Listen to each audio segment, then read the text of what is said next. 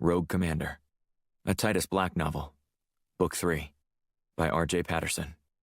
Performed by Kyle Tate. Chapter 1. Al-Hudaydah, Yemen. Titus Black scanned the warehouse from a nearby rooftop and hoped for some kind of movement. For the past 3 hours, he'd been lying prone as he and Christina Shields conducted surveillance on the area. So far, the most activity he had witnessed was beads of sweat rolling off his face and dripping on the ground. "I swear I'm going to spontaneously combust up here," Black said into his comms. "That'd be fun to explain to Blunt," Shields cracked. "Yes, sir, that's what happened. 1 minute he was looking for our target. The next I was sweeping up his ashes after he burst into flames."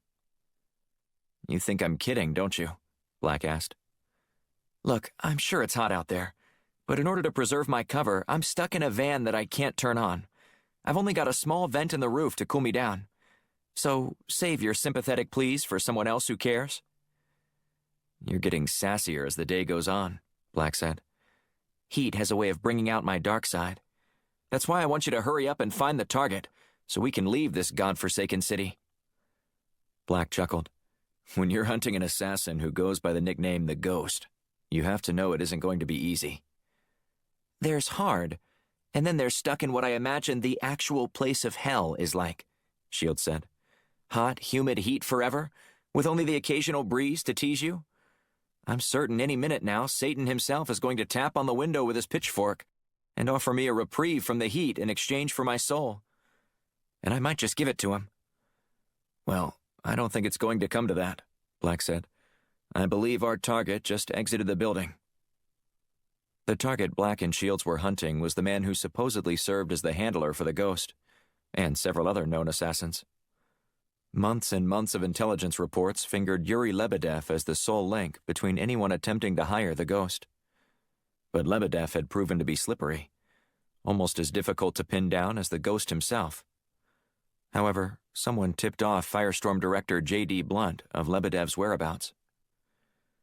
"I hope that's him," Shields said. "I mean, we're not even supposed to be here, breaking Yemen's laws as well as going against the wishes of the CIA." Black didn't respond as he hustled down 3 flights of stairs. He needed to tag Lebedev's car with a GPS tracker so he could be detained for questioning later. Just outside the gates of the warehouse, a bustling market stood in stark contrast to the stark building along the strip of land fronting the city's port. Black reached ground level and then sprinted along the road. A constant cacophony of horns rang through the air as drivers urged pedestrians to clear a path for vehicles. People shuffled from one stand to another as they browsed, paying little attention to the noise or the revving engines of impatient drivers.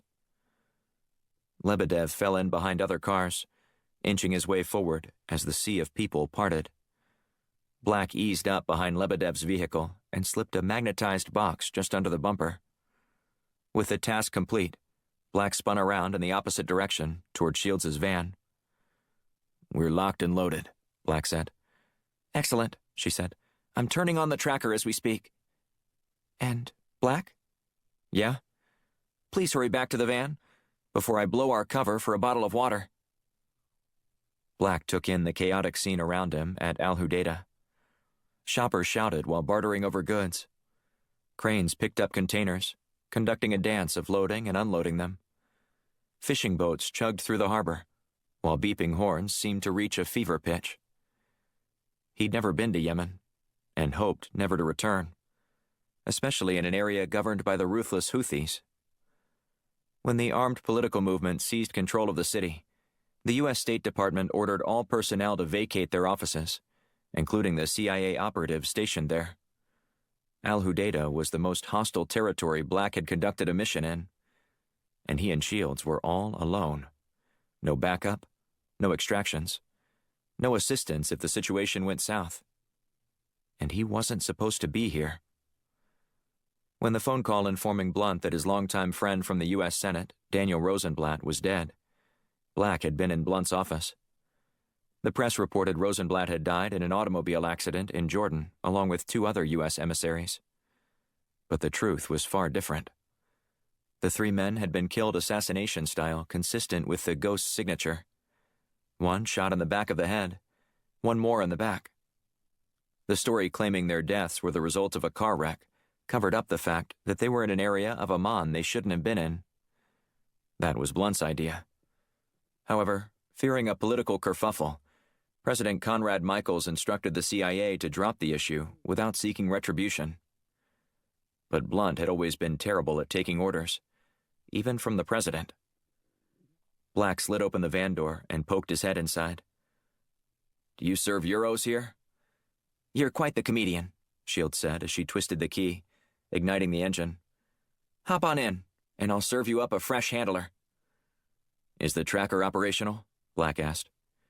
Shields held up a tablet depicting the area on a map. In one corner of the screen, a red dot flashed where Lebedev was. Black took the device before Shields eased into traffic. "Should be straightforward enough," she said. "We stake out wherever he's staying and wait for him to leave." "You really want to wait that long?" Black asked. "You got a better idea?" Black mopped his brow with his shirt. "Let's approach him and see what he tells us." "He's just going to talk to us? Is that what you think?" "With proper persuasion, I imagine he'll be more than willing to open up about his dealings with the ghost." "I don't like it," Shields said. "I think we need to lie low and wait for the right time to move in." "Look, I hate this place," Black said. "But the honest reason we need to act quickly is because we don't know when the ghost is going to strike again. I mean, he just murdered 3 of our citizens." "They were agents," she said. "Does that really matter? Agents? Citizens? Either way, it adds up to 3 dead Americans. And these killings are getting more frequent. If the intelligence community wasn't doing such a great job of keeping this news hush-hush, it'd be the biggest international story in every major media outlet. A man indiscriminately killing people assassination style, and nobody knows his name? That's the stuff of urban legends."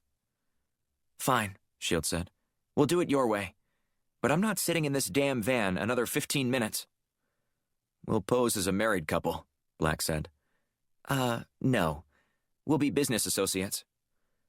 Black chuckled as she gave him the precise reaction he'd expected. "Business associates it is, then." Once they cleared the congested market, it took only 10 minutes to reach the Ambassador Hotel downtown. Shields found a spot on the street across from where Lebedev parked. After they got out, Black strolled across to Lebedev's vehicle and glanced around, before casually snatching the tracker and pocketing it. Black studied the license plate for a moment and committed the number to memory. "Let's do this, honey," Black said. "I will slap you if you say that in front of the receptionist at the desk." Black grinned. "You're a little extra feisty today, aren't you?" "I already told you that it's hot, and I hate this kind of heat." Black held the door open for Shields, who gave him a quick eye roll before going up to the desk with him. "I hate to bother you, but I misplaced my voucher for parking," Black said. "Could you possibly issue me another one?" "I'll see what I can do," the man said. "I appreciate that," Black said. "My license plate number is 1-74732. "Give me just a moment," the man said as his fingers flew across his keyboard. "Ah, there you are, Mr. Lebedev." Black leaned forward on the counter, sneaking a peek at the screen. Room 327. "Upon your arrival, you indicated that you would be parking along the street. Do you need to make different arrangements now for your stay?" the man asked. "Street parking is sufficient. Besides, I never feel quite safe in one of those parking garages. It seems more like a vault that I'm going to get locked into." "That's totally your decision. But just be aware we've had a rash of burglaries recently, and our security team does not patrol the area where the cars are parked on the street." Black shrugged. "I'm sure I can manage." "Of course, Mr. Lebedev." The man scribbled a date on a parking pass before sliding it across the counter to Black. "Enjoy your stay, Mr. Lebedev. Or whatever is left of it." Black forced a smile before looking at the expiration date on the parking pass. They stepped away from the counter and spoke in hushed tones. "Look," Black said, "Lebedev is checking out tomorrow." "Then there's no question we need to act now." "I knew you'd see it my way, honey," Black said, the corners of his mouth turning slightly upward. No, I'm not going to slap you for saying that, she said. I'm just going to break your trigger finger while you're sleeping tonight. I'll look forward to that. In the meantime, I'm going to see if I can find a hotel uniform and make a special room service delivery. Black followed one of the hotel maids down the hall until she entered a door marked Employees Only. He stood around casually with his phone up to his ear and waited for someone to exit. A couple minutes later, the same woman emerged. Black gave her a polite nod as she scurried past. He wedged his foot against the door to keep it open before easing inside. Black searched the room for uniforms and found a rack in the back with pressed sports coats bearing the hotel's emblem. After grabbing the right size, he put the jacket on and notified Shields over the comms. I'm ready, he said. Head up to the 3rd floor and wait for me outside room 327. Roger that, she said. And Black? Yeah. I'm serious about breaking your finger. Black huffed a laugh through his nose as he hustled up the stairwell. He grabbed a room service tray lying outside a door across the hall to utilize as a prop and waited for Shields. Once she arrived, Black knocked. Who is it? Lebedev asked in Arabic. Black replied in Arabic. Room service. I didn't order anything. You made a mistake. Are you Yuri Lebedev? Black heard the security chain on the door slide off before Lebedev opened it a crack. What do you want? Lebedev asked. Black slammed the door into Lebedev's head, using force to gain entry into the room. He tumbled backward as Black trained his weapon on the assassin's handler. Lebedev scrambled to his feet. Shields entered with her gun drawn. Lebedev threw his hands in the air. Are you here to kill me? That depends, Black said. We want to know how to contact the ghost. Who? Lebedev asked. The ghost, Shields repeated. The assassin you handle. I don't know what you're talking about. I'm a Russian businessman working here for my company. Is that why you have a gun? Black asked, as he cut his eyes toward a weapon on the table.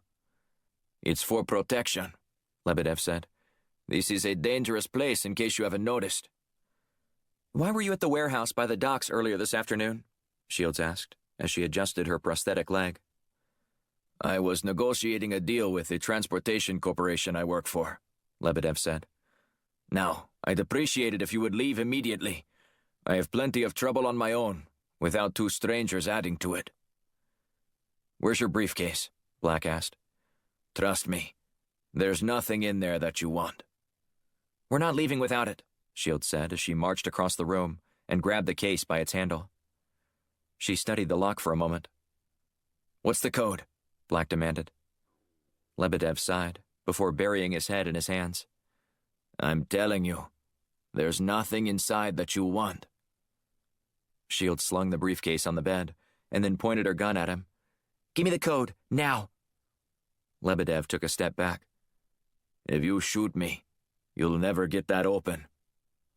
She glared at him. Maybe. But I can make things really painful for you. Now, where would you like your bullet? The left knee or the right knee? Okay. I'll give you the code. Lebedev recited a series of 6 numbers. She entered in each one, repeating the digits back to Lebedev to ensure accuracy.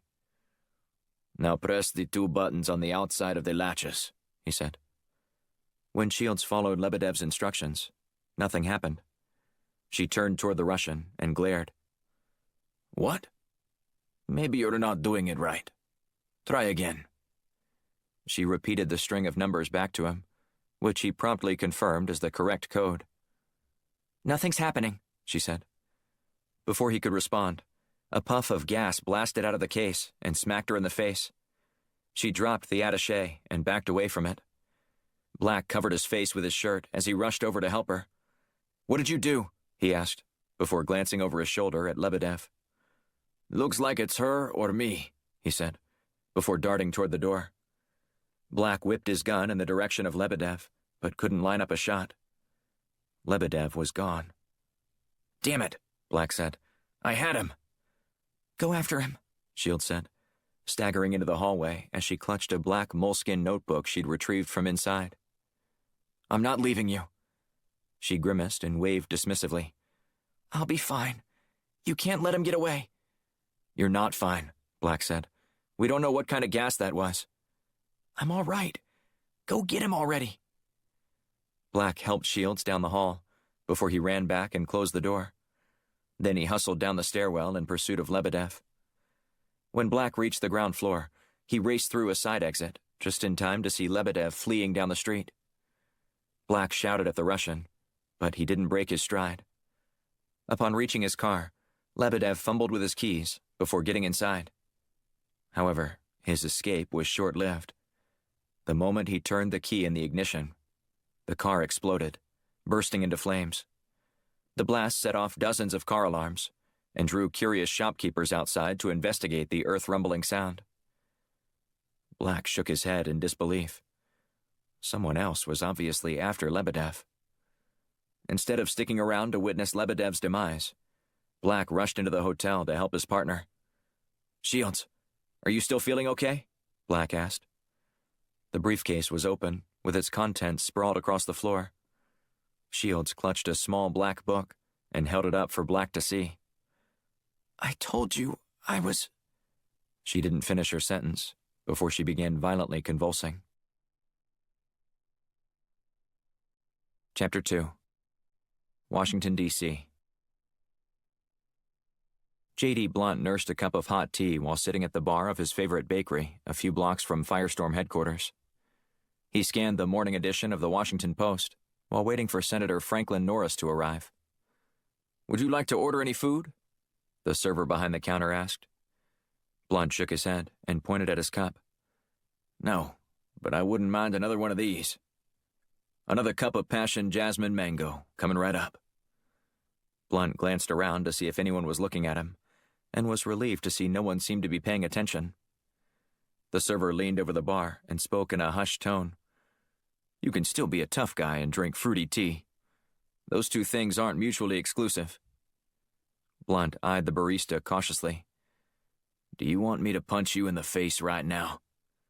The man drew back. "See? You've proven my point."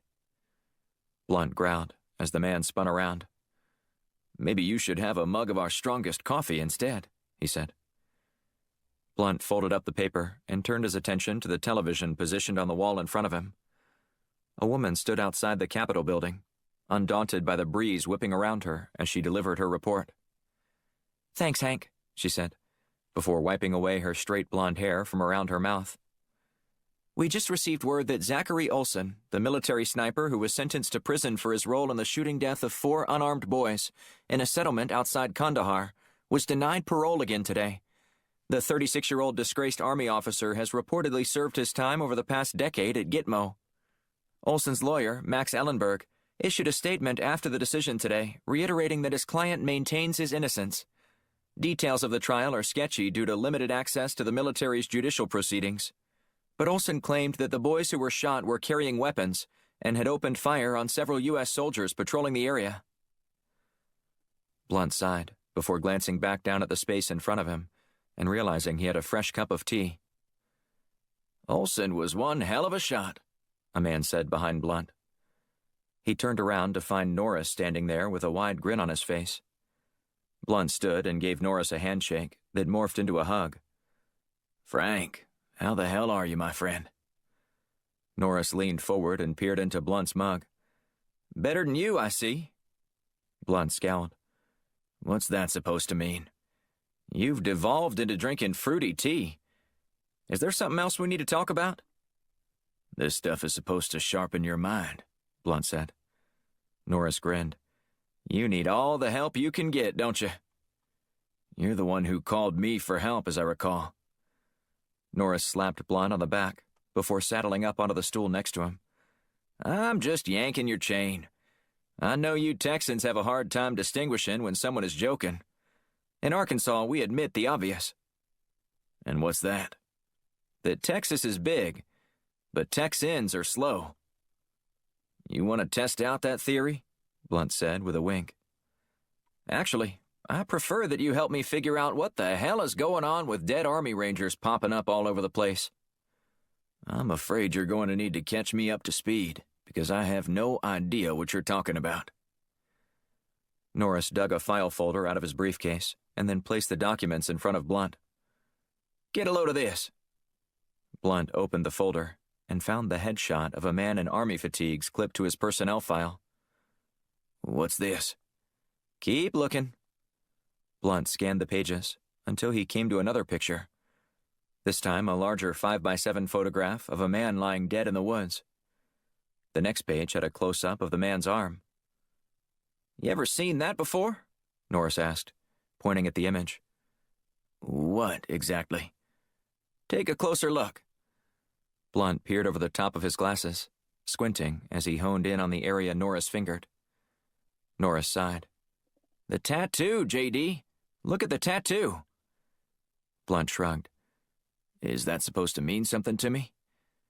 Take a peek at the next page. The next group of documents consisted of the same type of information: a headshot, a personnel file, a photo of a dead man, and a zoomed-in picture of a tattoo on the man's forearm. Blunt sifted through more records consisting of the same information, all compiled in the same manner. What am I supposed to do with this, Frank? Blunt asked. It's a bunch of dead Army Rangers who probably all served together based on those similar tattoos. And maybe someone is hunting them. Norris shook his head. That's a solid hypothesis, until you start to look a little closer. Young man, old man, middle-aged man, they all share a common tattoo. And from my time in the Army Rangers, I don't ever recall a tattoo everyone had to get. Blunt nodded knowingly. Where did you get these files? From an intelligence committee meeting, Norris said. In regards to what? The committee received a report that more than 24 former military personnel had been murdered in the past 3 months. However, these all stood out to me for a couple reasons. Primarily because I wondered how many former Rangers could let someone get the drop on them like this. I also found it interesting that the only Rangers in the group all had this unique tattoo of the Chaos Monster. Are you suggesting that these Rangers don't belong in this group? Norris shrugged. Perhaps. I must admit that was my first thought. That potentially could mean others were killed to cover up the pattern. That's right. And that's what I want you to find out. Blunt sipped his tea and glanced up at the television behind the counter. I'm not sure I can help you in this case. I'm swamped with a couple of cases, including hunting the assassin who killed all our emissaries in Syria. Besides, you're in Washington surrounded by some of the most brilliant minds. Wouldn't the FBI be more equipped to handle an investigation of this nature? They weren't interested. I need you, J.D. You're the only one I trust to take care of this. Blunt nodded. Say I'm interested in helping you. How does this affect national security issues? What's your pitch on this? I'm not sure, Norris said, but I found it damn disturbing. Unfortunately, damn disturbing is how I'd describe life in Washington. That's a long reach to spend time and resources on such a hunch. So I guess it shouldn't surprise me that the FBI turned you down. Look, I know you might be stretched at the moment, but I feel like this is really important. I wouldn't be asking if it wasn't. Blunt sighed. I understand. I might know a guy who can help, but I don't want you to get your hopes up. Too late for that, J.D., Norris said, as he slapped Blunt on his arm. If you're willing to help, the bastard who's doing this is as good as dead. Blunt flipped through the pictures again and took photos of all the Rangers. I'll see what I can do. Thanks. I know you'll come through for me. Blunt shook Norris's hand and then watched him walk out of the bakery. After getting a cup to go, Blunt studied the images one final time. He shuddered as he looked at them. What did I just get myself into? Chapter 3. Al-Hadayda, Yemen. The moment Shields stopped shaking, Black checked her pulse. She moaned and turned over on her side. A maid entered the hallway and stared wide-eyed at Shields lying on the floor. I need to take her to a doctor, Black said. Doctor? The maid repeated back. Yes, he said. Do you know where one is? A hospital was preferred.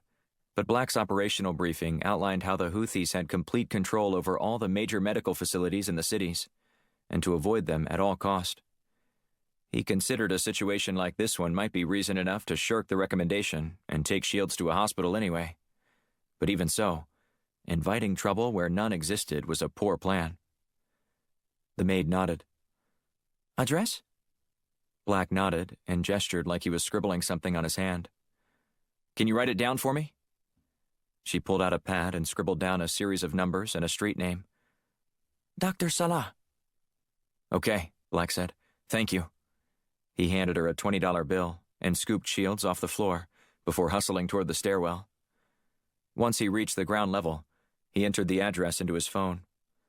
While the location loaded onto his phone, he hoisted Shields over his shoulder and broke into a sprint toward Dr. Salah's office. Black weaved his way through the growing number of curious onlookers crowding the sidewalk near the blast. After a matter of minutes, he arrived at Dr. Salah's clinic, one that Black doubted he would have even noticed had it not been for the directions from the hotel employee. A small sign swung freely from a bar hanging over the entrance, where a line of patients spilled down the steps and out into the street. But Black raced to the front and begged Dr. Salah to see Shields immediately. Dr. Salah was tending to one of his patients when he glanced over at the commotion. "This is not an emergency room," Dr. Salah said in Arabic, waving dismissively at Black. "We don't have time," Black replied.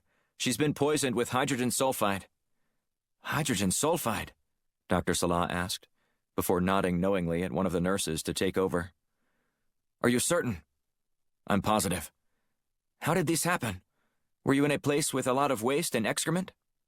"No," Black said, shaking his head. "It's a long story. I need to hear it all before I can agree to help you." Black glanced around the room to make sure most of the people couldn't see him. He reached into his backpack and fished out a stack of $100 bills.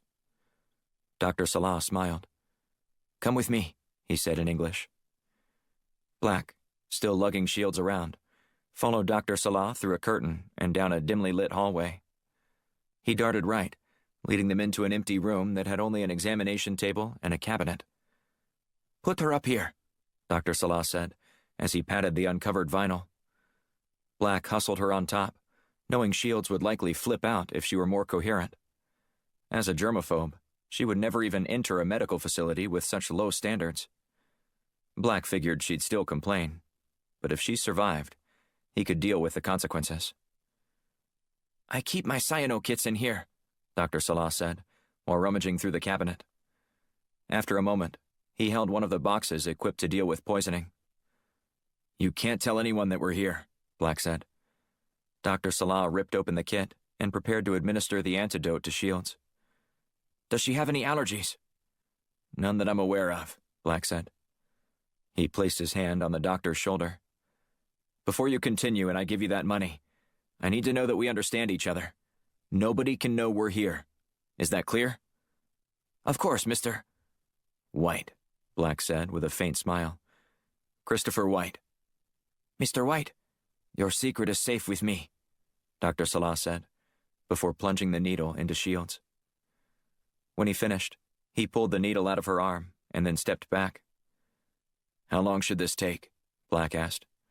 "A half hour or more, depending on her exposure level." "How long ago did this happen?" "Just a few minutes ago." Dr. Salah sighed. "You'll need to be more careful, whatever it is that you were doing." "Sometimes in my profession there are unavoidable hazards. This was one of those times." "And what profession is that?" "I'd rather not say, both for your sake and for ours." "Of course," Dr. Salah said. "I'm not usually one to pry, but the current state of affairs here has made knowing who you're helping of vital importance. It could either cost or save your life, depending on what side a person is on." "That's the current status worldwide," Black said. "It's a dangerous world we live in." "Well, are you going to tell me? Or make me continue guessing?" "Let's just say that you have nothing to worry about, especially if nobody says anything about us being here." Dr. Salah took a deep breath through his nose and eyed Black closely. "Look, Mr. White, I'm not playing games. I need to know who you are working for." "It's not the Houthis," if you understand me. In that case, I'm going to lead you out the back, so that everyone here can see you leaving. We have a handful of sympathizers here who won't hesitate to report to one of the militia leaders that you are staying here and being helped by me. If they all see you leave, at least I can redirect them." "Thank you," Black said. "I know that our intrusion into your clinic will likely create chaos here, but I couldn't wait much longer." "Look," Dr. Salah said, nodding toward Shields. "I think she's regaining consciousness." Shields stirred on the table before moaning as she propped herself up on her elbows. Still lying on the table, she glanced over at Black. "Just take it easy," Black said. "Dr. Salah is going to take good care of you, Karen." She scowled as she looked at Black. "What just happened?" "Apparently you were poisoned," Dr. Salah said. "At least, that's the theory I'm working off of since I didn't do any toxicology screenings or blood tests. I'm simply taking this man's word for it." "Oh, she said, before stopping herself mid-sentence. "Yes, now you remember," Black said. "It wasn't that long ago, quite literally, in fact. You were indeed poisoned." "Of course," she said. "I feel awful." "You'll feel better soon," Dr. Salah said as he pulled out his stethoscope and placed the head of it on her back. "Give me a few deep breaths so I can conclude this examination." Shields complied, as everyone remained silent. After Dr. Salah completed his task, he shuffled in front of Shields. "I think you're going to be fine," he said, "though I recommend we run a few blood tests, just to make sure." "That won't be necessary," Shields said. "I feel wonderful all of a sudden." "Good to hear. But I don't want you going anywhere for about 12 hours. I want to keep an eye on your vitals and make sure you get proper rest along with plenty of fluids." Dr. Salah glanced around before putting his index finger to his lips and continuing in a hushed tone. "Please stay quiet," he said. "I'll let your associate explain everything later, but we need to move you." Before Shields could protest, Black scooped her up and toted her down the corridor after Dr. Salah, who had flung open the curtains so everyone could see him marching them outside into the alleyway. Black peeked over his shoulder to see Dr. Salah's actions had attracted just the audience he was looking for. Once outside, Dr. Salah directed Black and Shields to another unlocked door down the alley. That entrance would enable them to return to the same examination room without being seen by any of the other patients or staff, according to Dr. Salah. Black followed his host's directions, and less than a minute later, was back inside the clinic. Black had fallen asleep in the chair next to Shields, who was still lying on the table when she woke up. Where are we?" she asked. Black chuckled. "You're in a 5-star luxury hospital bed in Maldives." "Wait, what?" Shields asked with a scowl. "I'm just messing with you. The truth is you're in a rundown clinic in Yemen, sleeping off the effects of hydrogen sulfide poisoning." She groaned. "I was really hoping the past 24 hours was just a bad dream." "That makes 2 of us." "So, what now?" Before Black could answer, a loud commotion arose from inside the clinic's triage. Black hustled over to the door and then placed his ear against it. "What is it?" Shields asked. "Hold on a second," he said. "I'm trying to hear." "Where are they?" one man shouted in Arabic. "Where are the Americans?" Someone answered in a soft voice, and Black was unable to hear what was said. But whatever the person said, it only made the man angrier. "I know they were here. Where are they now?" the man demanded. "Someone's here. For us. Let's go." Black and Shields hustled down the corridor before exiting through the same route they'd snuck back into the building. They wove down the alley until reaching a street bustling with the morning activity. Vendors set up their kiosks, while produce merchants jostled for position along the sidewalk, with their wheelbarrows piled high with fresh food. Horns echoed off the buildings crowding the narrow thoroughfare. "Do you know where we're going now?" Shields asked. Black shrugged. "I'm assuming the MI6 safe house you know about." "Yeah," she said. "And it's that way." She tugged on Black's arm before rushing toward a bus pulling up to the curb. The public transit vehicle was so packed that people were hanging off the side. Some riders were able to grab little more than a few inches of a handle and stand on a runner with just enough space to fit the width of their feet. "We're gonna ride on that thing?" Black asked. "You got a better idea?" Black peeked over his shoulder before darting toward the bus and the mass of humanity crammed inside. "Let's do it." 10 minutes later, Shields jabbed Black in the ribs, prodding him to disembark. He handed the attendant some cash for both of them and then jumped onto the sidewalk. "That felt more dangerous than getting shot at by combatants. Yet we survived. Now follow me this way." Shields led him down several corridors nestled between apartment buildings. "How are you feeling?" Black asked. "Not bad for someone who was poisoned yesterday." "How well do you know this MI6 agent we're staying with? Is he trustworthy?" "I'll let you be the judge of that." They continued on in silence until they reached a red door. Shields knocked hard on it before looking up at the security camera. She waved and flashed a smile. Seconds later, Black heard a click, and then Shields shoved the door open. "Come on," she said, waving him inside. Once in the house, she headed straight for the stairs. Black stayed right behind her. When they reached the landing, a dark-haired man smoking a pipe was waiting for them. He removed the mouthpiece and opened his arms wide. "You made it, love. I thought I'd never see you again." Black furrowed his brow. "Love?" The man chuckled. "Ah, yes, you must be Agent Black." "And what gave me away?" Black asked. "Christina told me that her partner was the jealous type." Black cocked his head to one side. "Did she now?" She eyed him closely. "You're kind of proving my point right now." Black shrugged. "I'm fiercely protective of my partner, but not like you think." "Agent Durham," the man said, offering his hand to Black. "Let's let bygones be bygones, shall we?" "Of course," Black said. "I don't want to be here any more than you want us here."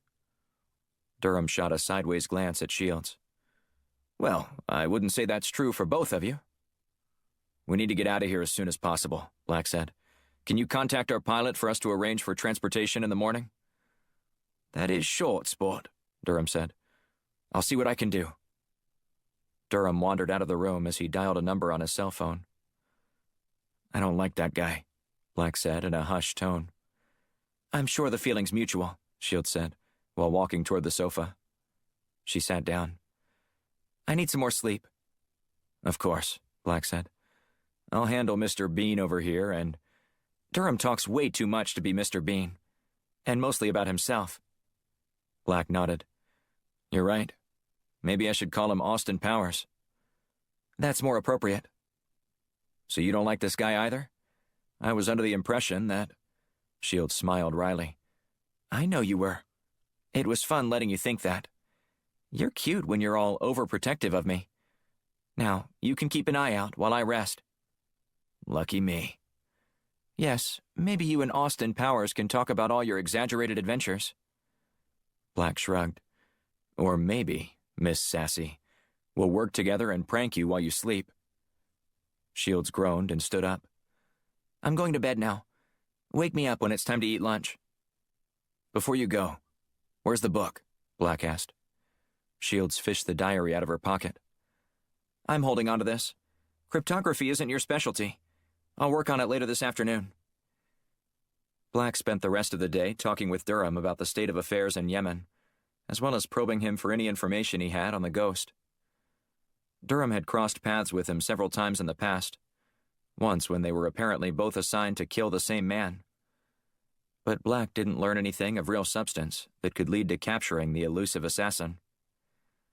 Just before dinner, Shields flung open the door to her room and raced into the living room. Black looked up at her and furrowed his brow. "Are you all right?" Shields stared at him wide-eyed while wearing a big grin.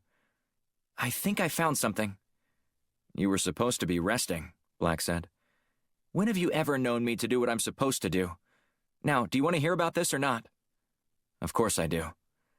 "I don't have everything, but I was able to decipher some coded language within the book." "And what did you find?" "Well, the ghost isn't who we think he is." Black cocked his head to one side. "How so?" "There isn't a single reference to anyone by that handle in this book," Shields said. Instead, all the handler's notes call him the American. We always thought the ghost was a former KGB agent. Nope, Shields said. He's one of our own. Chapter 4. Key West, Florida. J.D. Blunt looked skyward as he adjusted the sunglasses on his nose.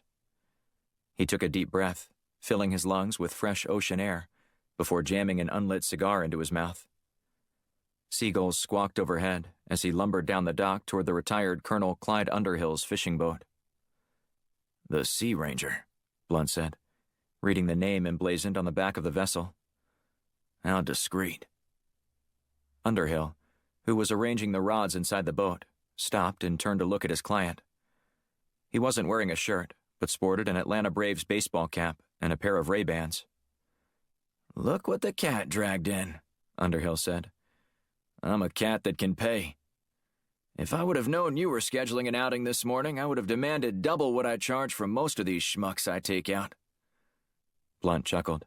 You haven't changed a bit. And you don't look a day over 70. I'm 68, and I can whip your ass whenever I want, Underhill said, flexing and showing off his pecs. And don't you forget it. Underhill waited until Blunt was aboard before untying the boat from the dock. As they navigated through the no-wake zone, Underhill made small talk. They had met when Blunt was serving on the Senate's Intelligence Committee, and Underhill was commanding the 75th Ranger Regiment in Fort Benning. Their affinity for history, particularly Revolutionary War battles, created an instant bond that lasted long after Underhill retired. The colonel saw the writing on the wall when he was passed over for a promotion to the Pentagon and decided to call it quits on his Army career. He settled in the Keys and opened a fishing charter business. Is this how you always imagined your retirement? Blunt asked as they puttered toward the ocean. What, charging $8 a can for watered-down beer while helping old rich guys catch trophy fish? Yeah, this is exactly how I imagined it.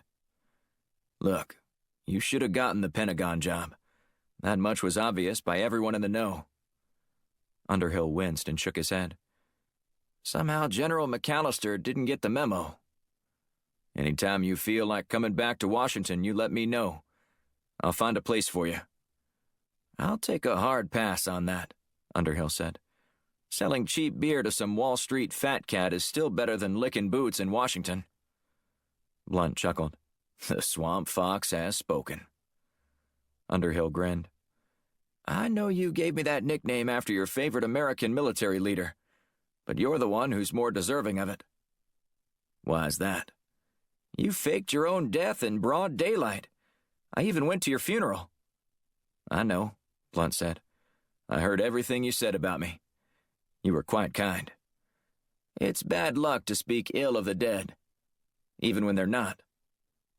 Blunt chuckled. Why don't I buy one of those overpriced beers of yours and tell you what the afterlife is like?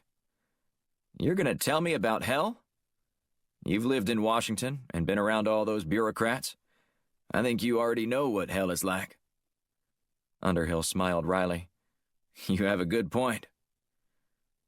Once they hit the open water, Underhill attacked the waves, his boat jarring as it absorbed each one. But after they were about 5 miles out at sea, Underhill throttled back on the engine. Is this where all the magic happens? Blunt asked. If catching an 800-pound marlin constitutes magic, then yeah, this is the place. Blunt took one of the rods and baited his hook. He heaved the line out into the water and started to slowly reel. Underhill hopped onto the seat next to Blunt and cracked open a can before handing it to him. Thank you, sir, Blunt said. So, J.D., tell me what you're really doing out here. I know fishing isn't really your thing. Not enough mystery or violence for your taste. Blunt scowled. What are you talking about? I love the open sea. Only when it provides cover for you. Otherwise, you're a dyed-in-the-wool landlubber. A lesser man might be offended by that comment. Underhill sighed. Just tell me why you're here. Blunt finished reeling in his line before he got up and lumbered over to his bag. He unzipped it and grabbed a folder for Underhill. What's this? He asked, I need some answers, Blunt said.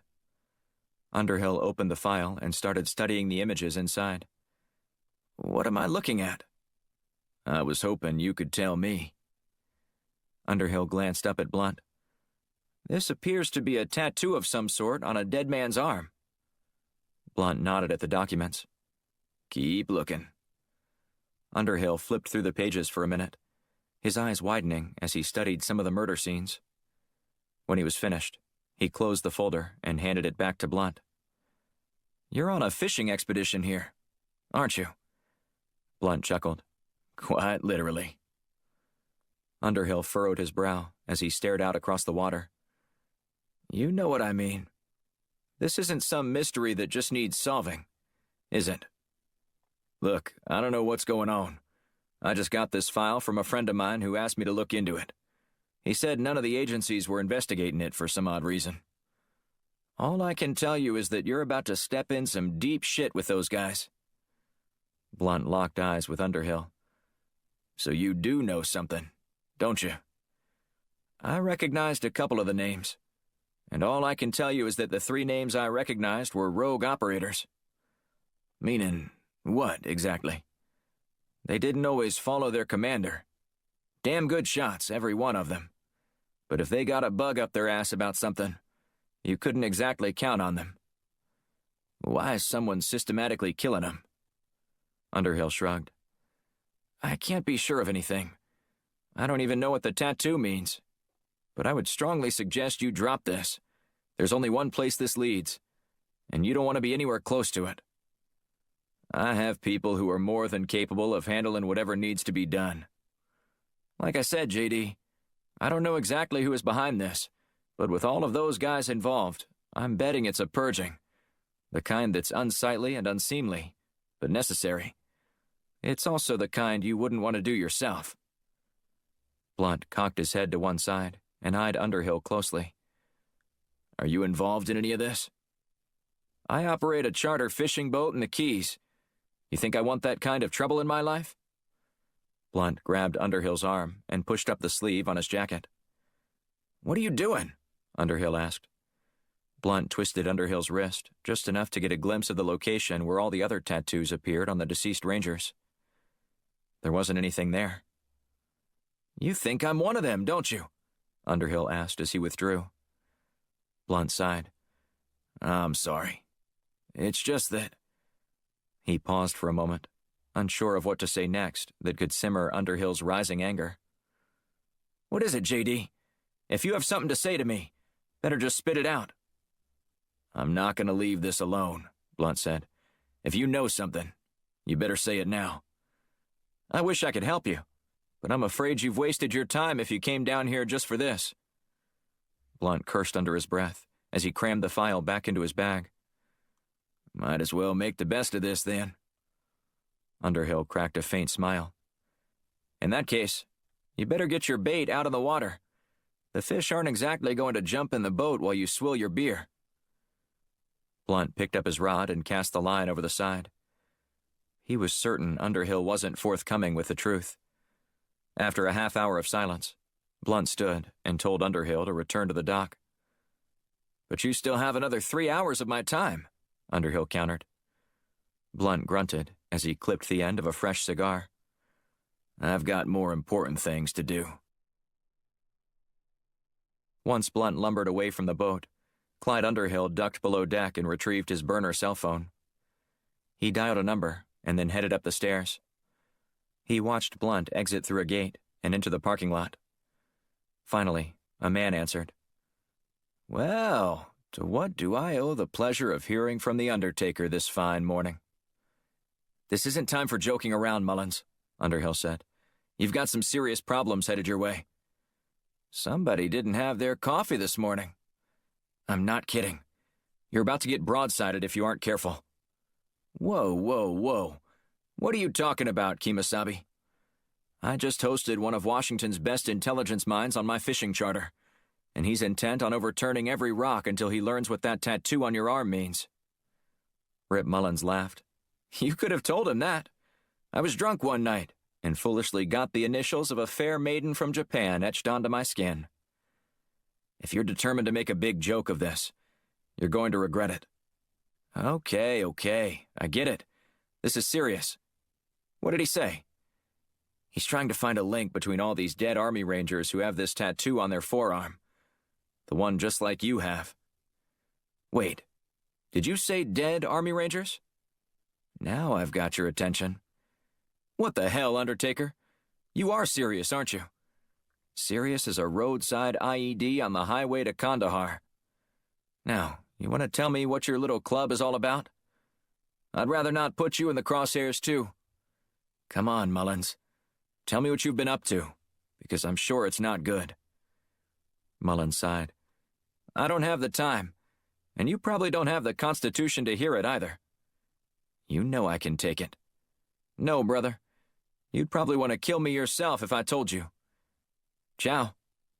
Mullins hung up, prompting Underhill to redial the number. This time, the call went straight to voicemail. Chapter 5. Tangiers, Morocco.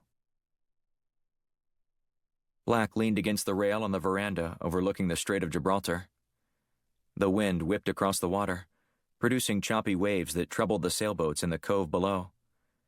For the past 2 days, he had been at Blunt's house in Morocco, mulling over the events in Yemen while Shields recovered from her poisoning.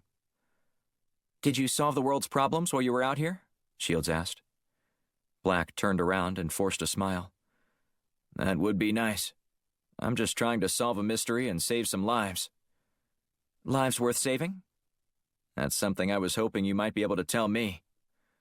My brain is starting to clear, so maybe I'll have something for you tomorrow. In the meantime, I'm trying to develop a cipher. Black pushed away from the rail and looked at Shields. I wish I knew what the ghost's endgame was. I doubt it's complicated. He's probably like everybody else, just out there trying to make $1. That's an understatement. You know what I mean. He might be following the directives given to him by his handler. The one who got blown to pieces all over the street? She shrugged. Maybe. Or maybe there's someone else who's really pulling the strings. At this point, I'm not willing to make any definitive statements about the agenda behind the ghost. Can we start to narrow down who he is? Not exactly. I'm still trying to decode everything. The sound of someone clapping arrested Black's attention. He spun around to see Blunt striding toward them. Took you long enough to get here, Black said. I was wondering if we needed to send out a search party. Blunt scowled and shot Black a sideways glance. I had some business to attend to. In the Keys? Shields asked. I just go where the evidence leads, Blunt said. Sometimes that happens to be in paradise. Makes no difference now, Black said. You're here, and we have a lot to talk about. Blunt nodded. Indeed we do. He turned toward Shields. How are you? Are you feeling okay? Much better than a few days ago. I'll be back to 100% tomorrow. Excellent, Blunt said. Let me get settled, and I'll meet you two back here on the veranda in 15 minutes. Black killed the time by digging through Lebedev's book with Shields. She jotted down a few letters and compared them with notes from previous pages. What do you think this letter means? Black asked. Wait a minute, she said. I think I've got it. Black watched as Shields hastily wrote out a cipher. When she was finished, she held it up and nodded. This is it, she said. I cracked Lebedev's code. Are you sure? Does a one-legged duck swim in a circle? Black huffed a soft laugh through his nose. You could answer in plain English instead of that South Georgia esoteric lingo that nobody outside of the Okefenokee swamp understands. Just think about it, okay? Since I've never seen a one-legged duck, I'm going to assume that you meant yes. I guess you're not as lost as last year's Easter egg after all. Okay, this is getting really annoying. I'm considering hiding your leg in the middle of the night. That's a good way to get beaten to death after I find it. Black moaned. Plain English from now on, please. It's bad enough that we had to decipher Lebedev's code, but your crazy colloquialisms are making me all horns and rattles. All what? Yeah, you don't like that, do you? when you can't understand someone who speaks your language but uses strange phrases to communicate in. Okay. I'll just say it in plain English next time. Not everybody is lucky enough to be born in God's country to understand the divine tongue. Blunt strolled back into the room. Well, hopefully you two have been productive in my absence. Black shrugged. Does a one-legged duck swim in a circle? Blunt nodded and didn't skip a beat. Good to hear you're making the most of your time, because we don't have much time to lose if we're going to put an end to the ghost. Black furrowed his brow and eyed Blunt cautiously. Am I the only one who's never heard that phrase until just a few minutes ago? Blunt patted his agent on the arm. If you hang out with Shields long enough, she'll make you an honorary Southerner. That's not something I can bestow upon you, she said. That only comes by the grace of God. Why don't we get down to business, okay? Black suggested, as he gestured toward the dining room inside. Blunt meandered over to the table and sat at the head of it. Black and Shields joined him, flanking their boss on opposite sides. What do we know so far? Blunt asked. The two operatives recounted the details of their encounter with Lebedev and all the events that happened directly afterward. Shields tapped the black book on the table as Black briefed Blunt.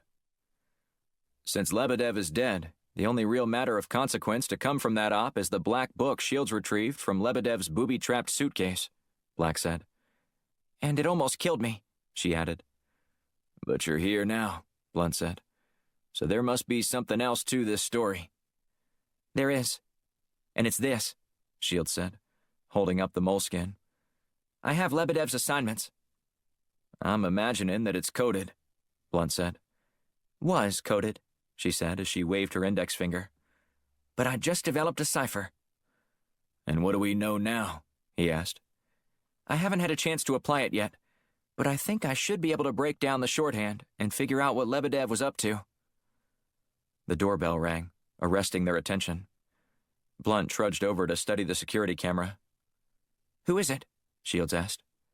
I don't know, Blunt said. Whoever he is, he's already walking away. Be careful, she said. Blunt opened the door slowly before poking his head outside. He looked in both directions before noticing an envelope in the center of the welcome mat. He knelt and picked up the piece of correspondence. What is it? Shields asked. Oh, nothing, Blunt said as he read the note. Nothing? She asked. You have people periodically depositing things on your doorstep? Blunt sighed as he strode to the table. I can see that you're not going to leave this alone until I tell you. Shields nodded. You know me well. In that case, it's about a chess game this afternoon with one of my informants. He's sick and won't be able to make it. You have an informant here? Black asked. Does a one-legged? Blunt stopped and grinned. I have contacts everywhere, even here in Morocco. Now, if everyone is done prying, I'd like to get back to discussing how we're going to develop a plan to catch the ghost. That bastard needs to pay for what he did. We'll make sure of that, Black said. As soon as we're able to break down all this info in Lebedev's book, we'll figure out our next steps. Excellent, Blunt said. Can you correlate all these assassinations across Europe and the Middle East with what's on those pages? If we can say with certainty that he was behind all of them, we might be able to review some of the footage using facial recognition software and tie someone to every crime scene. I doubt the ghost was out in the open, Black said. Probably not, but it's a place to start, Blunt said as he headed toward the door. Where are you going? Shields asked. I've got a chess game in the park, he said. She wrinkled her brow and cocked her head to one side. I thought your informant was sick.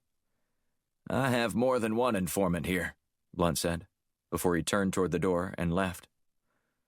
Looks like it's me and you who will be burning the midnight oil, Black said. Shields didn't say anything, her eyes already locked on the notes Lebedev scrawled into his book. When was the date those emissaries were murdered in Jordan? It was a week ago, he said. That'd be the 12th. She smiled and grinned. No doubt about it, she said. I cracked this code. And the ghost is our guy. Chapter 6. Blunt waited until he rounded the corner before pulling the note out of his pocket and rereading it. After taking a quick glance around, he wadded up the paper and crammed it into his pocket. He wasn't sure what was more concerning, the contents of the message or the fact that someone knew exactly where he was. He hated lying to his team, but he didn't want to distract them from their pursuit of the ghost. Blunt decided to set aside the contents of the letter for the moment and focus on his upcoming meeting with his primary and sole contact in Tangiers. After Blunt rounded the corner, he pulled out a keffiyeh along with his sunglasses and donned them both in an attempt to blend into the background of the busy city life. Upon reaching Marchand Park, he maneuvered through a pack of boys chasing a soccer ball. When he arrived near the chess tables, he found his contact Omar Abidi setting up a board for their match. Blunt greeted Abidi in Arabic before taking a seat across from him. "Are you ready to lose again?" Abidi asked. "Again? I don't recall you ever beating me." Abidi chuckled and shook his head. "You Americans and your short memories. That is what makes us so great," Blunt said. "We don't wallow in the past, unless it suits us politically. Don't get me started on your politics. Like most Americans, I prefer that we not discuss them at all." "Ah, something we can both agree on," Abidi said with a smile. He pushed his glasses up on his nose before moving the final pawn in place. Blunt sat in front of the white pieces and made his first move.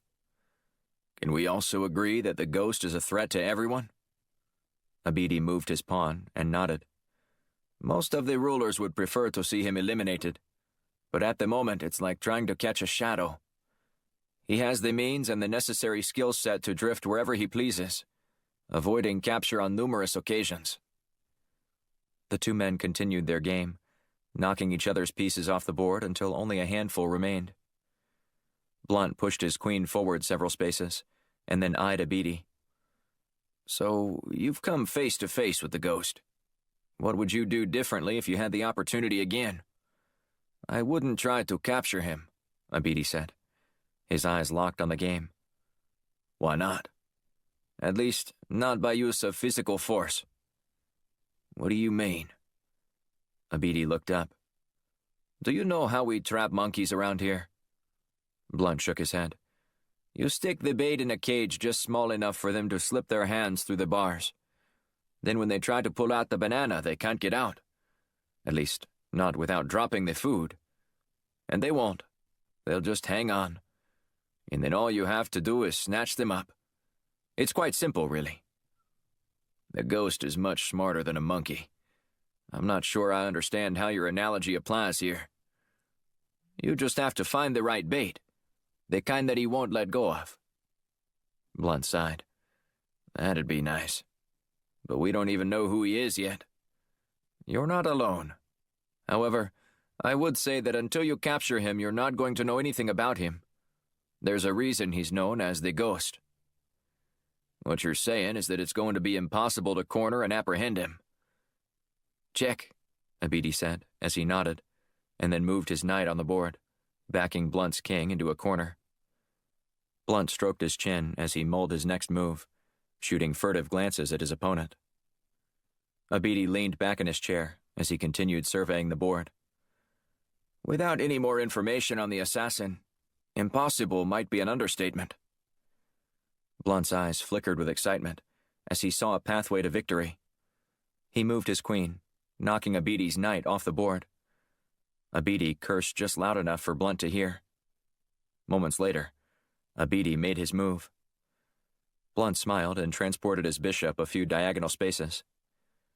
"Checkmate, my friend." Abidi studied the board before tipping over his king. "That's impossible." "You made one mistake," Blunt said, "and sometimes that's all it takes." "Don't expect the ghost to make any mistakes. We have been tracking him for a very long time, because he must pay for what he's done to the Brotherhood.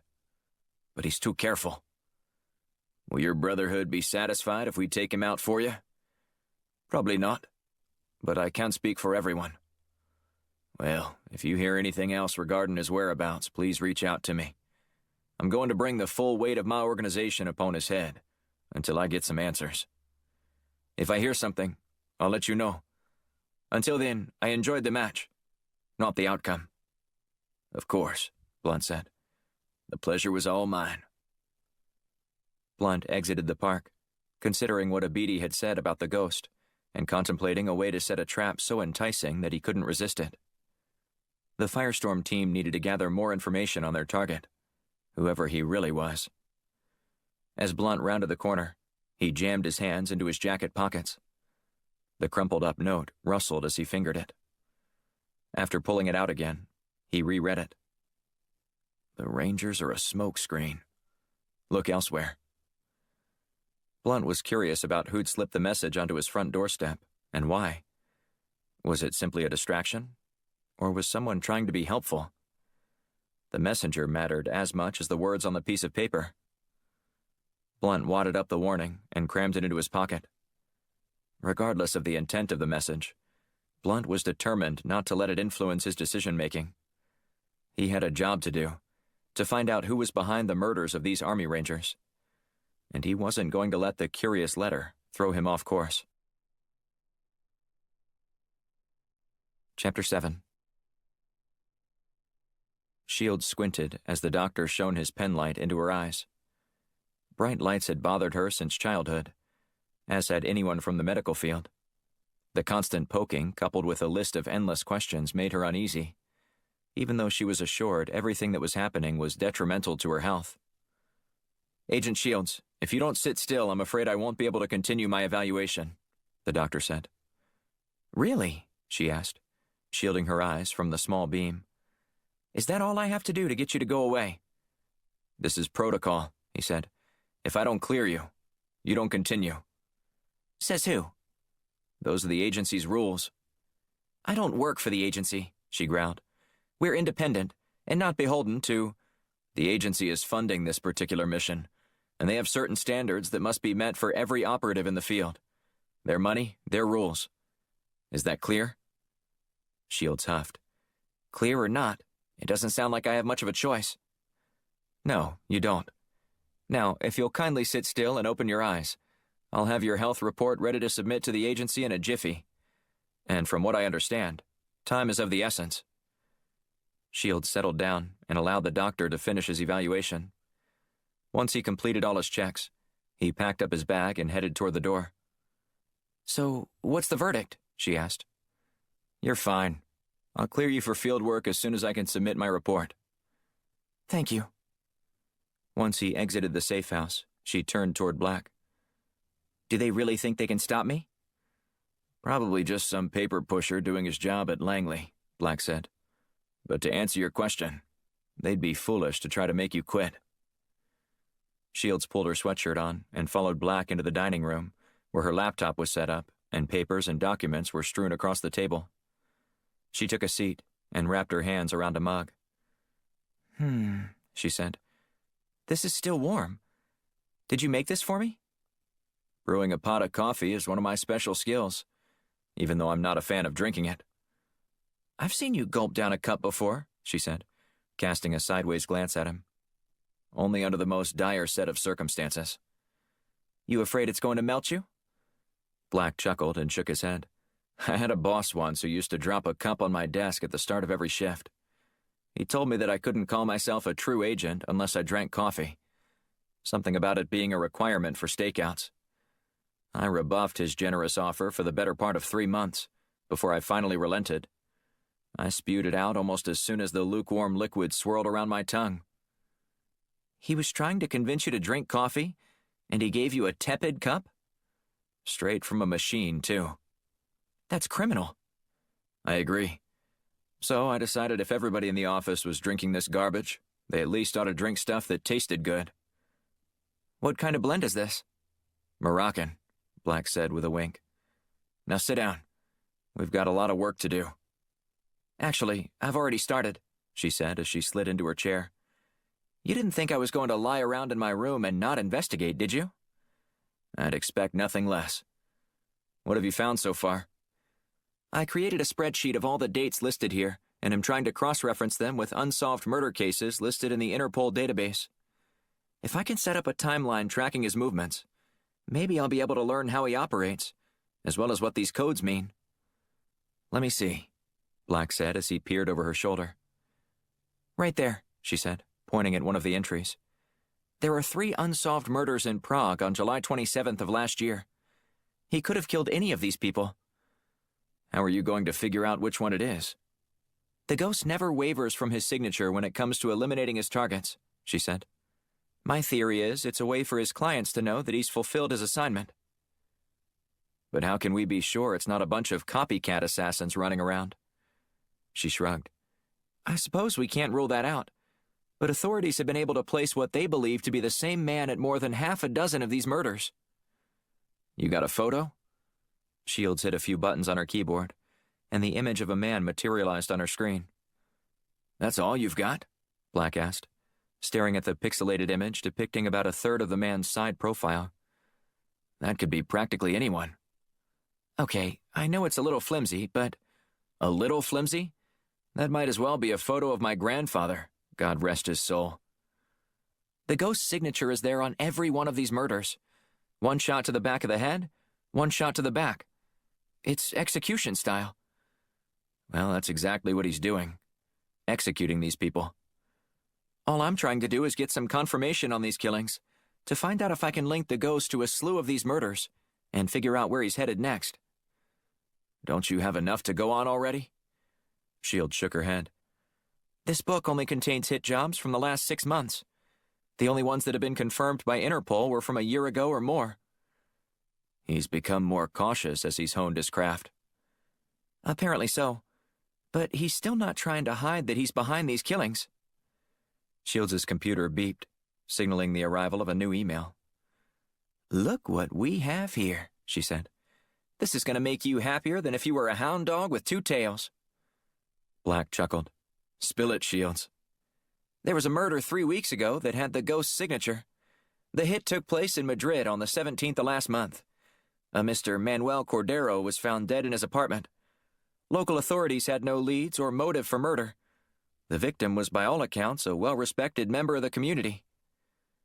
What's the book have for that entry? Black asked. Let me see, she said, flipping through the pages. Ah, there it is.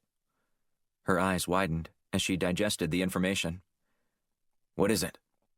Next to that date, there is a location listed as N,T, and then a dash, followed by N,D.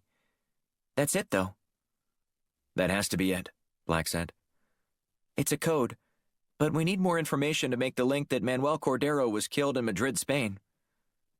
Wait, that might be it, he said, pointing at the book. What if the initial is just 1 letter off? Like a Caesar cipher? Black nodded. Shields scratched down the alphabet and then put the corresponding letters by them. After a few seconds, a wide grin spread across her face. Well, it seems to work on this one, but we need more to prove that it wasn't a coincidence. Her computer beeped with the arrival of another email. She clicked on the message line, revealing the note. Is that another case from Interpol? Black asked. She nodded, scanning the report that popped up on the screen. Once she was finished reading, she jotted down a few details and then compared them to the cipher. She flipped through the book to find the corresponding entry. Okay, you're gonna like this, she said. Was I right? We've got a winner. This other one matches up using that same cipher. Now what? Shields ignored the question, already on to the next thing, which was determining where the ghost would strike next.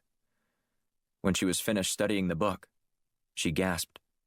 What is it? Black asked. I found his next target. Pack your bags. We're going to Saudi Arabia. Chapter 8. 2 days later. Riyadh, Saudi Arabia. Black and Shields entered the Talib International offices ahead of their appointment with the head of security, Malik al-Nasser. After Shields had identified a pattern among the ghost's most recent victims, she was able to narrow down the most likely target in Riyadh. For the past 3 months, the ghost had systematically eliminated nearly everyone associated with a pending agreement between the U.S. and other surrounding Middle Eastern countries regarding access to intelligence. As terrorism cells continued to crop up, U.S. President Conrad Michaels sought a hardline approach to squelching potential threats. He was willing to sell more weapons to some of the oil-rich nations if they gave the U.S. full access to national databases. The diplomatic move wasn't a popular one with many congressional leaders, especially those who believed that arming the Middle East would only embolden many of those countries to attack Israel. Michaels defended his position, claiming that the agreement was in America's best interest. As a global conglomerate, Talib International had pushed the Saudi king to acquiesce. The deal meant billions for the company, as it would work with U.S. weapons manufacturers to produce the weapons in Riyadh and distribute them to the signatory countries. However, not everyone was happy about the accord in Saudi Arabia, a well-protected haven for terrorist operations. As a result, Sheikh Abu Talib, the company's CEO, found himself embroiled in a debate between self-preservation and privacy, a position the well-documented recluse loathed. Al-Nasser flashed a wide grin as he strode out to meet Black and Shields in the lobby. The company's security expert bowed once he stopped in front of the two Americans, who reciprocated. "Thank you for taking the time to see us today," Black said, as Al-Nasser gestured toward a corridor. "You made it sound as if the life of our company's president depended upon this meeting," Al-Nasser said. "I'm anxious to discuss this with you." Black and Shields were led down a long corridor before taking a hard right and entering a conference room at the end. Inside, several men were seated around an oval table crafted out of marble. "I invited some of Talib International's key advisors to listen to your findings today and consider your proposal," Al-Nasser said, stroking his tightly cropped beard. "We deal with threats to the Sheikh's life on a regular basis and take all substantive ones very seriously. Given the expertise of the assassin hired to kill the Sheikh, we are concerned that his life is in imminent danger," Black said. "Shall we begin?" "By all means," Al-Nasser said, directing the two agents to the pair of empty chairs opposite the advisory team. "If you're correct, we don't have a moment to delay." Black nodded and handed a small thumb drive to Al-Nasser. "The information I'd like to present is in a PowerPoint presentation on this device. If you wouldn't mind having someone set this up so I can display the information on the screen, I would greatly appreciate it." Al-Nasser took it and passed it over to a man who hurried up next to them. Seconds later, the title was on the screen, the white block letters blaring the title, "The Threat to Abu Talib's Life." Black knew the best approach to being heard was a direct one. "I'm aware that the Sheikh faces numerous threats each week as he goes about his daily duties," Black began. "I'm also aware that is a major reason why he prefers to stay out of the public eye. Nevertheless, when he ventures into public, the last thing he wants is to be put in the crosshairs of his enemy's underlings. But that is what's going to happen tomorrow night." Al-Nasser sighed. "Are you suggesting that he doesn't attend the wedding?" Black nodded. "It's the only way to assure he isn't murdered." "It would be a great insult if the Sheikh didn't go. His best friend's daughter is getting married to the Sheikh's nephew. I'm sure the Sheikh wouldn't want to upstage the wedding ceremony by getting assassinated there. Wouldn't that in some ways be a greater insult, stealing the spotlight from what the evening is supposed to be about?" "We're more than capable of protecting him," Al-Nasser said. "That's what he's hired us to do. Perhaps I can save you some time and you can forego your presentation." Black placed his hands in the air. "Please, hear me out. Then if you want to dismiss my warning, feel free to do so. You may proceed." Black dove into his pitch by explaining how the ghost had breached more than a dozen facilities that were all believed to be impenetrable.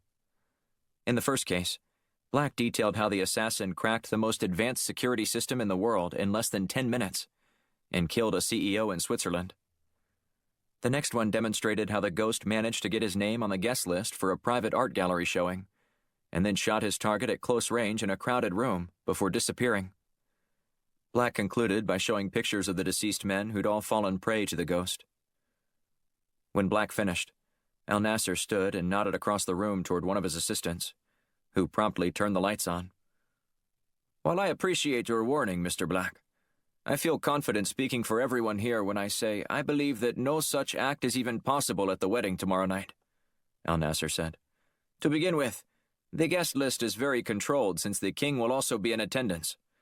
His advanced security team has vetted all the guests, as well as everyone else in attendance, from the caterers to the musicians. Given that the king has more enemies than the sheik, I trust the king's team is fastidious enough to ensure that this assassin won't be able to gain access to the event, much less have an opportunity to kill our boss. Then there's the fact that we'll be on a yacht. And you're willing to bet the sheik's life on that? Al-Nasser nodded.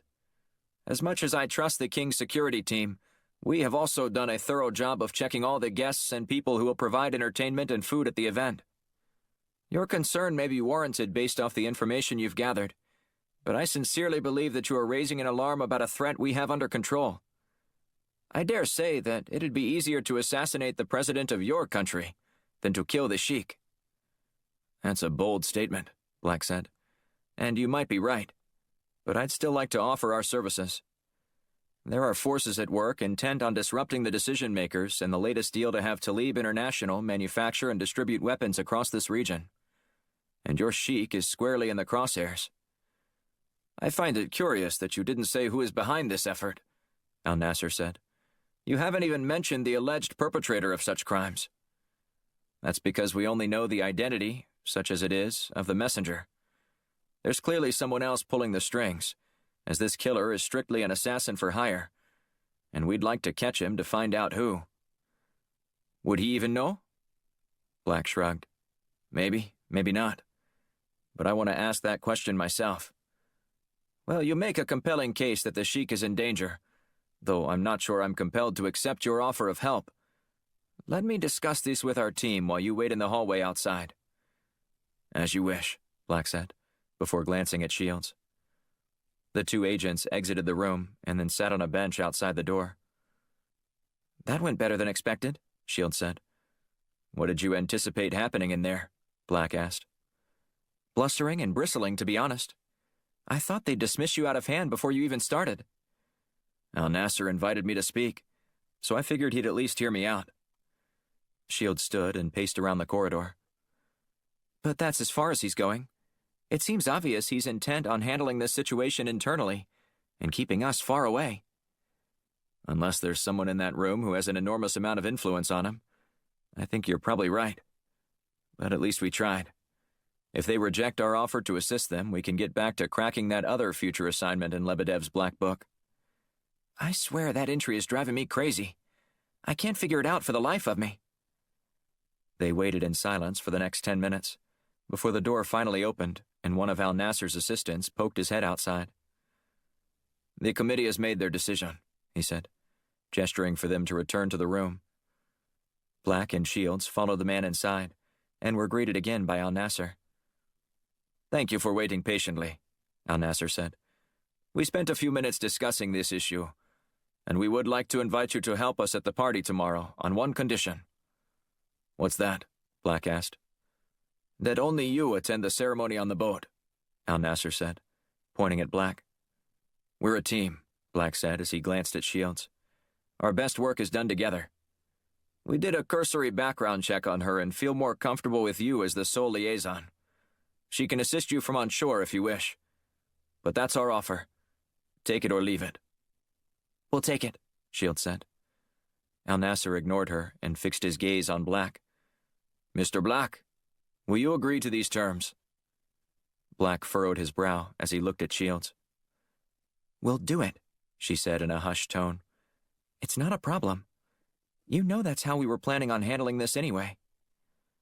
Al-Nasser cleared his throat. Mr. Black. We'll accept those terms, Black said, but don't ignore my partner.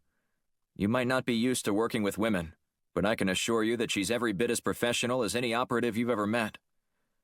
I don't doubt that, Al-Nasser said, but we found some things in her background check that made us suspicious. Suspicious?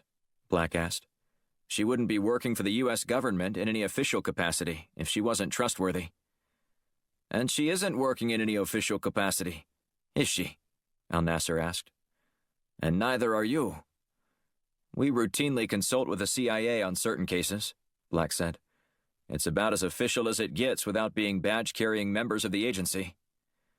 Nevertheless, we've made our decision. My assistant will take you to my office, where we'll go over the finer details of this arrangement. Thank you, Black said. We look forward to working with you. They followed Al Nasser's assistant out of the conference room and to the security chief's office, where they took a seat and waited for him to join them. What was that all about? Black asked. What could they have possibly found in your background check that would have made them that nervous about working with you? She waved dismissively. I'm sure it wasn't anything. They probably just didn't want to work with a woman. Don't lie to me, Shields.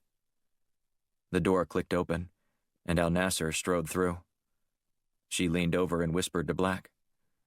We'll talk about it later. The security around the private marina just north of Jeddah was so tight that Black joked to Alex that they might as well fly a blimp overhead to announce the Saudi king's location. From Black's time with the Secret Service, he knew they would have viewed such an assignment as a nightmare and done everything they could to dissuade the president from boarding the vessel. In the end, they would have had to step up security and take extra precautions. But the king did what the king wanted, and from Black's cursory glance at the perimeter setup, the king's security detail had the situation under control. Al Nasser handed Black his invitation as they waited in line. We are going to take a water taxi to the yacht, which will be anchored about 10,000 meters offshore. What's going to stop someone from attempting to swim to the boat? Black asked. Aside from the choppy waters, the yacht is equipped with sonar detection and has sensors around the perimeter. A fish won't be able to jump out of the water within 50 meters without the king's bodyguards being notified. Black moved with the line before arriving at the checkpoint. He handed his papers to the security guard, who studied them for a moment and then waved him through. Once on board the small boat ferrying about a dozen guests out to the yacht, Black fiddled with his earpiece. Can you hear me? He asked. Loud and clear, Shields said. Have fun on that ship tonight. I'm not sure trying to stop a man named the Ghost is what I would consider fun. But for what it's worth, I would have preferred that you be on board too. The joys of working with the Saudis, she said. Maybe instead of having Al Nasser and his team drop you off after the wedding, I'll just come pick you up. In a car? You know the law just changed, so women can drive here. That doesn't mean it won't still irritate them. I'd just be some crazy American woman asserting her place in the world. And they'd hate me for it. Black chuckled as he stared out across the water and watched the yacht's lights twinkle off the rolling waves. Just give me a heads up if you see anything suspicious. I don't care what Al Nasser says. I will hold everyone suspect until this night is over, and Abu Talib is still alive. Don't worry, she said. I've got your back. Once they arrived at the ship, the crew sprang into action, attaching a ramp to the ferry and ushering guests on board. Black was the last passenger to exit the boat and join the party. He resisted the urge to soak in the decadence of the king's yacht. Instead, he scoped out the interior and then quickly scanned the guests. According to the ship's communications, only 2 more ferry loads of partygoers left before everyone expected to be there will have arrived, Shields said over the comms. How are you getting along with Al Nasser's men? Black asked.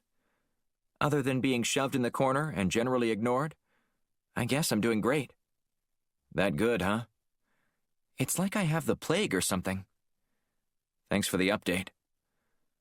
Black strolled around the room and passed the time by speaking with several attendees. After a half hour passed, Al Nasser introduced Black to Talib. The jovial CEO smiled as he offered his hand to Black. So you're the man concerned about my well-being? Probably not as much as these guys, Black said, gesturing in a wide sweeping motion to the bodyguards around him. Yeah, but they're paid to care. You, on the other hand, you're here of your own volition. Black shrugged. For full disclosure, sir, I wish I could say that my motives were purely altruistic. While I'm keenly interested in you avoiding an early demise tonight, my primary mission is to capture the Ghost to ensure he stops murdering people all across the Middle East. He has become somewhat of a nuisance, particularly toward those in the West. Let's hope you fulfill your mission before I encounter him, though I doubt that's going to happen. This might be the most secure place on the planet tonight. I hope you're right, for your sake especially. This place is literally covered with some of the most loyal and well-trained guards in the world. I'd relax if I were you, Talib said, before putting his hand up to his mouth and continuing in a hushed tone. Perhaps even have a drink. I won't tell if you won't. Black grinned at the sheik's cheeky comment. You focus on having fun. I'll keep an eye out for the ghost. If you can even see him, Talib said, as he winked and playfully slapped Black on his arm. Enjoy your evening, sir. Black searched around the floor, looking for any possible entry points for the assassin. In the space used for the banquet, Black estimated that around 150 people could fit comfortably in the room, along with the entertainment and catering personnel. Since the glass windows surrounding the banquet hall were secured, access was restricted to doorways on opposite ends, along with a discreet entry point to the kitchen in the deck below. A pair of guards stood outside, monitoring guests as they entered and exited. What's it looking like to you? Shields asked. This place is tighter than a clam with lockjaw, Black said. Ah, nice one. In the South we say, tighter than bark on a log. But I wholeheartedly agree. I don't see a way in or out for the ghost. I'm not getting too comfortable, lest we forget how our assassin justifiably earned his nickname. Black hung near the back during the ceremony, which lasted nearly an hour. When it concluded, he kept a keen eye on Talib. For being a recluse, he sure seems to be enjoying himself tonight, Black remarked over his comms. Maybe he's an outgoing introvert, Shields said. A what? You know, someone who likes being alone, but can become the life of the party when forced into public. Such people exist? You need to get out more, she said. I prefer small groups of people, if any at all. That concept sounds bizarre and foreign to me. Shields chuckled. He might be a recluse, but only because he fears for his life. He's certainly not acting as if he's afraid of anyone, despite what I've told him. Maybe he doesn't believe us.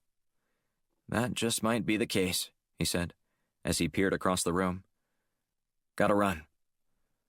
Black wove through the guests conversing while the chairs were being removed to create more room. Talib appeared to be headed toward the restroom. Excuse me, sir, Black called as he ducked and bobbed between several couples. Excuse me, Mr. Talib. His efforts were thwarted when one of the king's bodyguards impeded Black's progress. The man held up his hand, gesturing for Black to stop. I need to get in there and sweep the restroom, Black said. It's already been done, the man said. The king is inside. But you don't understand. I'm aware of who you are and why you're here. But there's no need to panic. There's no way in or out of this restroom except through this door. And the only people who have entered since we cleared it were the king and Mr. Talib. Just relax. You Americans always get so uptight about everything when you aren't in control. Black nodded and took a few steps back. After about a minute, the door swung open and the king exited. He glanced at Black and gave him a warm smile. The guard walked with the king, but another man slid in front of Black. Just give the sheik another moment of privacy, please, the agent said. Black slunk back to his position a few feet away, anxiously awaiting. However, another minute passed, and Talib still hadn't emerged. Shouldn't you check on him? Black asked as he approached one of al-Nasser's men. He's fine, the man said. Sometimes he can take a while. Black sighed and returned to his spot. He checked his watch, and after 5 minutes, he inquired once more. Can I at least go inside and see if he's okay? Black asked. I'm starting to get worried. There's no need to. Black didn't stick around for the reply, pushing his way past the man, who hurried after the American operative. When Black entered, he gasped as he stared at the scene in front of him. Talib laid sprawled out, face down, lying in a pool of blood. One shot to the back, one shot to the head. Black searched all the stalls and tapped the walls in a desperate attempt to find any hiding place or a way in or out of the room. There wasn't one. What is it, Black? Shields asked. I don't have eyes on the bathroom. Talib's dead. And it was the ghost. Chapter 9. White River National Forest, Meredith, Colorado. J.D. Blunt navigated his rental car up the steep dirt road, wondering if he'd misread the map. He'd only been stateside just over 24 hours since returning from Morocco, and was now zipping through the Colorado hinterlands, enjoying the late morning mountain air. More than 30 miles back, his GPS stopped working, leaving him to navigate the old-fashioned way along State Highway 4, also known as Frying Pan Road. When he reached the turnoff to General Harold Walker's remote cabin, Blunt chuckled. "Fire Road," he said aloud. "I'd bet half of all I own that Walker named this street." Everything in the SUV clattered as Blunt continued the climb up the washboard road. When he reached the top, he saw Walker sitting on his porch steps, rifle across his lap, a tumbler half full of liquor in his hand. Blunt removed his sunglasses after exiting his vehicle and lumbered up to the house. "You're lucky that open season on Washington bureaucrats doesn't start until tomorrow," Walker said. "Why do I have a hunch that wouldn't stop you?" Blunt replied. A wry grin spread across Walker's face as he stood. He leaned his gun against the railing and walked up to Blunt, before giving him a short embrace. "J.D. Blunt, how the hell are you, my friend?" Blunt shrugged. "I know it's early, but I'd be doing much better if I could get one of those rum and cokes you're drinking." "Come on inside," Walker said, gesturing toward the cabin. "I can make that happen." The two men entered the house and spent a few minutes catching up, before they both sat down on the front porch with their drinks. "So I've been racking my brain trying to figure out why you would need to come see me," Walker said. "It's not like I left bags of Taliban money buried in the mountains outside of Kabul or anything. Or bodies either, I presume." Walker cocked his head to one side. "Bodies are a different matter." "Well, you can rest easy, because I'm not here to talk about any of your Ranger Battalion kills. But I am here to talk about some news regarding the Rangers." "What is it?" "There's something I want to show you," Blunt said, before getting up and walking back to his SUV, where he fetched a folder. He returned quickly and handed it to Walker. Walker opened the files and started flipping through them. "What exactly am I looking at here?" "Reports about the deaths of Army Rangers, all in the last 2 months." Walker nodded. "Any connection between them?" "Other than those tattoos, nothing I've been able to find." Walker continued to flip through the documents. "Who else have you asked about this?" "I talked to Colonel Clyde Underhill." "Underhill?" Walker said with a huff. "I'm sure he was really helpful." "He told me to leave this alone and not worry about it." Walker closed the folder and handed it back to Blunt. "Nobody else is looking into this, are they?" Blunt shook his head. "I'm looking into it as a favor for one of my friends on the Hill. He seemed bothered by it, and it certainly seems like this is more than just mere coincidence." "It's probably not, but surprisingly enough, I agree with Underhill. I've heard about a secret group some retired Rangers enter, but I always dismissed it, thinking it was some legend born out of boredom in the barracks." "What else do you know about it?" "Not much, to be honest, other than the name." "Which was?" "It was called Smoke, which doesn't even appear in the tattoo. Bewildering, but that's all I can recall." "Did you know any of the men in those photos?" Blunt asked. Walker shook his head. "Not a one. Most of the guys I fought with chose a life like me, building a house in the middle of nowhere and daring anyone to visit." "I'm just glad you didn't shoot me today," Blunt said with a grin. Walker shrugged. "That's because you called me to warn me that you were coming. Otherwise, it might have been a different story." "I appreciate your restraint." "If this is all you came out here for, why couldn't you just ask me about this over the phone?" "This is the kind of case that the FBI would pick up right away. But there must be a reason they aren't. And based on my conversation with Underhill, I decided that if I'm going to stir up a hornet's nest, I want to make sure I have the element of surprise on my side. I don't want whoever's behind this to see me coming. And since this isn't public yet, I'm convinced that whoever's protecting this from getting out is well-placed and likely powerful. But more powerful than the great J.D. Blunt? Blunt laughed. There are days when I wonder if half of Washington wouldn't mind seeing my dead body floating in the middle of the Potomac. Well, be careful, because if someone can systematically eliminate Rangers, you're talking about an outfit with some high-level skill. And if they have the position within a government agency to squelch an investigation into this type of activity, treading lightly is of the utmost importance. It's somewhat surreal because I'm chasing an assassin overseas and one here at home, and neither case is public. Better you than me, Walker said. The only things I enjoyed during my service to this country were missions where I hunted and killed hostiles.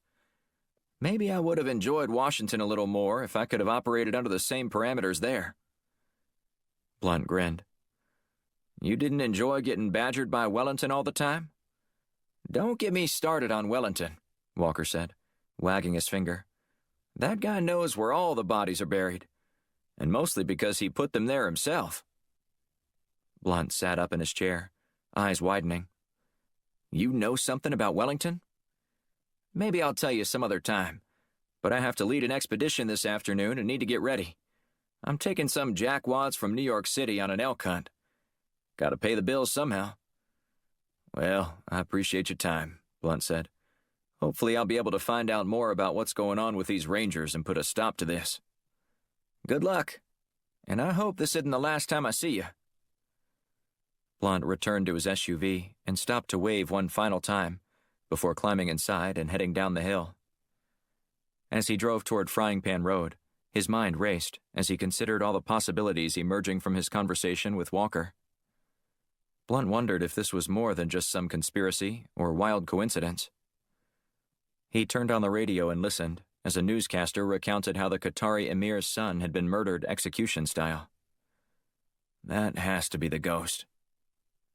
Blunt was still mystified by the Ranger murders, but switched his attention to Black and Shields. A call to the operatives went straight to voicemail, thanks to the towering peaks surrounding him. All these damn mountains. I hope they're all right. Chapter 10. King Abdulaziz International Airport, Jeddah, Saudi Arabia.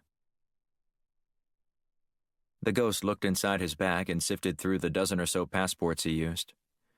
There were 3 that matched his current hairstyle, one that included a neatly cropped beard. He couldn't wait to shave it off, but he didn't have time given that he'd just come straight from the king's yacht, where he posed as the king himself. The elaborate scheme had been weeks in the making, but he'd pulled it off without a hitch, changing into a tux and catching one of the ferries back to shore before anyone realized the king was missing.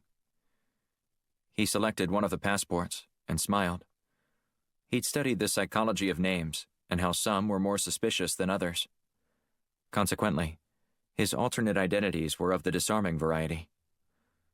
Calvin Rose, he read softly to himself, before slipping the passport into his coat pocket. He's one hell of a good-looking guy. The ghost plunged his hand into his pack and retrieved a passport with a red cover. He glanced around the airport, which was full of sleepy passengers preparing to embark on their red-eye flight. But before he could join them, there was still something he needed to do. He took one final scan of the area before dropping the passport onto the floor. As the ghost stood to move to another seat, he felt a tap on his shoulder. He turned to find a security guard pointing at the ground. "Oh, my passport," the ghost said as he picked up his travel document. "Thank you so much."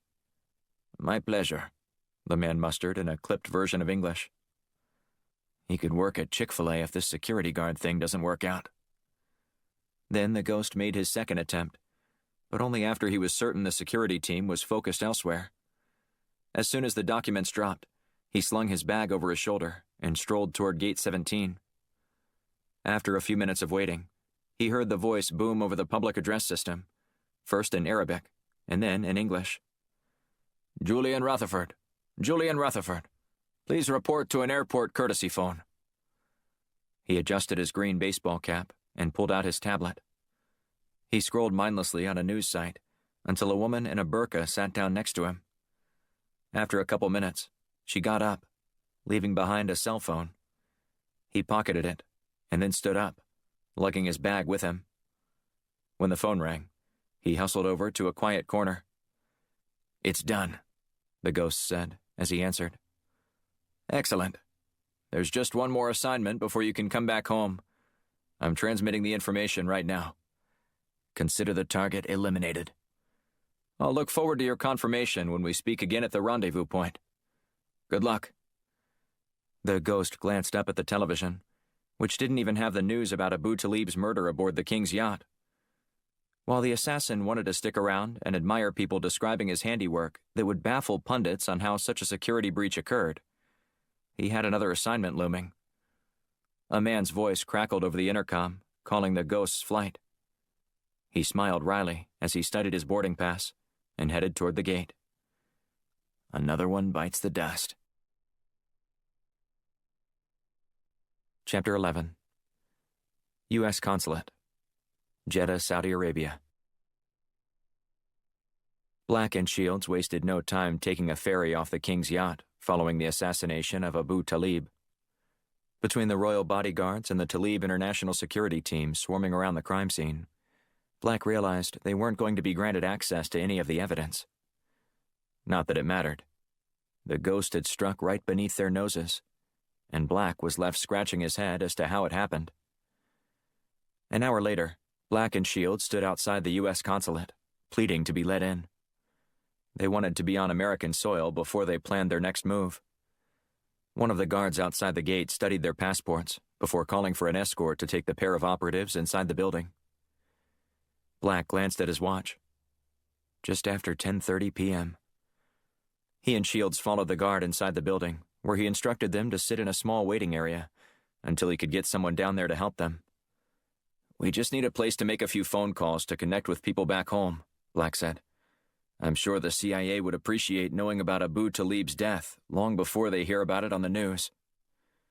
"It's Saturday, but you should be able to catch someone in the office," the guard said. "That phone there has a direct line." Black thanked the man before he left the room. "How did that just happen?" Black asked, as he slumped into a chair. "We were right there." Shields shook her head. "The only explanation that makes any sense to me is that the king did it." "That makes sense. The Saudi king is also an assassin known as the Ghost? You know that's impossible." "Well, we have to start thinking outside the box. I mean, you were there. Nobody went in or out of that bathroom other than the king. Nobody was in the bathroom before or after, and there was no other exit.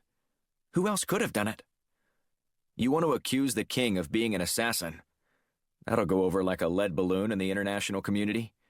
We'd be maligned and quickly dismissed, if not shamed. There has to be another explanation." "You're probably right, but I can't see it at the moment." "I'm calling Blunt first," Black announced. "We'll see if he has any other theories." Black dialed Blunt's number, but the call went straight to voicemail. "No answer?" Shields asked as Black hung up. Black shook his head. "Must be in a meeting or something." "Then let's call Besserman." "I'll let you do the honors," Black said, handing the phone to Shields so she could dial the freshly minted CIA deputy director. She put the call on speaker, his booming voice answering moments later. "Mr. Besserman, this is Christina Shields from Firestorm. Congratulations on your new post. I haven't spoken to you since you left the NSA." "Thank you, Agent Shields. I needed a change of pace, something other than sifting through the transcripts of intercepted phone calls. This position suits me better." "Even though you're not the head honcho?" "Being the boss isn't always what it's cracked up to be, though I'll get my shot soon enough. Now, what can I help you with?" "We wanted to give you a heads up about a developing problem here in Saudi Arabia. Abu Talib, the CEO of Talib International, was just assassinated at a party on the king's yacht." "Were you there?" Besserman asked. "Agent Black was on board, and I was on shore assisting with the mission from there. We were supposed to keep an eye on Talib." "What happened?" Shields recounted the events for him, stopping short of sharing her theory. "Are you sure this is the handiwork of the Ghost?" Besserman asked. "We didn't get to look at the body long before security rushed in and cordoned off the area, but we saw enough to recognize the Ghost's M.O. 2 shots, One to the back, the other to the back of the head. What did Blunt say about this? We haven't been able to reach him yet. Thanks for the heads up, Besserman said. I'll pass the news along to the State Department. I'm sure someone there will reach out to interview you about this soon. Agent Black and I will be happy to comply with any requests. Of course. Be careful over there. Shields hung up and looked at her partner. Proud of me that I didn't accuse the king? Restraint is the better part of valor, Black said with a wry smile. Don't mock me. It's all you can do right now because you haven't thought of a better theory. Actually, I have, Black said. Maybe the ghost was disguised as the king. She cocked her head to one side and stared at him. On his own boat? And you think I'm the one peddling crazy theories? Blunt shrugged. I'm trying to think outside the box. Let's try Blunt again. Shields turned on the speaker function again as she dialed the Firestorm director's number. This time, he answered, his voice barely audible over the wind whipping around his cell's microphone. Where are you? She asked. In the boondocks of Colorado, he said. Roll your window up, she said. I can barely hear you. The background sound quickly subsided. How do I sound now? Much better. Now, what are you doing out there? Visiting a friend, Blunt said. How did the mission go? Utter failure, Black said, before he and Shields recounted the events aboard the King's yacht. When they were finished, Black expected to get direction from Blunt. Instead, all they got was a string of expletives. We feel the same way, Black said. That's not what I'm cussing about, Blunt said. There's some maniac driver that just pulled up behind me. He looks like he's trying to run me off the road. I waved him around, but he just keeps tailgating me. Did you flip him off? Shields asked with a smirk. I'm about to shoot him if he doesn't calm down, Blunt said, ignoring her joke. You might want to rethink escalating that, she said. Forget that, Blunt said. Something is going on over there in the Middle East, and it's only getting worse. Did something else happen? Black asked. The Qatari emir's son was murdered in Doha. Murdered? Or assassinated? Shields asked. The official report being disseminated by the media right now is that he was executed. So I think it's safe to assume he was assassinated. Well, that's odd because the only entry we have in Lebedev's book is listed for 2 days from now in Salmiya, Kuwait.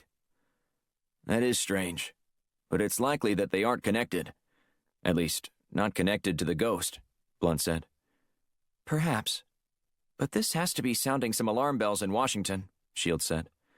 I wouldn't know since I've been away from the rat race. But I'm sure it is, Blunt said. So, who's the target in Kuwait? We haven't deciphered that yet, Shields said. But there are a handful of potential targets from the emir's family there. Along with the emir, there are 19 people matching the initials listed who could wind up in the ghost's crosshairs. Blunt grunted. Good luck sorting through all that. Making the situation even more challenging is the fact that everyone on that list is going to be at a gala at the Salmiya Cultural Center, just outside Kuwait City, with more than 2,000 other people, Shields said. It's going to be a nightmare. Well, do your best to... Blunt paused for a moment. What the hell is wrong with you, man? Problem still? Black asked. Yeah, this idiot is honking at me, and now just inches from my bumper, Blunt said. If I tapped my brakes, he'd wreck us both. I hear those Colorado drivers are worse than the ones in Washington, Shields said. That's fake news if I've ever heard it, Blunt said. At least you're well equipped to deal with that nut, Black said. Blunt sighed. Look, I'm going to need to get off this call and deal with him. But you two get to Kuwait and let the emir know about the threat. Use connections through the embassy there. But make sure you capture the ghost this time, no matter what. We can't have him killing any more people like this. He needs to be brought to justice before he starts operating stateside. Roger that, Black said. We're on it. And Black? Blunt said. Yes, sir. There's something else I need to talk to you about. It's regarding your...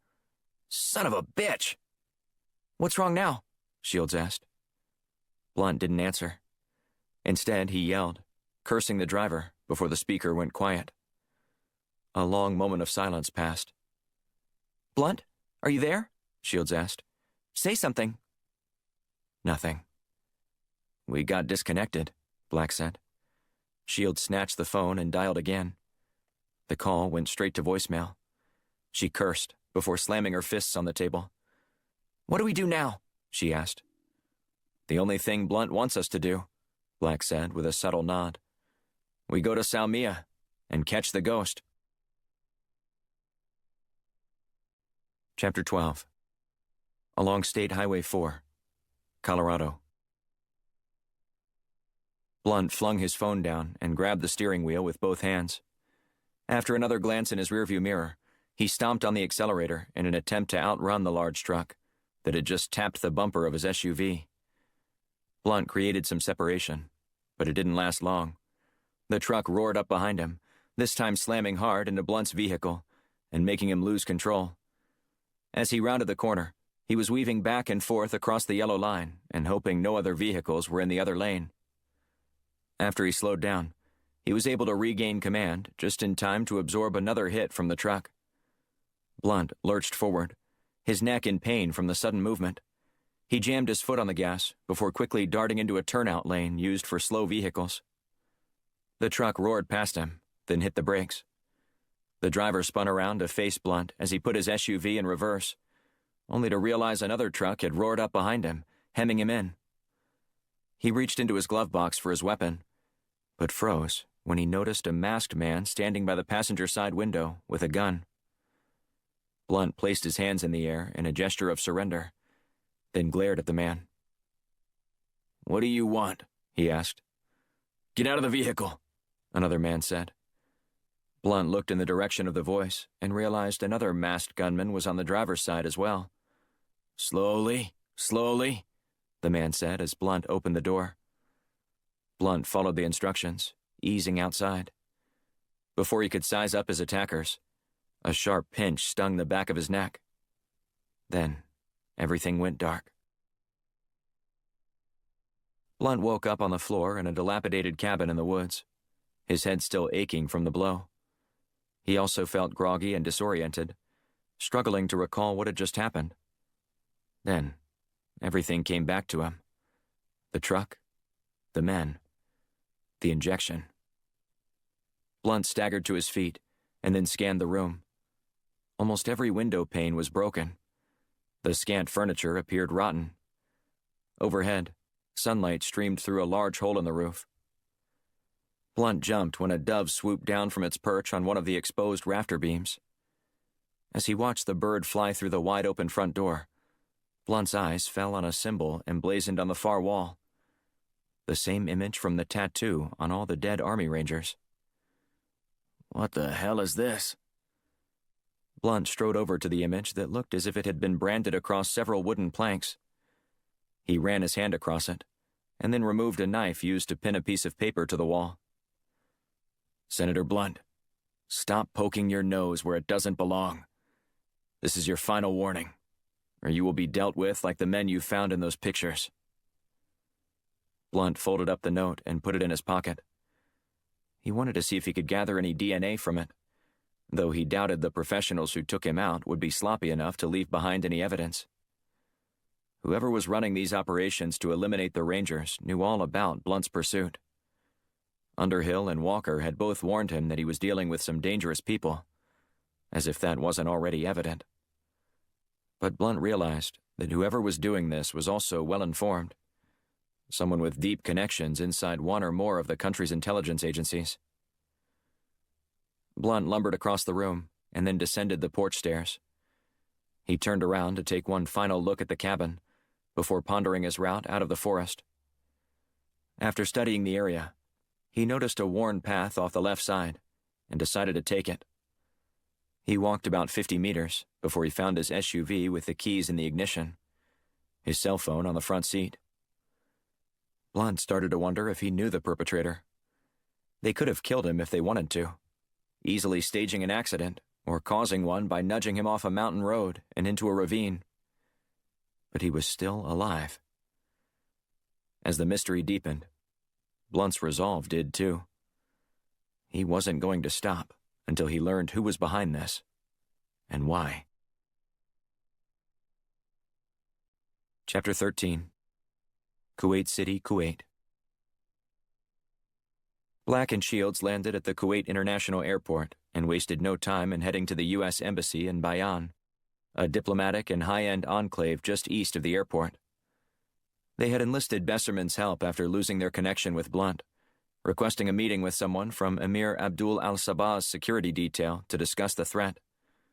Zed Ajab, who headed the Emir's bodyguards, agreed to a short meeting. Ajab was waiting in a conference room when Black and Shields walked in, ushered inside by a senior official. After making introductions, he ducked into the hallway. "Thank you for taking the time to speak with us," Black said. "If you have some kind of proof that there will be an attempt on the Emir's life, I will not ignore it," Ajab said. "This is what I do. Our security team prides itself on being one of the greatest in the world. A group of men so committed to their job that not even the late Saddam Hussein could penetrate our ranks. And he attempted to do so multiple times. We wouldn't waste your time unless we felt this was a serious issue," Black said. "I see," Ajab said, clasping his hands in front of him and resting them on the table. "So, where is this proof?" Shields opened a folder, revealing copies from Lebedev's Black Book. "What am I looking at?" Ajab asked. "We recently obtained a journal from one of the Ghost's handlers," Black said. Ajab's eyebrows shot upward. "The Ghost?" Black nodded. "Yes, the man responsible for the recent assassination of Abu Talib. I heard that he died, but I was not aware he was murdered." "I saw his body moments afterward," Black said. "He was definitely killed by someone else. Execution style." Ajab furrowed his brow. "You were there? And you weren't able to stop him?" "His escape methods are legendary. Hence the nickname," Black said.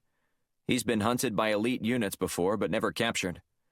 We don't even have a good image of his face, if that gives you any idea how dangerous this man is."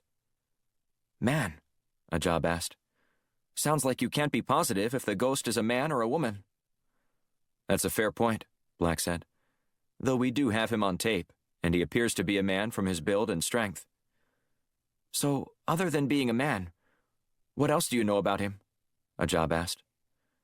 Shields leaned forward in her chair. "He's resourceful when it comes to gaining access to high-security places. For instance, how he got on the King's boat just outside Jeddah is still a mystery to investigators." "What makes you so sure that the Emir's life is in danger?" "Just look at those journal entries again," Shields said. "The dates and deciphered initials match up with a list of murders on the following page. There are at least a half dozen we've been able to corroborate since we gained possession of this journal." Ajab put on his glasses and peered at the documents a little more closely. When he was finished, he pulled the spectacles off his face and tucked them into his coat pocket. "I suppose this looks legitimate," Ajab said. "However, I'm puzzled as to why you believe the Emir or someone in his family would be targeted by the Ghost. Compared to the other rulers in the region, he might as well be a pacifist." "That might be true," Black said. "But the Ghost carries out assignments for someone who has an agenda, perhaps irritated or terrified by Talib International's foray into weapons manufacturing in the Middle East. From our analysis, the Ghost appears to be targeting people affiliated with this deal. Everyone from the financiers, to the brokers, to the CEOs.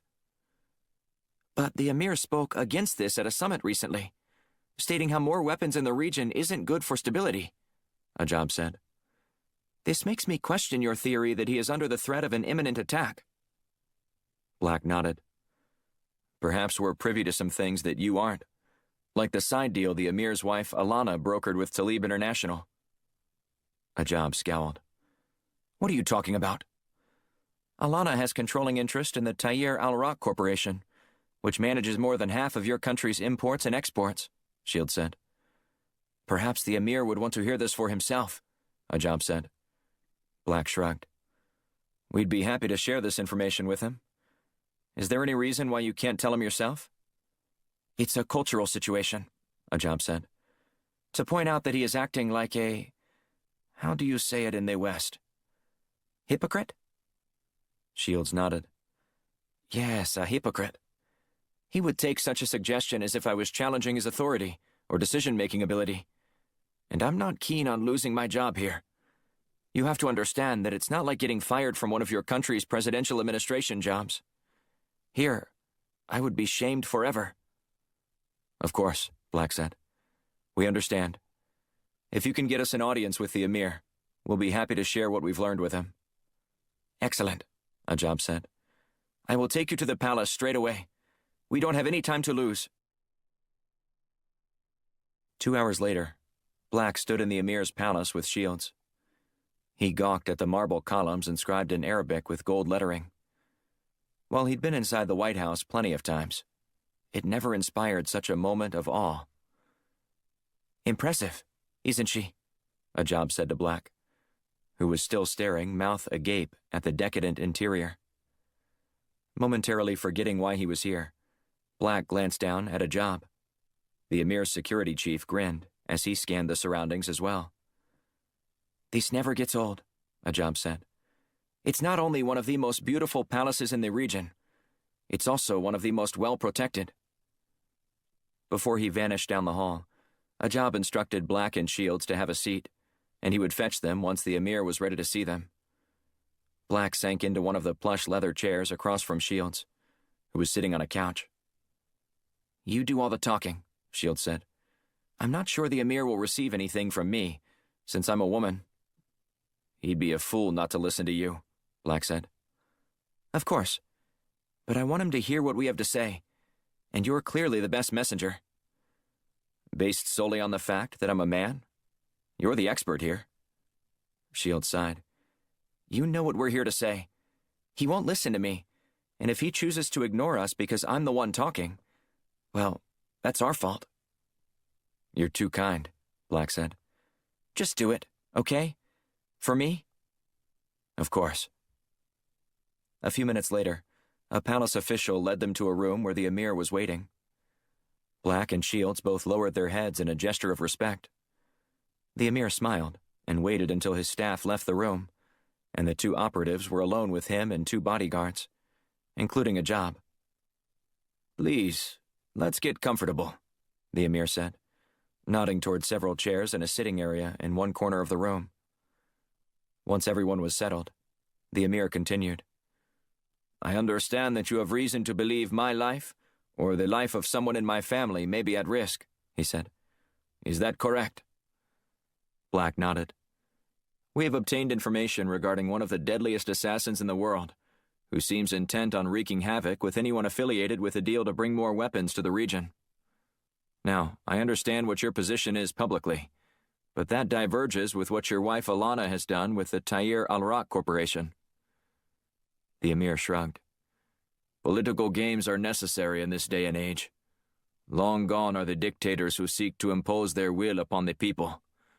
While there may be some delusional rulers who remain, it is nearly impossible to demand your way, even when you think you have all the power.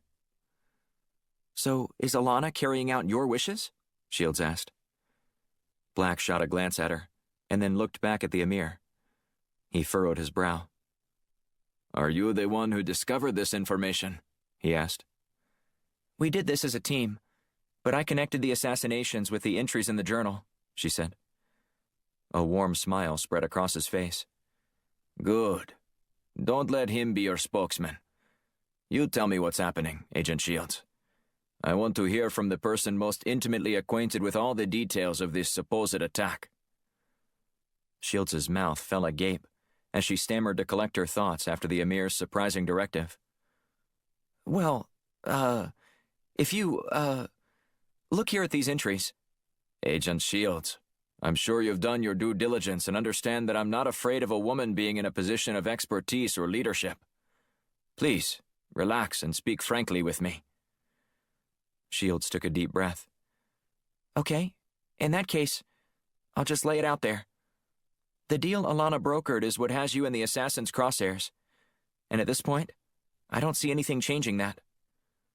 Do you think she is ultimately the target? The Emir asked. I don't know, Shields said. What do you mean? The names aren't exactly spelled out in the book. It uses only initials. Since you have the same initials, it's just a guess as to who this man has been assigned to kill. That's why you both need to take extra precautions. Such as? I would cancel all your public events tomorrow, Shields said.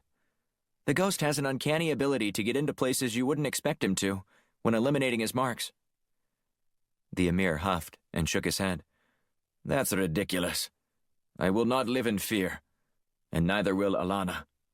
Besides, our daughter is part of the performance at the Cultural Center tomorrow night.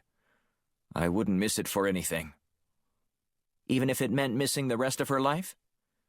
We have one of the best security teams in the world. I'll be in my box, which is protected by several well-trained men. The assassin would have to fight through several people just to get to my box, much less get inside, which requires a retinal scan to open the door. I can assure you that I'll be safe there. Please, I'm pleading with you, Shields said. Abu Talib thought the same thing going to a wedding on the king's boat. I'm sure if the sheik was with us today, he would advise you differently. I appreciate the warning, but I'm not going to cower in the corner because of what you found in some man's journal. If a killer wants me or Alana dead, he likely won't live to see his assignment realized. Are you aware that my team has stopped 6 such attempts on my life already, without a single shot ever being fired? So pardon me for being confident in my men's ability to handle such situations. But without any more specifics, this just sounds like every other threat we've handled. Think about it and reconsider, Black said. I'd hate for your children to grow up without a father or a mother. I know what it's like to lose a parent, and it's not easy. I appreciate your concern, the Emir said as he stood up. You may coordinate with Mr. Ajab to attend the performance tomorrow evening if you wish to offer your services. But I'm not changing my mind. We will be there, assassin or not. Black and Shields stood and bowed to the Emir before he exited the room with one of the guards. Ajab remained behind to escort the 2 agents out. You made your pitch, Ajab said, but the Emir can be rather stubborn at times. I can assure you, however, that my team is more than capable of dealing with threats. As he mentioned, we've done it several times before. Well, I think we'd still like to come, Shields said. We're trying to gather as much information on the ghost as we can. And being 2 steps ahead of him like this gives us an opportunity to learn more if he carries out this strike. Black stood frozen in his hotel room as Shields brushed the lint off his tux. Is this really necessary? He asked. We're losing valuable time. I wouldn't get caught dead at a public gala with any man who isn't dapper, she said with a wink. We're not together. We're certainly not apart either. Black shook his head and huffed a laugh through his nose. You're incorrigible sometimes, you know. She flicked the last few flakes to the floor, ignoring his comment. Now you're presentable. Is the irony lost on you here? A former soldier who lived in a desert tent? Just because I don't mind a little dirt doesn't mean I don't like to clean up. Besides, we're officially together tonight. I'm a visiting cultural arts professor from Northwestern, and you're my husband. Remember? And you made me a financial planner. Couldn't you have come up with something slightly more interesting? Don't worry. I doubt we'll be doing much mingling with the natives tonight, especially if the ghost shows up. Now, can you be a dear and zip up my dress? Shields bunched up her curled brunette locks and held them just above her neck before turning her back toward him. He obliged, lingering longer than he should have as he studied a long scar. Is that from a war injury? Black asked. Shields turned cold. I'd rather not talk about it, if it's all the same to you. Sorry, I didn't mean to. Let's go, she said. Like you said, we're losing valuable time. They hustled to their car and then drove the short distance to the Performing Arts Center. Are you ready? Shields asked. Black nodded. It's time we catch this bastard and end these shenanigans once and for all. He opened the car door and got out, studying all the possible escape routes from the perimeter. Since meeting with the Emir, Black and Shields had spent most of their time going over the building's schematics. But seeing it in person gave him a new perspective. Containing him won't be easy, he said. As long as we have eyes on the Emir and his wife at all times, we'll be fine. He's yet to deviate from his signature method of killing. I'm sure he can be adaptable if the situation calls for it. We'll be ready either way. They strode up the steps to enter the building nearly 2 hours before the curtain was scheduled to drop. Ajab was waiting for them in the lobby, his hands clasped behind his back. Are you ready for this evening? He asked them. I think we're comfortable with the layout of this place and the rough schedule of events, Shields said. And your accommodations? Excellent recommendation, Black said. Now, if you'll just point us to our posts, we'll let you continue to coordinate your setup. Of course, Ajab said. Right this way. Ajab led the 2 agents up a stairwell and onto the catwalk. He pointed out where the Emir and his family would be sitting. Like I told you yesterday, if this assassin plans on shooting the Emir or his wife in the back, he's got quite the challenge, Ajab said. For starters, he'll have to fight through quite a number of guards. Then he'll have to disable the security system, which contains not only a 14-digit passcode, but also a retinal scan as well. And he'd have to do all of this in such a short period of time before anyone noticed him. So I don't think we have anything to worry about. Unless he decides to try a different approach. Let's hope that isn't the case then. 2 hours later, the crowd had assembled and were situated in their seats as the curtain raised. Black and Shields were stationed at 2 different spots on the catwalk, communicating via their comms. You see anything suspicious yet? Shields asked. Negative, he responded. Everything appears normal. Nothing out of the ordinary yet. Over the next hour and a half, several choirs sang, accompanied by the Kuwait Chamber Philharmonic Orchestra. At one point, a teenage girl stepped forward and belted out a solo. Black peered through his binoculars at the Emir, who was sitting on the edge of his seat and beaming. That has to be the Emir's daughter, Black said. However did you guess? I don't think I've ever seen a father more proud. Or a mother either. Look at her. They're both mouthing the words along with her. Once the song ended, the audience erupted into a standing ovation. Black's senses were heightened as he surveyed the room. Did you see that? Shields asked. See what? He asked. In the far corner. I noticed a man dart out of the room. Notify Ajab. I still haven't seen anyone looking suspiciously in the direction of the Emir's box, though.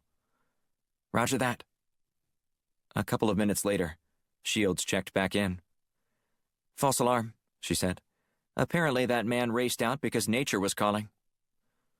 Black shook his head as he continued to search for any strange behavior from any of the patrons.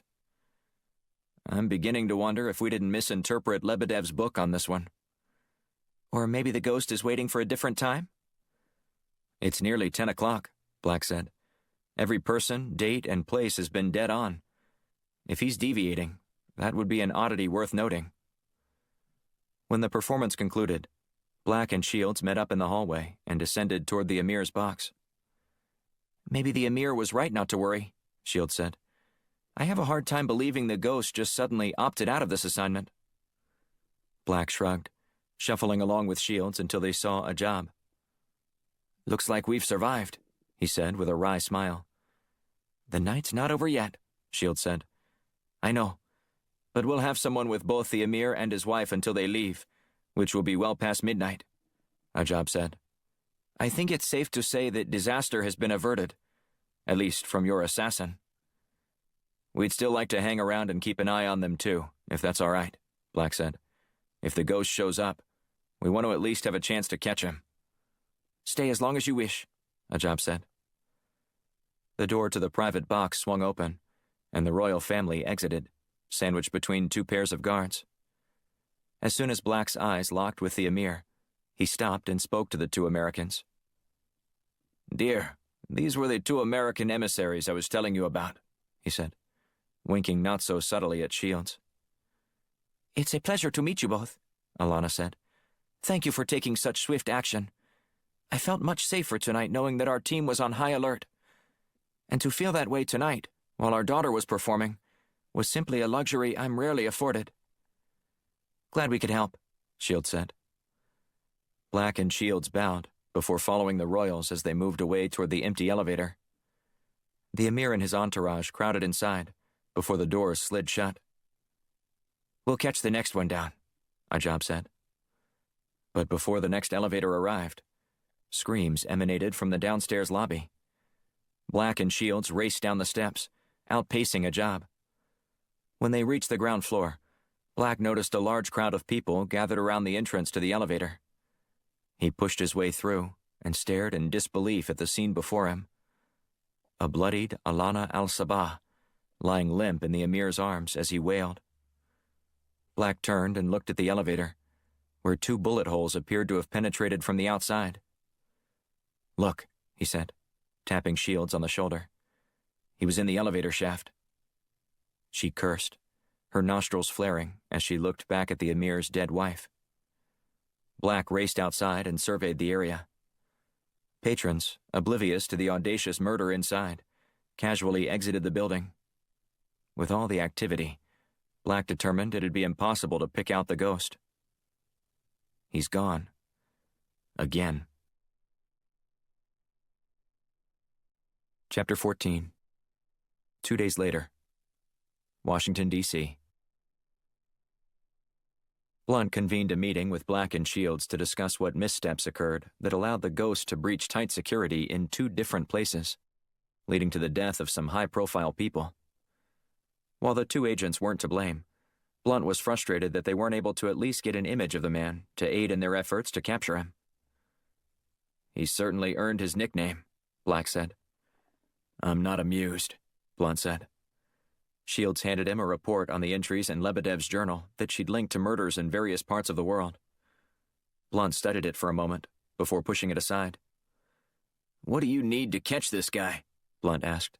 "More resources? Other agents? You just had your best shot at catching him, knowing what he was going to do in advance, yet you still failed to wrangle him." "Honestly, we need more time," Shields said. "We're close, but we need to learn about his patterns and methods. Having all this info neatly contained in this book should go a long way in assisting us in that regard."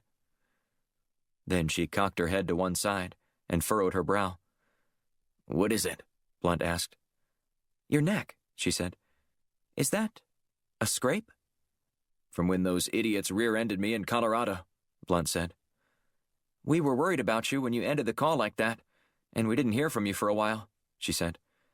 "It's part of the business.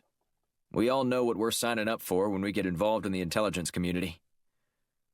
"What exactly were you doing out there?" Black asked. "Trying to track down the mystery behind all these former military personnel winding up dead," he said, before snipping off the end of a cigar. "Particularly the Army Rangers." "Why Army Rangers?" Blunt shrugged and then stuck the stogie in his mouth before continuing. "A handful of Rangers have been murdered lately, but being part of the same elite military battalion at some point isn't the only coincidence." "Oh?" Black asked, his eyes widening. "That's right. They all have this strange tattoo of the Chaos Monster. Ever seen it before?" Blunt produced an image of the tattoo from a folder in front of him, sliding it across the table toward Black and Shields. They shook their heads. "Never seen it before," Black said. "Me either," Shields said. "How'd you get caught up looking into this?" Blunt stared out the window, preferring to end this portion of the conversation. "A favor for a friend. Now, can we get back to giving the ghost our full attention?" The agents nodded. "Good," Blunt said. "Now, my suggestion would be for you to go back and review all the unsolved murders in Europe and the Middle East over the past 2 years, and see if you can find more commonalities among them. There have to be other clues tucked in there somewhere that can help us nab this guy." "We'll keep digging, sir," Shields said.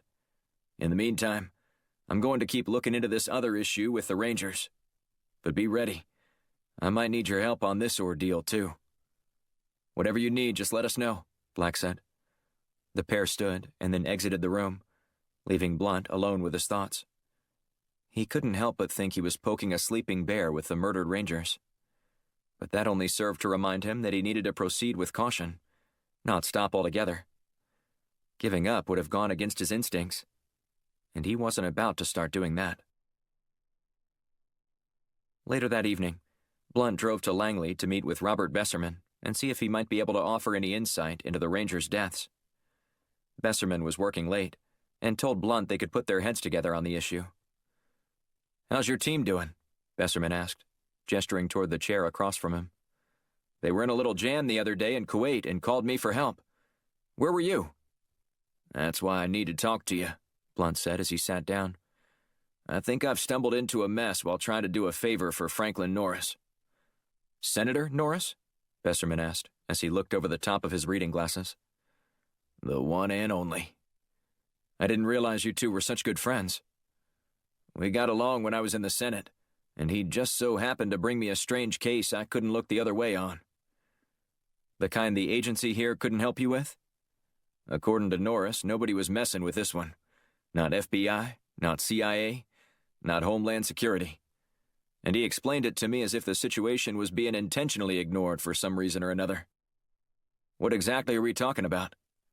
"Dead Army Rangers, among several other military personnel. But at the moment, I'm looking into the connections between all the Rangers." "And what have you found so far?" Besserman asked. "Take a look at this," Blunt said, sliding a folder across the desk to Besserman. "What is this?"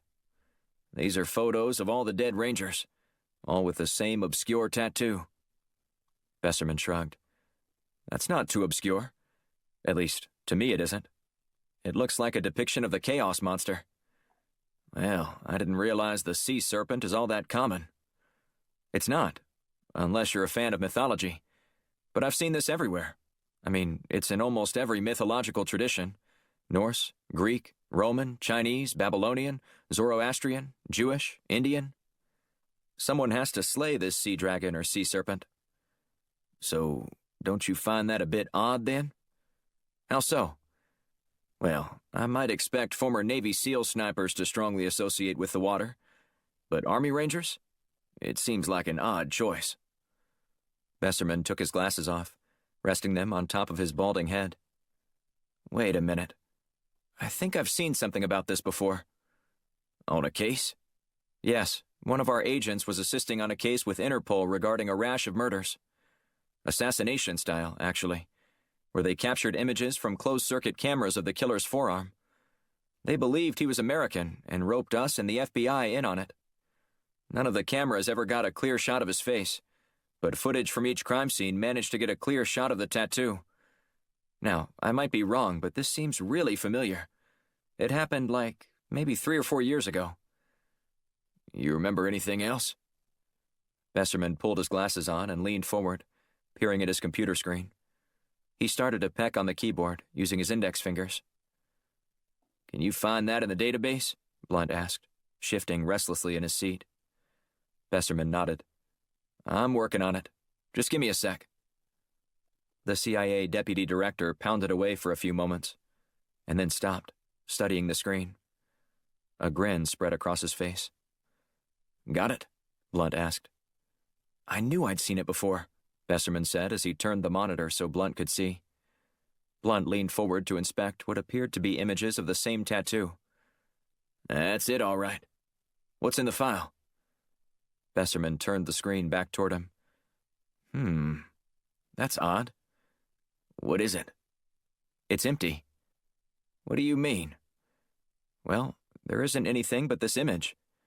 According to the log, it was part of a deleted file. Apparently the picture was attached somewhere else and didn't get removed." "So somebody didn't want this sticking around in the agency's archives." Besserman shook his head. "No, they didn't. But this was a hasty deletion." Then Besserman pecked at the keys, before wincing. "What now?" Blunt asked.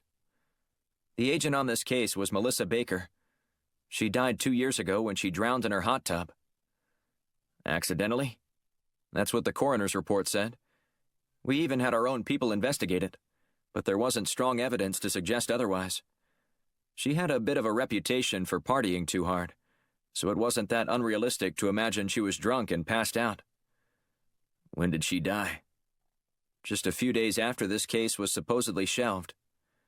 "And nobody thought to make a connection to a case she was cooperating with?" Besserman sighed. "I'm sure somebody did. We all specialize in conspiracies around here, but sometimes a person just dies. And Agent Baker was a lush. If she'd killed herself or died in any other manner, I think more red flags would have been raised.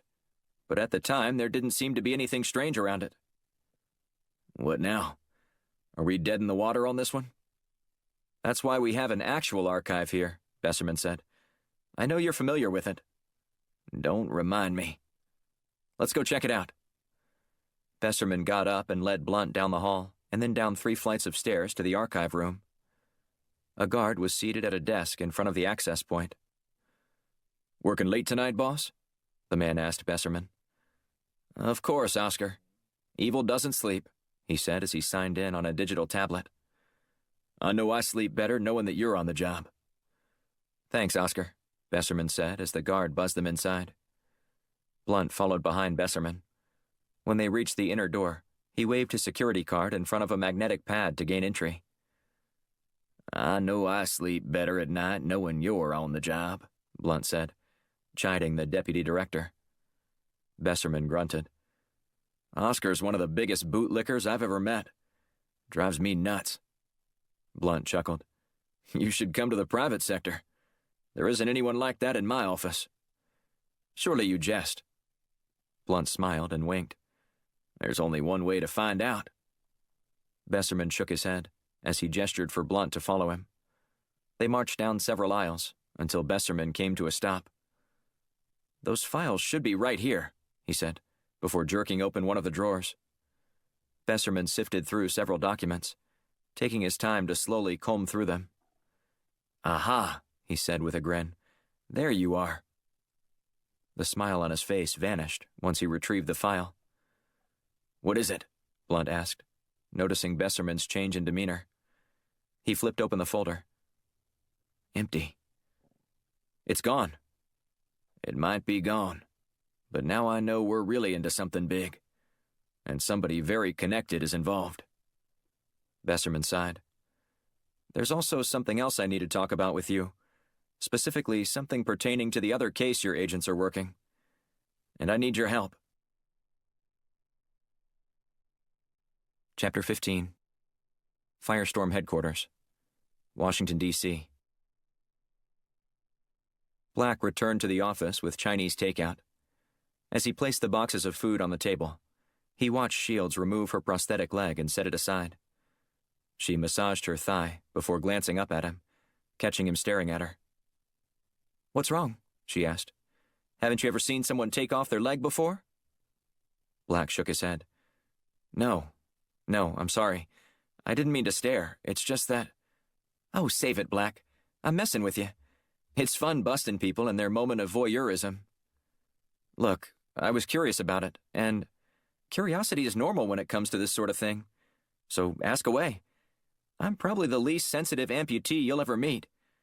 I lost my leg in a roadside bombing. It happened. I'm over it. No amount of moping will make it grow back. And quite honestly, I don't know I'd want a leg made out of flesh and bone after what I've been able to do with this thing. You've certainly adapted nicely. I forget you're wearing it most of the time, except when we go through metal detectors. Shields chuckled. On second thought, that might be the time when I wish I didn't have this piece of metal attached to me.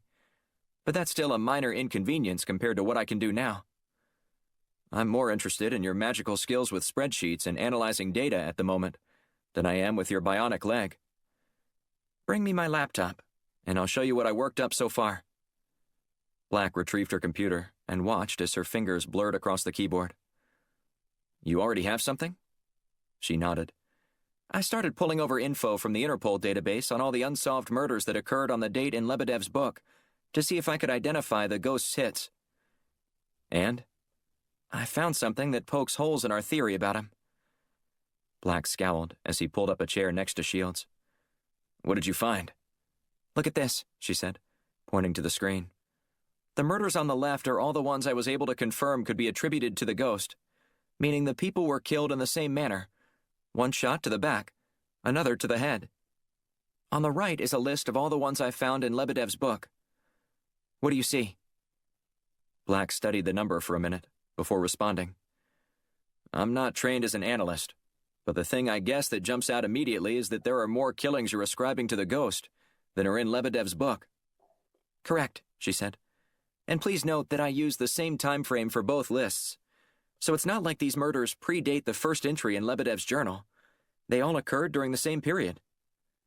And what kind of conclusion are you drawing from that? I did a little more digging, and look at these murders that are highlighted in yellow. Black peered at the groupings. What about them? There's no way that's physically possible the ghost could get between those two locations, giving the listed times of death.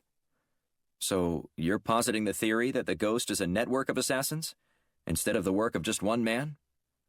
She nodded. Exactly. That's the only way to make sense of how he could be in two places at literally the same time. Just look at this one. A murder in Lisbon on January 14th at 9:45 p.m., and another in Stockholm on the same day, with the time of death being at 10:30 p.m. Those are both local times, so unless there's a plane that can travel across Europe in mere seconds, this is impossible. It's a clever plan, Black said. Even if one man is captured, law enforcement drops its guard, declares the killer caught, and meanwhile, another assassin maintains the status quo. The question I have now is just how many are there? 2? 3? 4? 10? We're going to need DNA from the crime scenes to determine who some of the trained operatives involved in this ring are. And there's yet to be a trace of any retrieved. What makes you think they're trained operatives? Black asked. Do you have any evidence to support the theory? This isn't civilian work, she said. Military training all the way. Couple that with the fact that none of these people have ever been caught. And it's a logical conclusion to draw. You couldn't convince me these guys are amateurs. I wouldn't argue with that. But Blunt'll want more to go on than making a mental jump like that. She shrugged. I'm not sure I'll ever find it, so determining the number of participants could get tricky. Unless... Unless what? Unless we find out who's behind this, and manage to capture all the communications between him and his handlers and the assassins. Dreaming big today, aren't you?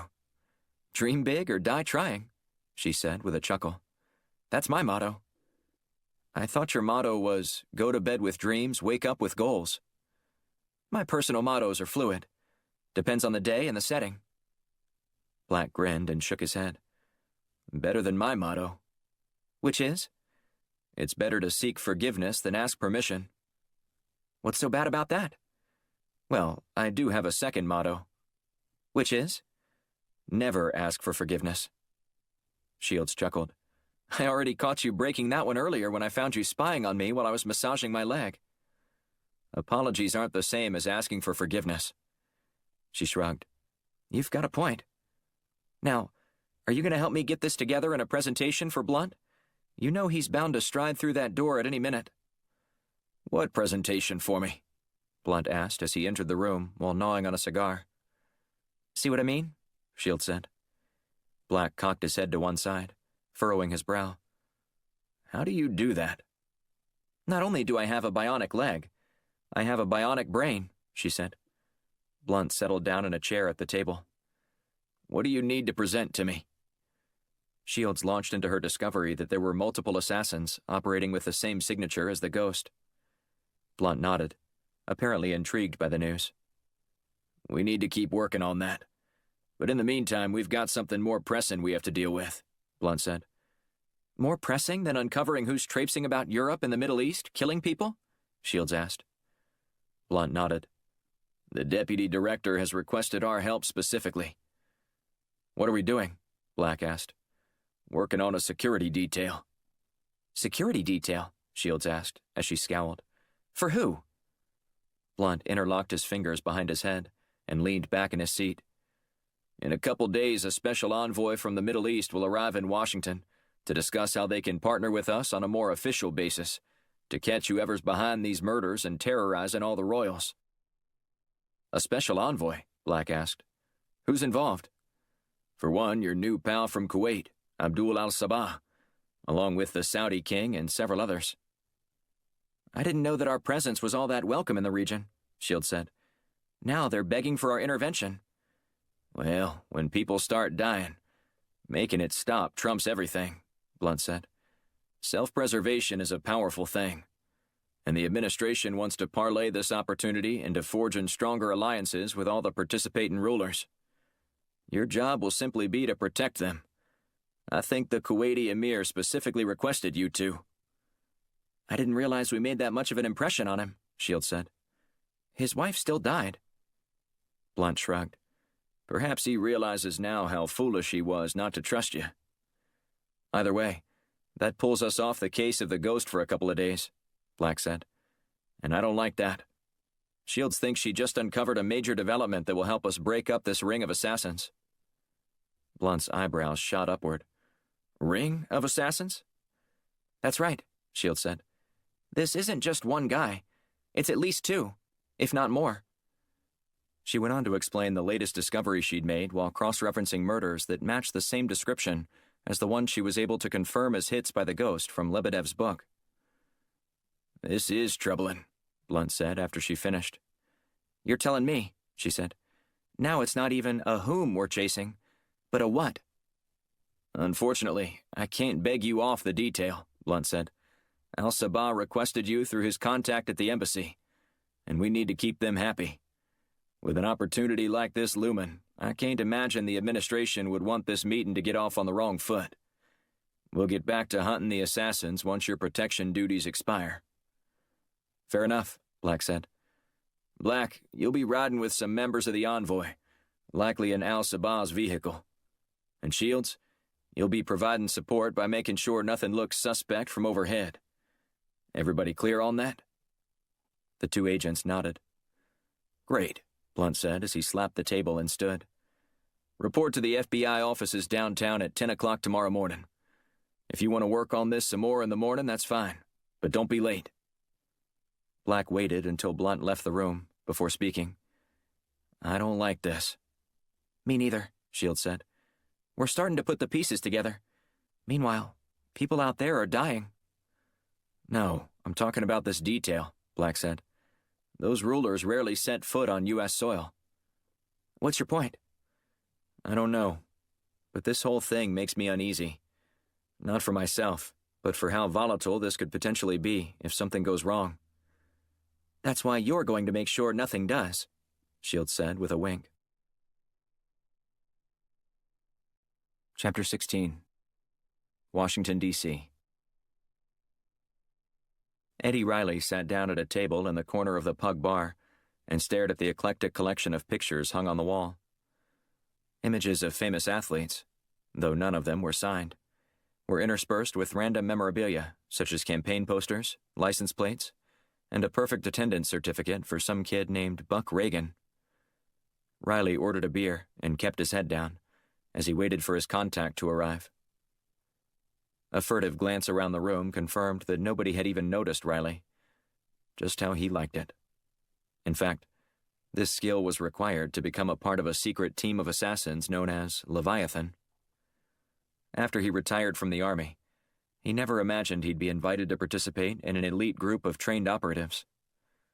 Long tours in the desert of Afghanistan had grown tiresome, and he wanted a steady job at home, one that didn't demand he be gone 9 months out of the year. His experiment as the manager of the lumber department at a home improvement store lasted just over 6 months before he wanted to get back into action. And while long tours still didn't appeal to him, utilizing his skills as a member of the Army Rangers did.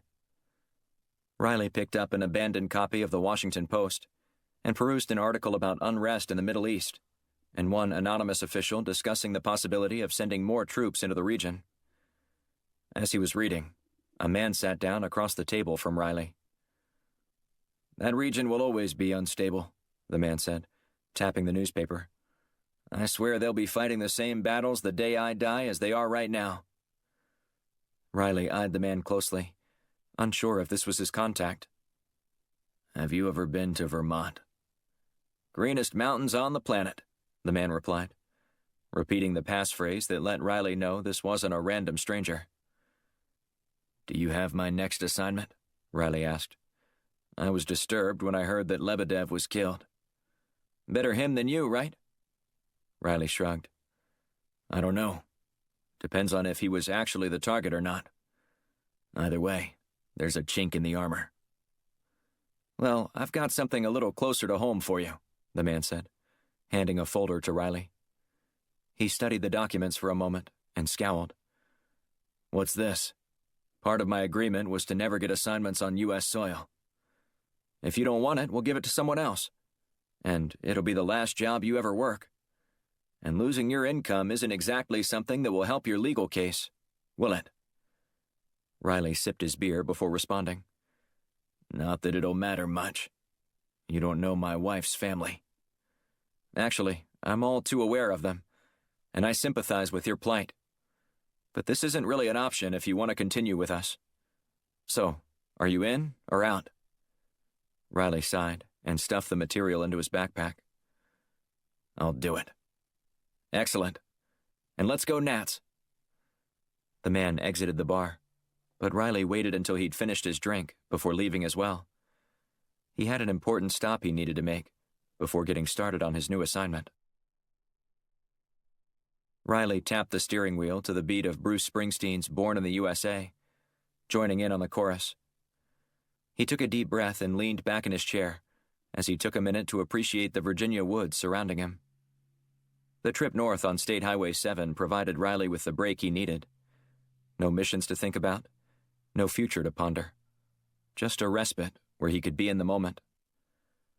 When Riley reached the Winchester city limits, he slowed down, pulling his hat a little lower over his shaved head.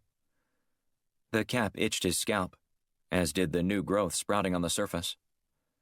Keeping his dome smooth was one of the things he hated the most about his job. But given the number of times he needed to wear wigs to slip in and out of places, regular grooming was imperative.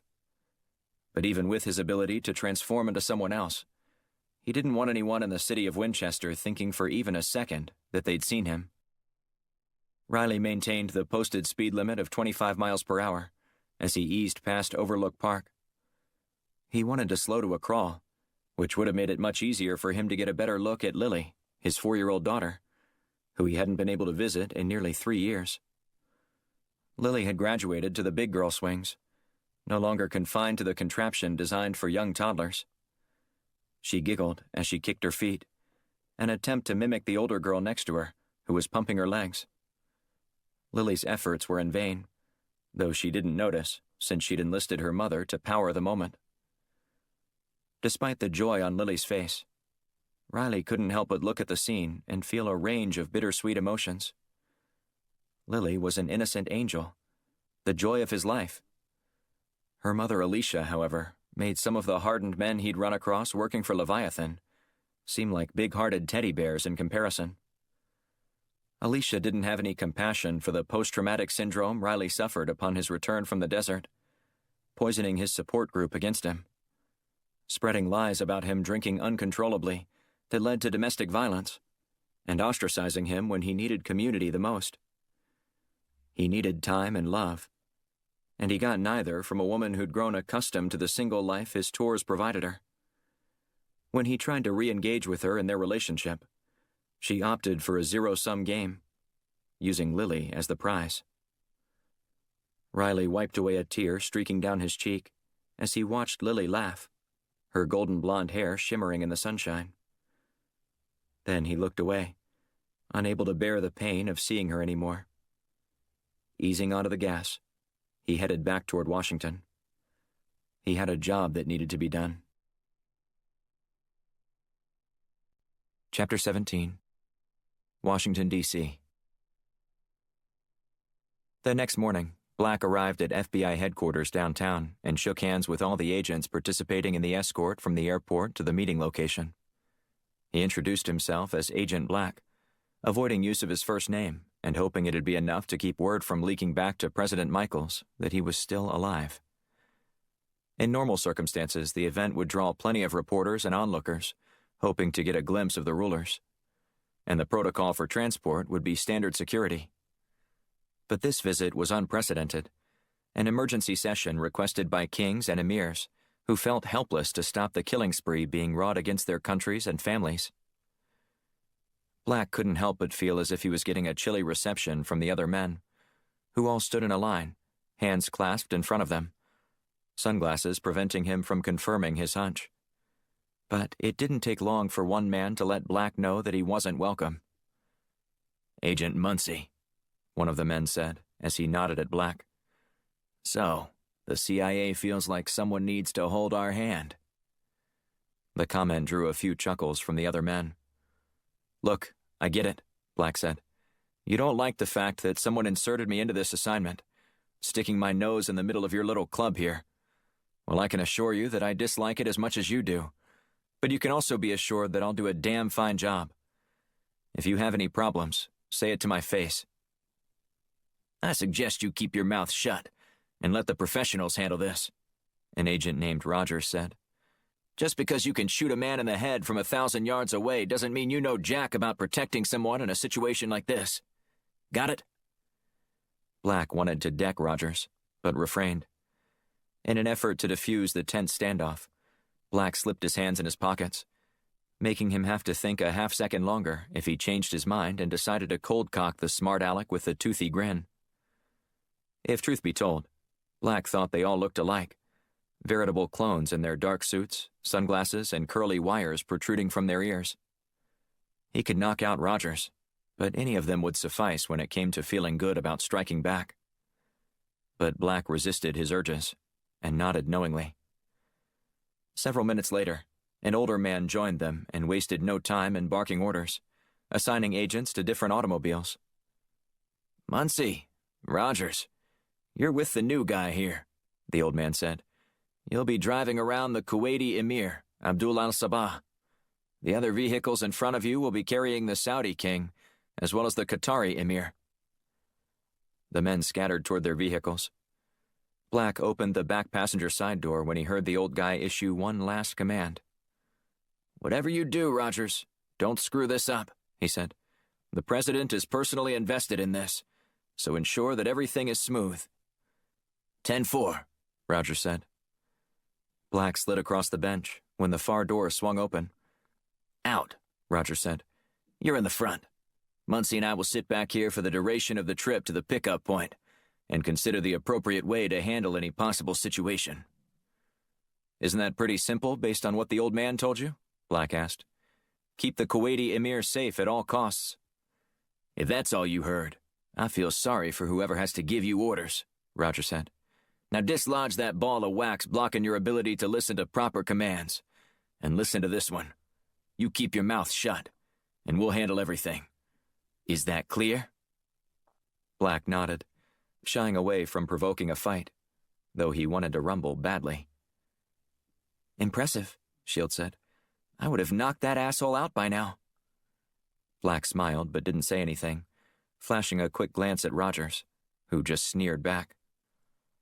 Black remained silent for the rest of the drive, as did Shields, until they rolled up on the tarmac outside the group of hangars where the envoy's private planes were being housed.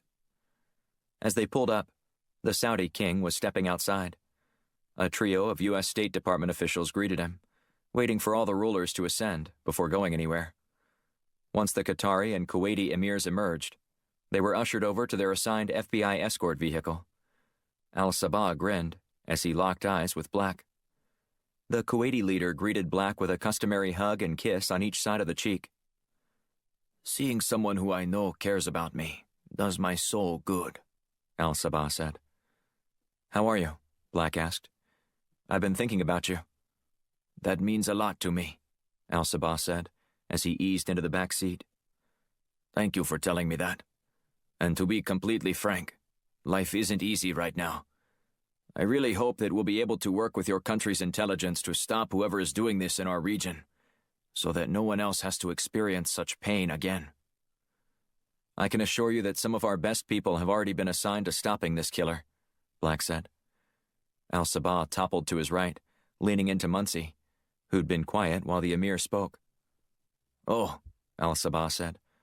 "I wasn't expecting that." Black wanted to remain stoic, but he couldn't help but smile at the emir, who was anything but traditional in the way he led and the way he viewed life. Black couldn't help but admire the man's positive attitude in the face of such tragedy. They crossed the Potomac River before navigating down several surface streets. After a couple minutes, the emir broke the silence in the vehicle. "Is Washington always under construction?" he asked. Rogers shook his head. "Traffic is a constant headache around here, and usually we would be at the White House by now, but since this meeting is unannounced, we don't want to draw any undue attention. We're going to a secret underground location near the Smithsonian." "I've heard rumors of such a place existing beneath the Lincoln Memorial," the Emir said. "Is that where we're going?" "I'm afraid I can't even say it out loud," Rogers said. Their SUV lurched as the driver whipped the wheel to the right, following the team down a smaller two-lane road barely big enough for one car. As they were heading west along the street, a large box van backed out into their path, halting the flow. Black peered over his shoulder and saw that the vehicle in front of them and the one behind had both stopped. "I don't like this," Black said as he looked at the driver. "Just get us out of here, okay?" The driver nodded and rolled his window down. He notified the others what he was doing over their comms. However, before they could move, a van roared up behind them. Gunmen scattered out of the side door and started firing. "Shields, can you tell us anything?" Black asked. "What are you seeing?" She didn't reply. Rogers cursed before picking up a walkie-talkie. "We're under fire," he said. "I repeat, we're under fire on the southeast corner of D and 9th Street, requesting immediate backup." "I'll keep the Emir with me," Black said. "Like hell you will," Rogers said. "You get out there and pick off the hostiles. I'll stay with the Emir." Black sighed and shook his head, but didn't feel like he had any time to fight about who should do what. He pushed open the door, which was immediately peppered by several rounds. He waited until the gunfire stopped before he leaned out and popped off a couple shots. In a matter of seconds, bullets were pinging off every wall on the surrounding residential buildings and bouncing off the SUV's glass. He took another moment to get his bearings and assess the situation. "What the hell are you doing, Black?" Rogers roared as he covered the Emir, who'd crouched low in the back seat. "Get out there!" Once Black was confident where the hostiles were, he jumped out of the vehicle and took aim at the space behind them. About 40 yards away, an armored van was parked horizontally, sealing off the street. Two men positioned at the front and back of the van were trying to lay waste to the trio of SUVs. Black dropped low and took his time, squeezing off a couple shots at one of the attackers' ankles. When Black's second attempt sent the men sprawling to the ground, Black drilled him in the head. Just as Black thought he had a chance to regain control of the situation, more hostiles opened fire, this time from the rooftops. Not only was the FBI escort sealed in, but it had driven straight into a kill box. Black poked his head inside the car. "I don't know if I'm going to be able to hold them off. One hostile is down, but now there are more on the roofs around us." Muncie dove into the car, his chest covered in blood as he gasped for air. "Muncie, where are you hit?" Rogers asked. Muncie mumbled something before going limp. "Damn it," Rogers said. "How many of our guys are still standing?" "I think I only saw one other agent go down," Black said. "I'll do my best to hold them at bay until backup arrives." "We may not have that kind of time," Rogers said. "I can do this," Black said. "Just stay with the Emir and keep him safe. We can't lose him no matter what." "Good luck," Rogers said. Black darted into the street and then rolled onto the ground. He took refuge near the front steps leading up to one of the townhomes. Using the concrete as a barrier, he identified two more shooters on the opposite rooftops. He hit one of them, knocking him backward, which sent the other man seeking more cover to shoot from. A few seconds later, Black heard a gunshot coming from just behind him. He glanced over his shoulder to see Rogers. "I think I got that son of a bitch," Rogers said. "Why aren't you with the Emir?" Black said. "Your primary job is to protect him." "What good am I protecting him if we're all going to be dead in a matter of minutes anyway? You clearly need my help." Black turned around and drilled another man shooting from the rooftop on the near side of the street. He screamed as he toppled over the edge. His body hit the sidewalk with a thud. Then Black glanced toward the vehicle. The passenger side door was open. Suddenly, the shooting stopped. The only noise echoing on the street was that of tires screeching as the armored van peeled away. "Where's the Emir?" Black asked again. Rogers rushed over to the SUV and started cursing. "He's gone." Black set his jaw and glared at Rogers. "This is on you, as well as the idiot who selected this route. Speaking of which, where's the driver?"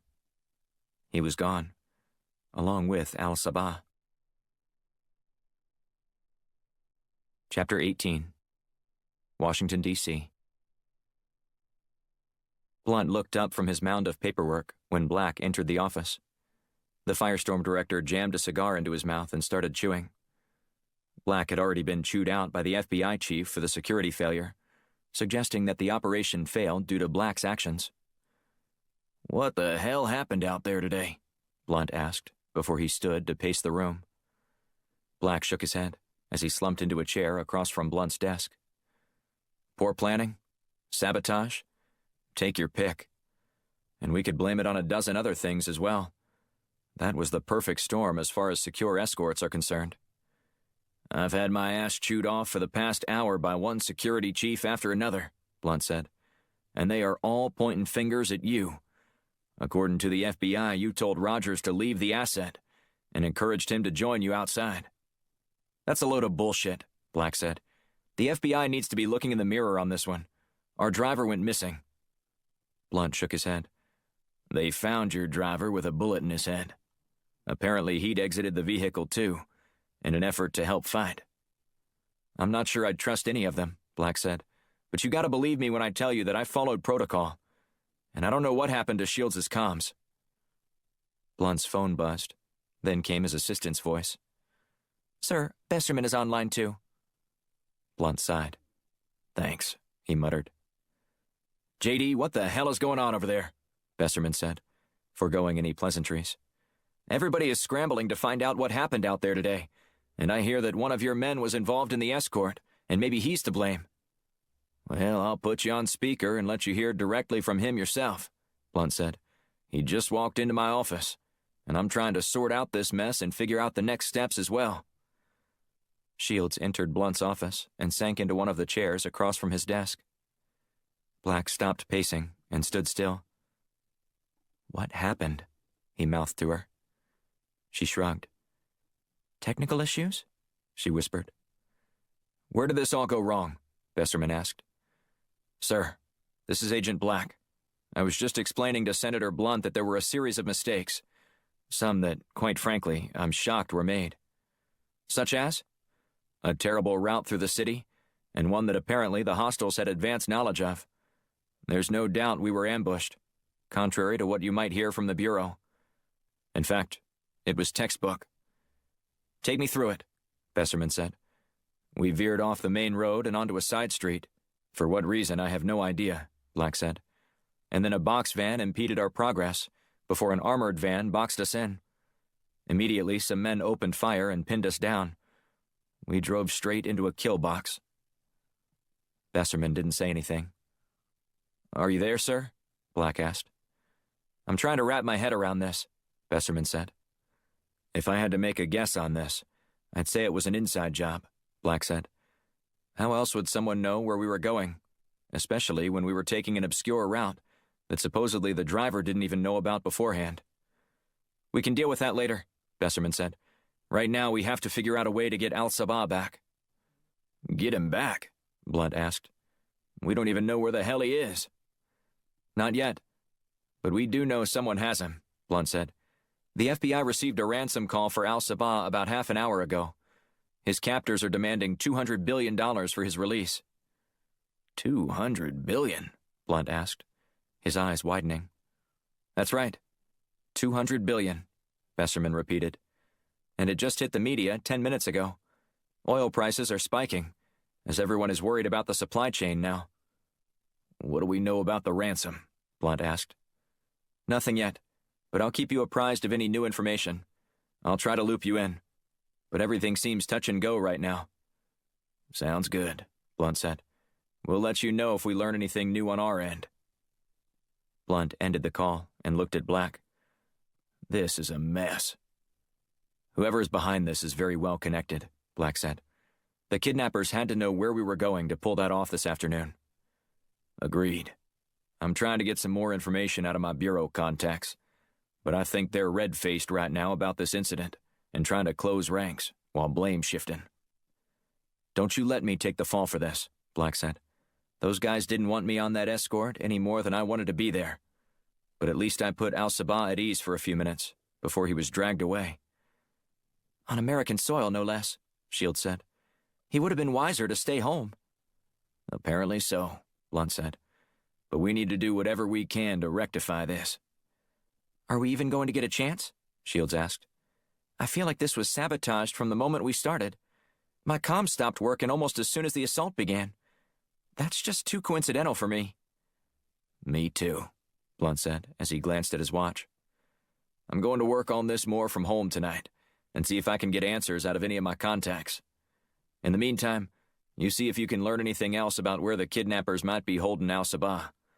I'm afraid the more time that passes without us getting a lead, the more danger we're in of him disappearing for good. Black furrowed his brow. So, you don't think this is about the ransom? Blunt shook his head. There's something else going on here. I have this hunch. I don't know how to explain it. But why would someone go to all this trouble just to capture the Kuwaiti emir? It's not like the same outfit with enough firepower couldn't have done this in Kuwait. It's easier to disappear here, Shields offered. Maybe. But I still think there are other reasons why this occurred on our soil. Stronger media attention? Embarrass the U.S.? Unite the Middle East against us? I'm not sure which of those, if any, could motivate someone to do this, other than money.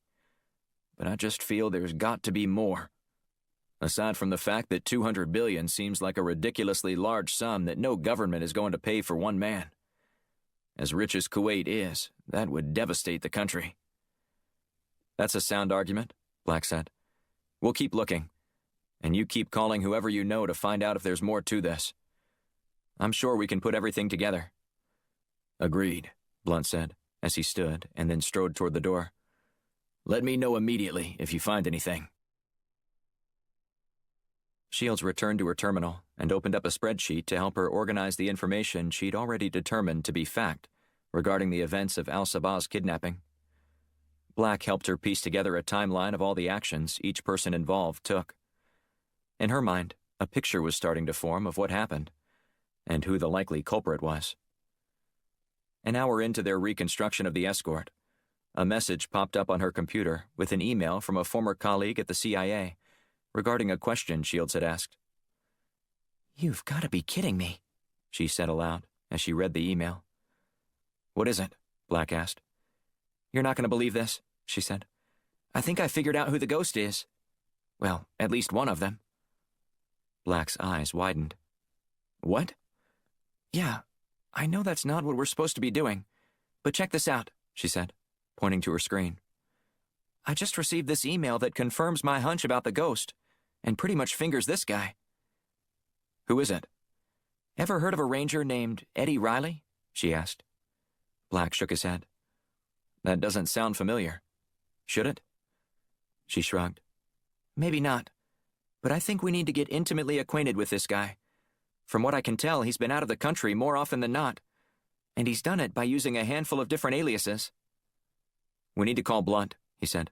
"He'll want to hear about this." "You don't think he'll mind, since we're not poring over Al-Sabah's disappearance?" "There'll be time for that later. Call Blunt." "Okay," she said, as she picked up her phone and dialed her superior's number. The phone rang several times before going to voicemail. "Is he not answering?" Black asked. She shook her head. "No. And you remember the last time he didn't answer?" "How could I forget?" Black said. "Try him again in a few minutes." Shields nodded. Her mind caught up in a torrent of mixed emotions, capturing the ghost and wondering if something had happened to Blunt again. Black's phone buzzed. He picked it up and scanned the screen. "Is that Blunt?" Shields asked. He shook his head. "No, it's Besserman. He wants me working on a joint task force with the CIA and FBI. They've located the Emir, and Besserman wants me on site for Al-Sabah." "You best get going," she said. Black nodded, then hustled toward the door, leaving Shields alone with her thoughts. She dialed Blunt's number again. He still wasn't answering. Chapter 19. Blunt sat in his car while it idled in front of his garage. He pressed a button on the rearview mirror, and the door rolled up. Once it stopped, Blunt eased his vehicle inside and got out. He was in the business of trafficking information, the kind that was difficult to obtain. But he couldn't help but feel like a fireman, rushing from place to place to squelch another blaze that had ignited with the revelation of a new threatening issue. He dropped his keys on the kitchen island and shuffled over to his wet bar. After pouring himself a drink, he headed straight for his favorite sitting chair in the den. But he sensed something wasn't right, and stopped. A reading lamp lit up as he stared at the man sitting in front of him. "Good evening, Mr. Blunt," the intruder said, as he trained his gun on the firestorm director. "What the hell is this?" Blunt asked. The man nodded at the glass in Blunt's hand. "You're gonna need 3 or 4 of those if I explained everything to you. Though I doubt you'd believe it. You better start talking. I don't think you're in any position to make demands of me. In case you missed it, I have a weapon, and you don't." Blunt grunted and threw back his drink. "If you were going to shoot me, you would have done it already. Look, old man, I don't want to be here any more than you want me here. So do us both a favor and keep your mouth shut." Blunt smiled wryly. "I don't know who you think you are, or if that gun in your hand has gone to your head. But you're in my house, and I don't appreciate you breaking in here and acting like you own it. Now I suggest you get out of here before one of my team puts a bullet in your head." The man chuckled. "The file I got on you is dead on. Lots of bravado, but little fight. That pretty much sums you up. If you think a few lines in a profile can capture the depth of my skills or measure the resolve I have, you're a fool. I've been called worse. I'll be calling you a dead one if you don't put that weapon away." The man stood, his frame towering well above Blunt. At 6 feet 5 inches tall, the man smirked as he looked down on Blunt's 6 feet 2 inch frame. "Running your mouth isn't very becoming," the man said. Blunt shrugged. "You think I care about your idle warnings? Like I said, if you wanted me dead, I'd be dead. Relax. I'm waiting on confirmation from my liaison before I pull the trigger." Blunt placed his drink on the granite countertop and slid the glass toward the center. "What are you waiting on?" "I'm a good soldier. I follow orders." "And you have orders to assassinate the head of an intelligence think tank?" "Don't be coy, Senator Blunt," the man said. "We both know that your organization does far more than just advise the intelligence community about what to do." "Maybe I do. Maybe I don't. What else do you know about me?" "I know that you were a corrupt politician when you served on Capitol Hill." Blunt raised his eyebrows. "And who told you this? Did you get that information out of one of those files of yours?" The man picked up his phone and eyed the screen. "Don't worry. I'll end things swiftly for you, as soon as I get the word." Chapter 20. An hour later, Black reunited with his new associates from the FBI, 2 blocks from a warehouse building in an industrial district outside the Beltway. Still smarting from Black's comments after the shootout, Rogers shook his head as he sneered at Black. "You know you're taking the blame for this, right?" Rogers said. "How's it feel to know this is going to spell the end of your career once the president finds out about it?" "Probably not as bad as it feels to know that people are dead because of your mistakes earlier today." "That's not how I saw it." "Of course not. But that doesn't change reality. You screwed up, and now we've tumbled into a diplomatic nightmare. The president might blame me, but he won't once he learns the truth, as opposed to the sanitized version you're peddling." "Knock it off," said an old guy in a suit, who introduced himself as Special Agent in Charge Tom Lanning. "We're all on the same team here, so stop pointing fingers. Let's just fix this." They were joined by a team of CIA agents assisting with the rescue operation. Another older man in a suit barged onto the scene and started directing the mission. Black wasn't keen on the idea of entering into another gunfight with Rogers, and instead volunteered to provide help from the surveillance van. "That's fine," Lanning said. "But as soon as we get Al-Sabah out of there, I want you right there as one of the first faces he sees. He obviously has a strong affinity for you." "Maybe not after what happened earlier today," Rogers quipped. You'd be wise to keep your mouth shut, Lanning said, pointing at Rogers. The operatives piled into 4 SUVs and drove the short distance to the warehouse where Al-Sabah was being held. Black entered the van and took the only empty seat in front of a bank of screens. "What are we looking at here?" he asked as he picked up a comms device and adjusted it to his head. "Agent Norton," a man said as he offered his hand to Black. "And that is Agent Williams."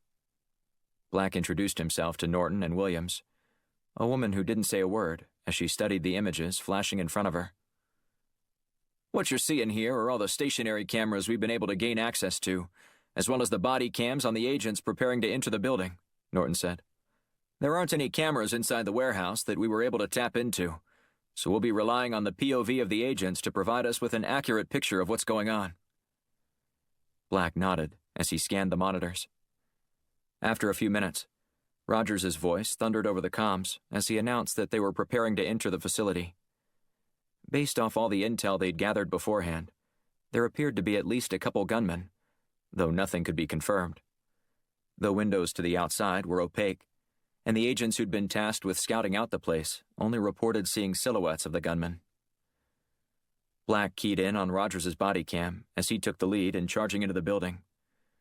As his team neared the door leading to the room where they believed Al-Sabah was being held, everyone approached stealthily. Rogers held up his hand, counting down until a pair of men with a battering ram bashed the door in.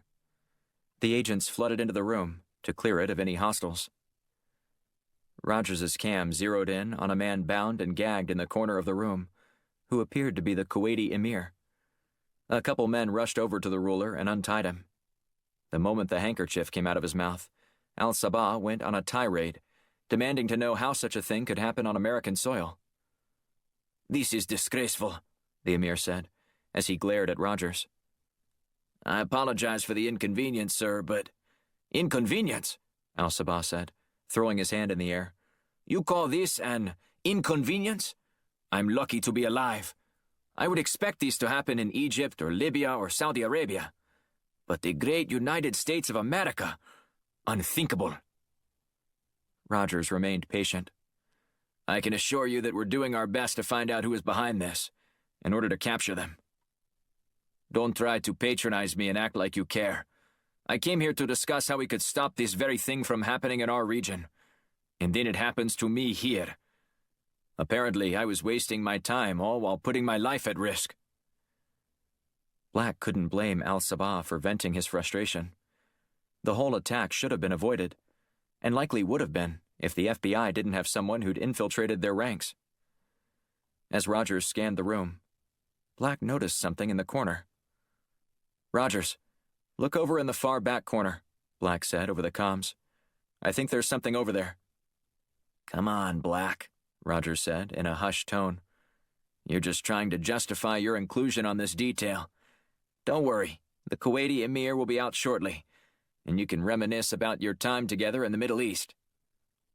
"This isn't a joke. There's something over there. Please, go check it out."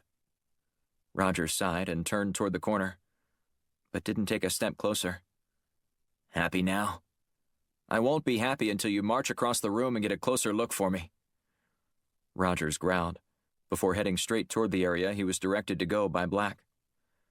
The FBI agent hadn't taken more than 6 steps before Black had seen enough. "You need to get out of there right now," Black said. "That's a bomb." "Are you sure?" Rogers asked, as he continued walking toward the device.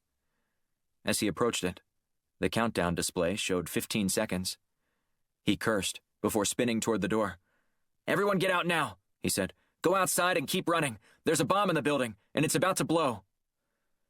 The scene on the body cams appeared chaotic as agents scrambled down the hallway, some of them getting shoved aside as Rogers sprinted past everyone. He yanked one of Al-Sabah's arms and jerked him through the exit. The Kuwaiti leader stumbled as he attempted to keep up with Rogers, who sprinted toward the van. Once they reached the corner of it, a blast erupted, disturbing an otherwise quiet night in Washington.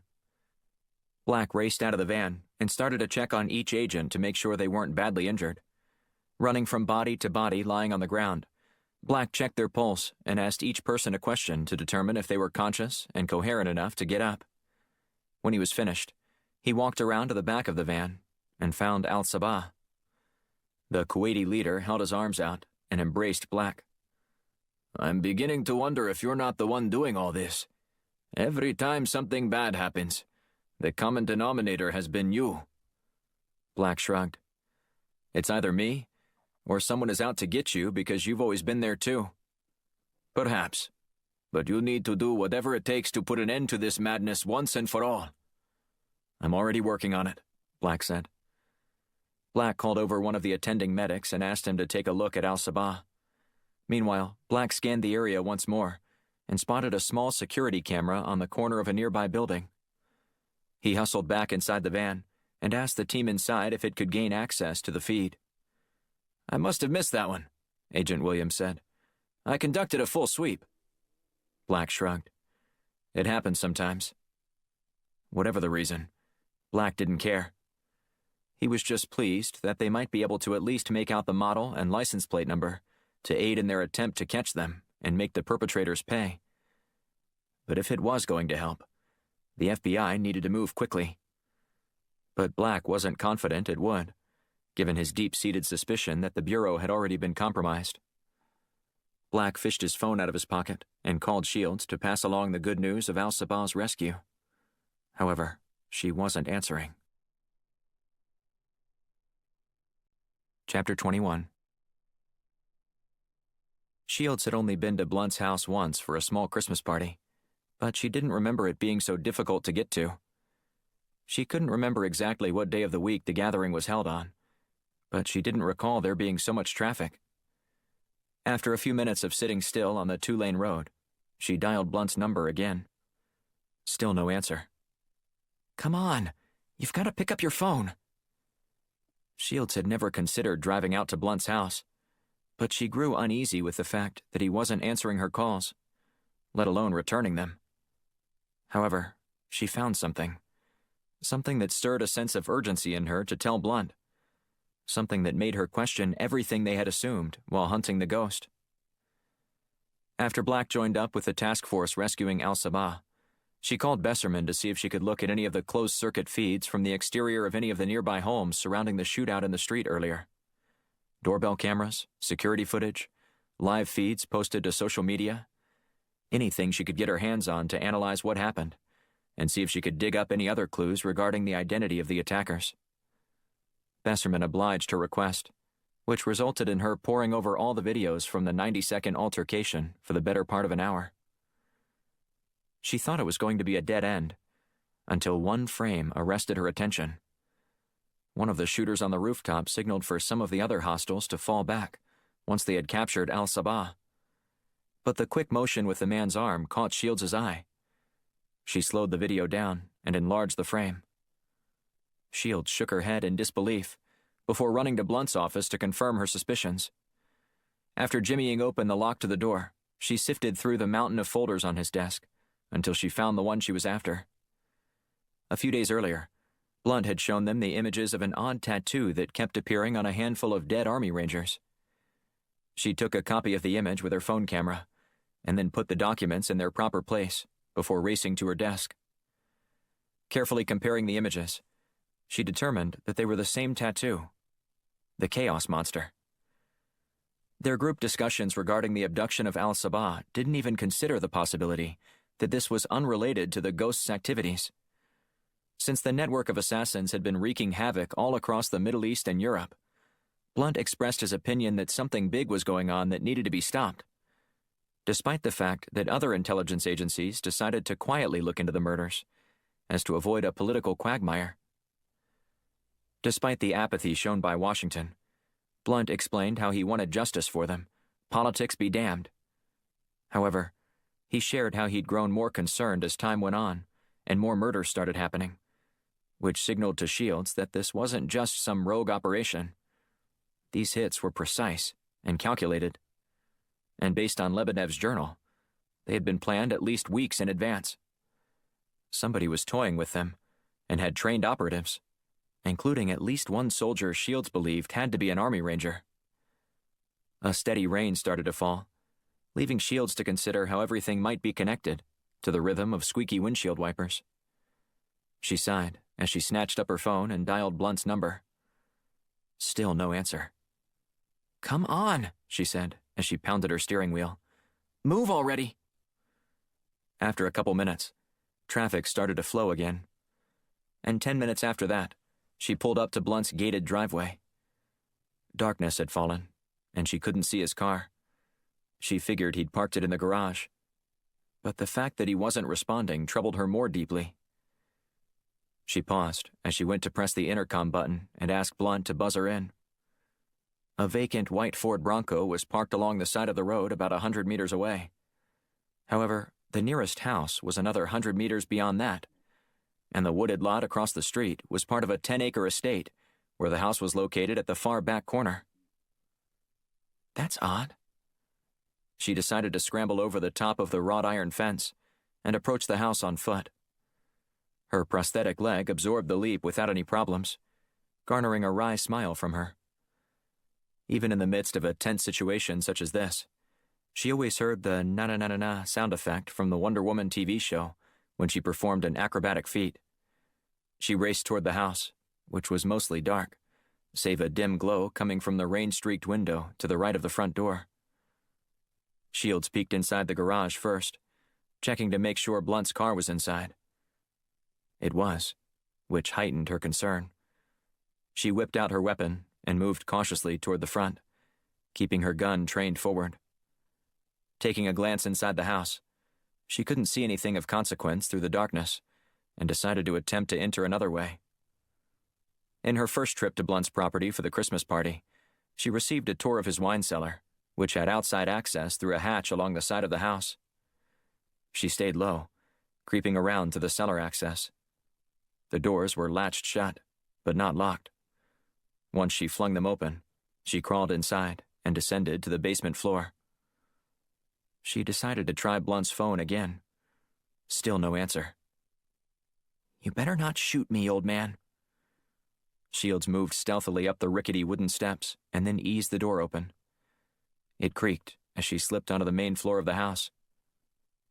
"What was that?" she heard a man say. "There isn't anyone else here, is there?" "Oh, settle down," Blunt said.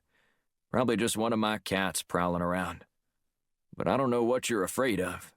You're the one with the gun. Don't play games with me.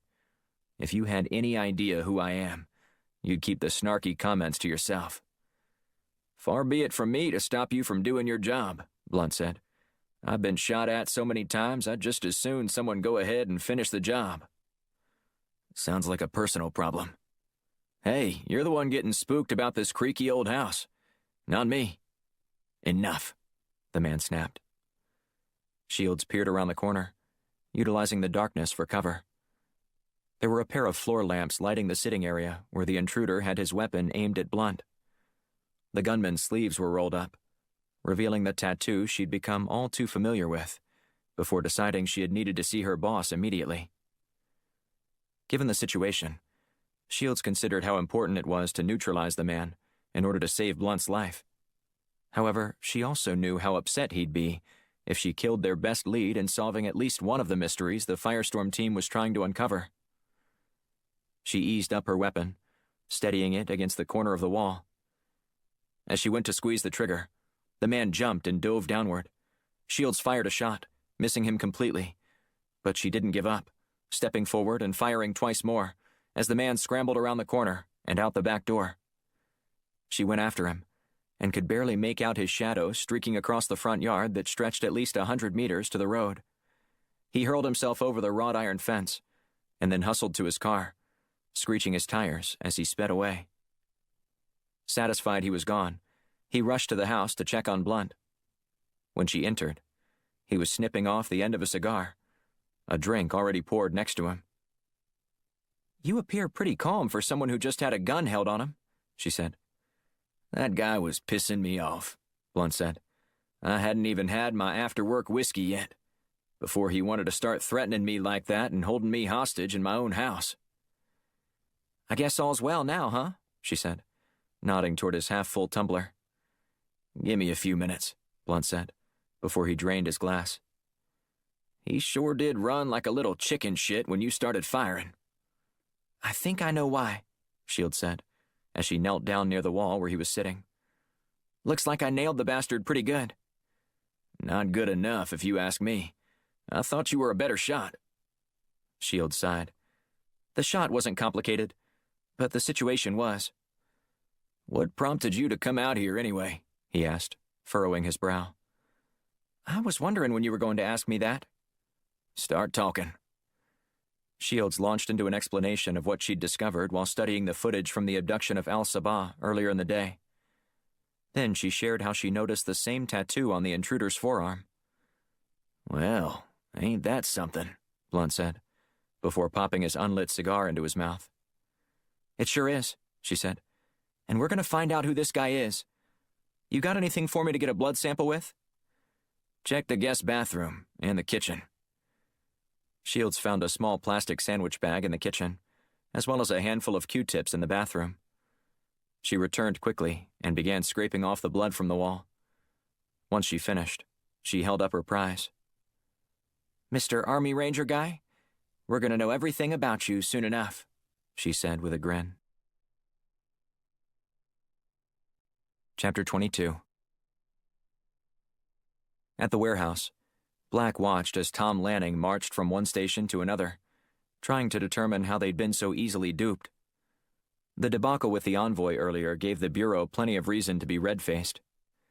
Add the contrived ransom situation with Al-Sabah, and Lanning was on the warpath, searching for answers. Black decided to retreat to the surveillance van to see if the agents had any more information. Lanning is going nuts out there, Black said. It must be a day that ends in Y, Agent Williams said. Black chuckled. You mean he's always this animated? Agent Norton nodded.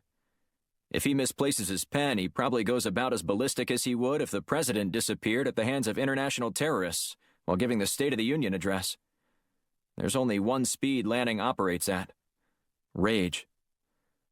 You guys have an encouraging and safe workplace environment? Black asked with a wry grin. Norton slowly turned toward Black and eyed him closely. Why do you think Agent Williams and I enjoy being in the van so much? I can promise you that it's not because of all the wonderful late-night coffee we get during stakeouts. You guys have it rough, Black said. Not as rough as we will if we don't catch the bastards who did this, Norton said.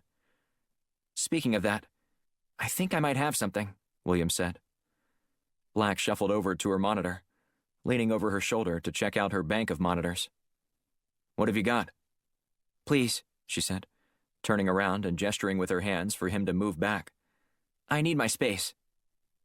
Once he retreated, she continued. I hacked into the company next to us and got access to their security camera, which we all missed earlier. I was able to grab a still of this white SUV speeding away from here about 2 hours ago. It's kind of difficult to make out the tags since some rain got on the camera, but I can put the readable digits in the federal database and cross-reference it with a white Cadillac Escalade. What are you waiting for?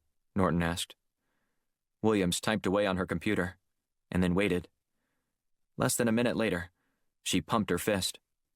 Looky what we have here. Then her shoulders slumped. It's a rental. But it still might be out there on the interstate. Or maybe we can at least see the last place the cameras caught it, Black said. I'm already ahead of you, cowboy, she said, furiously typing on her keyboard. Cowboy? Norton asked. We've been working together for 3 years, and you've never given me a nickname. Just 10 minutes with this spook. I'm not a spook, Black corrected. Special agent? Whatever the hell he is. And you've already bestowed cowboy on him. She snickered as she shook her head. I can't mess with Norton. With a name like that, you don't need a nickname. It's perfect as it is. I appreciate the warm welcome to your team here, Black said. But let's stay focused, okay? Where are these scumbags headed? Still trying to lasso that info for you, cowboy, Williams said with a chuckle. I'm on a roll tonight. Norton picked up Williams's coffee cup and sniffed the lid. Did you spike this thing? She grabbed the cup from him and rolled her eyes. Guys, please, Black said. It takes a minute, she said. No need to spur us on like that when we can't do anything but wait. You're just a regular comedian tonight, aren't you? Norton said. She threw back the rest of her coffee. Thank you. I'll be here all week. Hiding from Lanning. One of her monitors froze, with an image on it, garnering her attention. She leaned forward, squinting as she studied the screen. What is it? Black asked. Did you get a hit? Time to go round 'em up, cowboy, she said as she wrote down the information on a piece of paper before handing it to Black, along with a small metallic device. They're on the Beltway, heading west, just east of Manchester Estates near State Route 5. On it, Black said as he raced out of the door. Lanning was yelling at one of his men when Rogers approached Black. Enjoying this? Black asked, nodding at Lanning. Don't be so smug, Rogers said. He wants to talk with you next. How about we duck out of here and go catch these guys before Lanning slams back a whole bottle of antacid? Rogers eyed Black. You know where they are? All I need is a car. Only if I get full credit. Black shrugged. Fine by me. I don't really care who drives, as long as we catch the bastards. Deal, Rogers said, before gesturing toward his black SUV. They hustled over to it before tearing out of the parking lot and toward the vehicle's last known location on the Beltway. Black didn't feel like making small talk. His mind raced with how to handle taking control of the men with just Rogers, though Black figured they only needed to keep one kidnapper alive. The car roared as Rogers pulled onto the interstate, trying to hit just the right exit. Do you have any comms? Black asked. Rogers nodded. There's a set in the console. Black pulled them out and then slid in the earpiece. Agent Williams, this is Agent Black. Can you see us on your satellite feed? I slapped the tracker you gave me on the car. Picking you up as we speak, cowboy. I think you're about a quarter of a mile behind them, but you should overtake them within the next minute or so, depending on how you drive. Rogers scowled as he glanced at Black. Cowboy? I don't know, Black said with a shrug. She gave me a nickname already. Rogers broke in a hearty laugh. Cowboy? I hope you don't let that go to your head. Agent Williams calls everyone cowboy, and it drives Norton bonkers. And it's a big inside joke between her and, well, everyone else at the Bureau. Norton feigns like he's offended every single time. It's a joke that's grown stale for the rest of us, but they trot it out whenever she needs entertainment. I'm glad I could play a part in bringing her comedic relief, Black said. Now, I think I see their vehicle up there. Rogers jammed his foot on the gas, the SUV lurching forward again as they closed in on the white van. He eased right up behind it, before flipping on his lights. The driver of the van complied with Rogers's directions, pulling over quickly instead of setting off a wild chase, though Black was skeptical whether the situation would stay this way. Have your weapon ready, Rogers said. This could get ugly. Black approached from the passenger side, while Rogers strode up to the driver's door and gestured for the man to roll his window down. As Black peered inside, he was stunned to see a handful of teenagers crammed inside, with crushed cans of energy drinks littering the floorboard, and the smell of marijuana permeating the air. I'm sorry, sir, the driver said. What were we doing wrong? You mind stepping out of the vehicle? Rogers asked. Sure thing, man, the driver said. He got out and jumped back when he noticed Rogers's weapon. Calm down, Rogers said. Hey, man, no need for all that. You can put that thing away. It's a free country. We were just having some fun. I'm not sure what you did tonight constitutes as fun, Rogers said. Playing video games and going on a run for pizza, only to be handed $200 to drive this van around the Beltway for an hour, isn't fun? Rogers sighed. What did you say? Look, some guy gave us $200 each if we just ride around the Beltway for an hour and then park his van back where we met him. If we would have thought it was illegal or something, we wouldn't have done it. Rogers slammed his fist on the hood and let out a string of expletives. Black just glared at the teens, one of whom grinned widely and held up a pair of $100 bills. The rest of them just stared off in the distance, their eyes glazed over. I got $200, the teen said, but that hard-ass was an idiot. I would have done this for free. Black cocked his head to one side. Hard-ass? Yeah, big dude, the braggart said. He was ripped, totally in shape. Crazy tattoo on his forearm, bald head. Had to be ex-military. I would have done anything he commanded me to, and wouldn't have thought twice about it. Black nodded. Ex-military, you say? Yeah, like special forces. The guy was built like a tank. And his tattoo, Black said. What was it of? Like this snake-looking monster. Scary stuff. Black wasn't certain of the kidnapper's background, but based on the description, he knew they were American. And that made the abduction of Al-Sabah all the more interesting. I need to talk with Shields. Chapter 23. Shields tore out of Blunt's property and headed downtown. With the intruder's DNA in tow, she needed an analysis as soon as possible to be able to finger the man. After searching the contacts on her phone, she gave Mallory Kaufman a call. The two of them had worked together on a few previous cases, and Shields always found the NSA analyst helpful for making connections in the intelligence community. Christina, it's been a minute, Kaufman said after answering the phone. I'd love to catch up, but unfortunately a minute is about all I have. What do you need? I have a DNA sample and need results immediately. There's one lab downtown that might still be open, Kaufman said. If you try the service entry, you might get someone. If that someone is Ben, you're golden. Just tell him you're friends with me, and that I sent you over. And if it's not, be resourceful. Show off your legs, or... Oh, I'm sorry, I forgot about... No need to apologize, Shields said. You're not going to offend me because you just remembered that I have a bionic leg. Okay, thanks. Good luck. I'll text you the address. A few minutes after they hung up, her phone buzzed with a message from Kaufman containing the address of the lab. As Shields headed in that direction, she wondered how the two cases were connected. Why would a team of assassins operating in the Middle East, who pick off high-profile targets, suddenly start killing their own? Nothing made sense given everything that she knew, which meant she needed more information. Whatever was happening, she couldn't imagine it being good. She flipped the radio on, which was already tuned to WTOP, where she caught the latest news when she was on the go. The meteorologist made a few corny jokes before throwing it back to one of the anchors. Today was a wild one in Washington as well as in New York.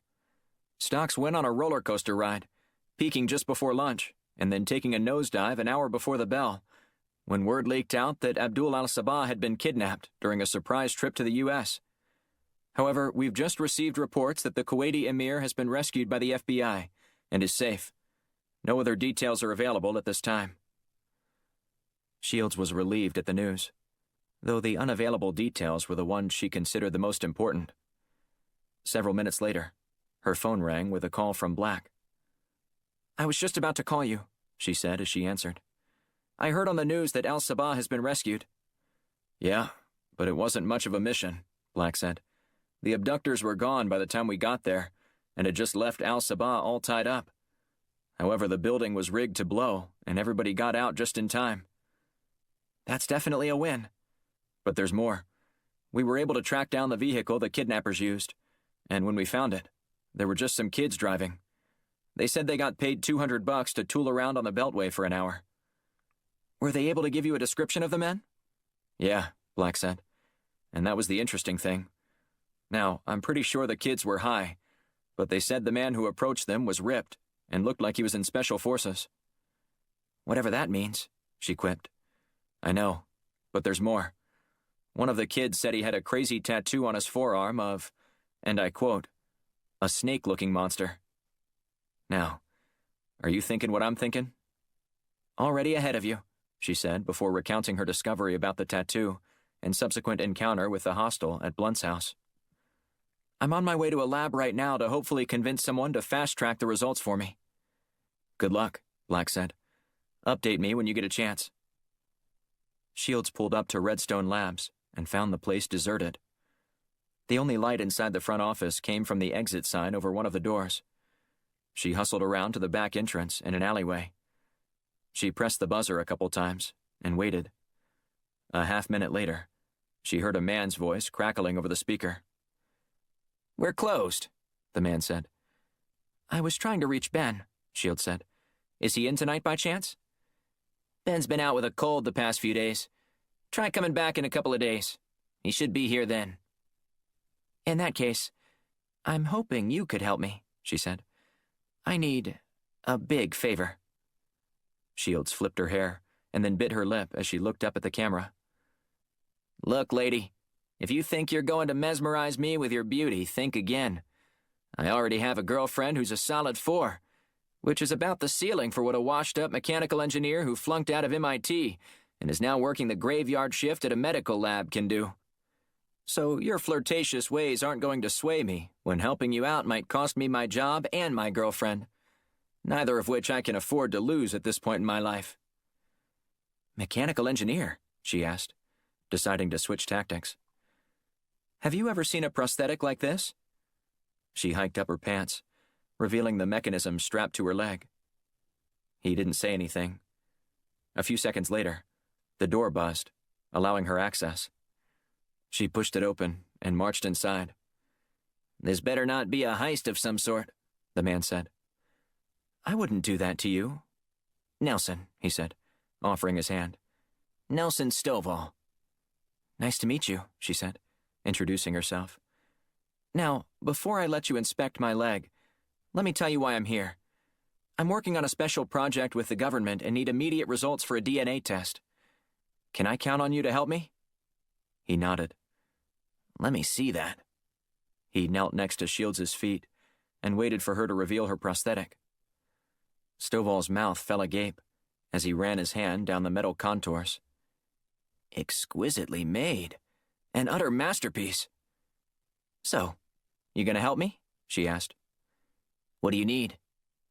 Shields reached into her pocket and produced the rudimentary blood sample she collected. "I need this processed right away." "It'll take a few hours." "I understand, but don't wait around on this. National security is at stake here.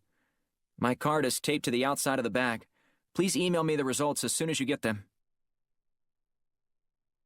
Upon returning to the Firestorm office, Shields spent the next few hours poring over more of the footage to see if there was anything else she might have missed. She analyzed the shots and determined there were 6 hostiles, 2 of which Black and the other FBI agents took out, but 4 others escaped. What she was keenly interested in was whether or not the intruder at Blunt's estate was connected to the kidnapping. He had the strange tattoo, but beyond that, there wasn't anything else that definitively linked the two. Just before midnight, her email dinged with a message from Nelson Stovall at Redstone Labs. She collected all the data and entered it into the FBI database, and waited. After 20 minutes of searching, she got a match. Former Ranger Eddie Riley. She immediately began digging up the file she'd created for him earlier, when she was researching potential suspects. In order to bring him in for questioning, she needed to find anything that would help her locate him. Her initial cursory glance into his life produced little more than standard fare. A military guy to the core, who had been outspoken about his patriotism. He had a wife and a little girl. However, he abruptly retired from the Army about 6 months before his wife filed for divorce, a court record that was sealed. Shields learned that Riley's wife, Alicia Banks Riley, was related to Miles Banks, the wealthiest man in Winchester, and owner of Banks Whiskey, with the slogan, "Liquor you can bank on." The saying never made much sense, which Shields figured was simply an overreach on some marketing guru's part to develop a clever play on words with the company name. Nevertheless, the head-scratching saying stirred plenty of barroom debates over the meaning behind it, further cementing the brand along the eastern seaboard. Shields found their liquor tasty. As she dug through his personnel file, she didn't see the makings of a former Ranger destined to such a drastic career path shift. Sniping enemy combatants in the military wasn't the same as killing civilian targets, and the impetus for becoming such a mercenary would have to be triggered by an event in his life that required a large income boost. Before she started a deep dive into his financials, she entered his image into a facial recognition database. She combed through his records, looking for anything that would indicate perhaps a gambling debt to pay off or a large medical bill. Riley was an independent consultant, advising corporations on how to best manage their on-site security. According to his bank statements, he was paid well, though sporadically. 10 minutes later, she received notification of several matches with Riley's image. Shields snatched up Lebedev's journal off her desk and started cross-referencing the dates with the cities where Riley traveled. Her eyes widened as her original hunch was confirmed. Eddie Riley was the ghost, or at least one of them. Energized by the discovery, Shields continued to research Riley's background. There has to be something else in here we can use against him. Then, she found it. Chapter 24. Winchester, Virginia. Sporting sunglasses and a blue baseball cap, Eddie Riley peered over the top of his newspaper while sitting on a park bench. His daughter squealed as she flew down a slide, hands extended skyward. Her infectious smile and laughter arrested her nanny's attention. The young 20-something woman glanced up from her phone and grinned at Lily, before helping her to the ground after she stalled out at the end of the slide. As soon as she was climbing up the ladder, the nanny returned to staring at the device in her hand. Probably reading about the Kardashians. Riley didn't want to be bitter. He'd seen how a disposition could poison a person, watching the anger eat away at his father after a contested divorce. Yet Riley felt himself heading down the same path, even though he swore he'd never turn out like his old man. Drunk, alone, and hardened wasn't how Riley hoped to be as he entered his 40s. But that's where he was headed if something didn't change. He was doing everything he could to fight it. It's why he agreed to work for Leviathan in the first place. Riley didn't like killing, but he grew to appreciate it for the paycheck it provided. Money he would use to engage the Banks family in court and win back partial custody of Lily, like he deserved. That should be me on that playground with Lily. The court battle over Lily was fierce, but at the time, Riley could only afford his college friend who had a small law firm that mostly handled copyright issues. Meanwhile, the Banks family's army of attorneys from Timmons and Youngblood buried Riley's lawyer under requests that threatened to consume every billable hour he had available for the next 3 months. He eventually quit, leaving Riley to defend himself. Alicia fed the Timmons and Youngblood lawyers everything they needed to push Riley's buttons and make him explode in court. By the time the judge reached her decision, Riley had experienced nearly a half-dozen outbursts, all underscoring the narrative Alicia pushed. Eddie Riley was a dangerous man, both to her and their daughter. The judge retired to her chamber for a total of 5 minutes before returning with her ruling. Alicia won full custody, as well as a restraining order. The only permissible contact between Alicia and Eddie was to discuss alimony checks. Eddie loathed paying Alicia even a dime, given the fact that the Banks family owned such a vast fortune. But he convinced himself that the money was for Lily, the only way he could stomach forking over each month's check. But that was going to change very soon. With the infusion of cash he was about to get for his latest job, he'd be up over $500,000 that he'd squirreled away to pay for the most ruthless family law firm in Virginia, Middleton and Sons. As he was lost in thought, imagining the look on Alicia's face when she lost, Riley's phone buzzed. His eyes widened as he read the message. He took off his sunglasses and went over it once more to make sure he wasn't imagining it. It's really happening. He swallowed hard and pocketed his phone.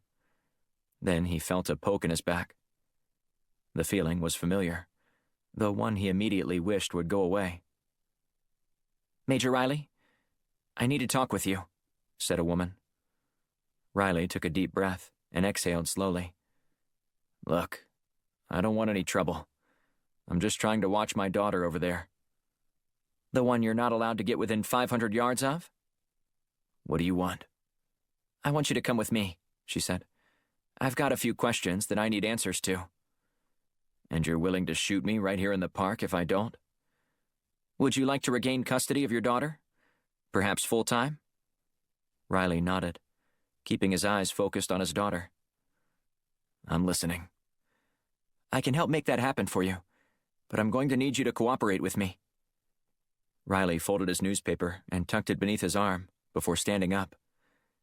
Nice and easy, she said. I don't want to draw any attention to us. I'll do whatever you want if you can get my daughter back for me.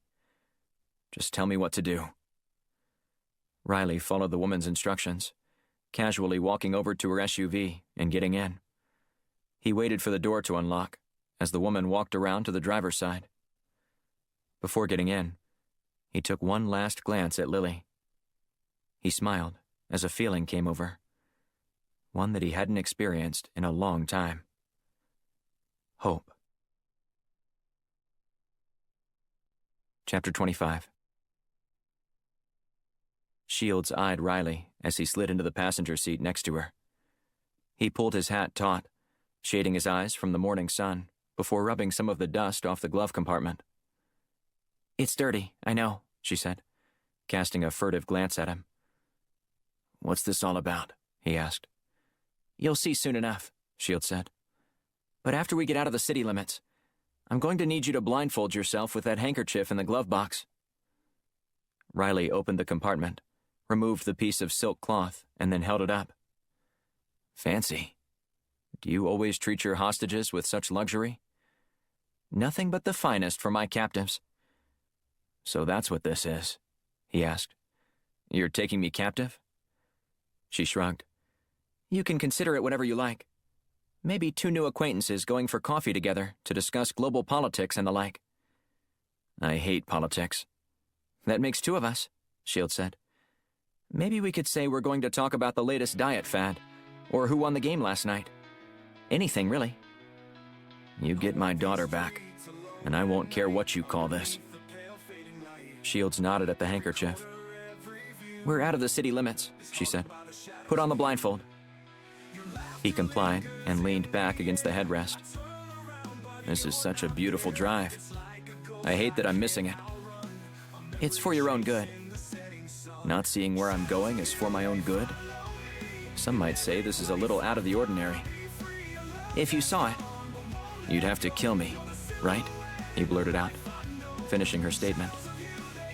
Your wisdom will serve you well when you're being questioned. Just remember that, and you'll be fine. Who's going to question me? You'll meet him soon enough. They drove along for a couple hours in silence before she slowed down and turned off the highway and onto a gravel road, complete with several washboard sections. How are your teeth holding up? She asked as her SUV rattled with each bump. This is the first time in my life when I wish I had dentures. That good, huh? She asked with a smile. She turned and twisted with the road for another 10 minutes before finally coming to a halt.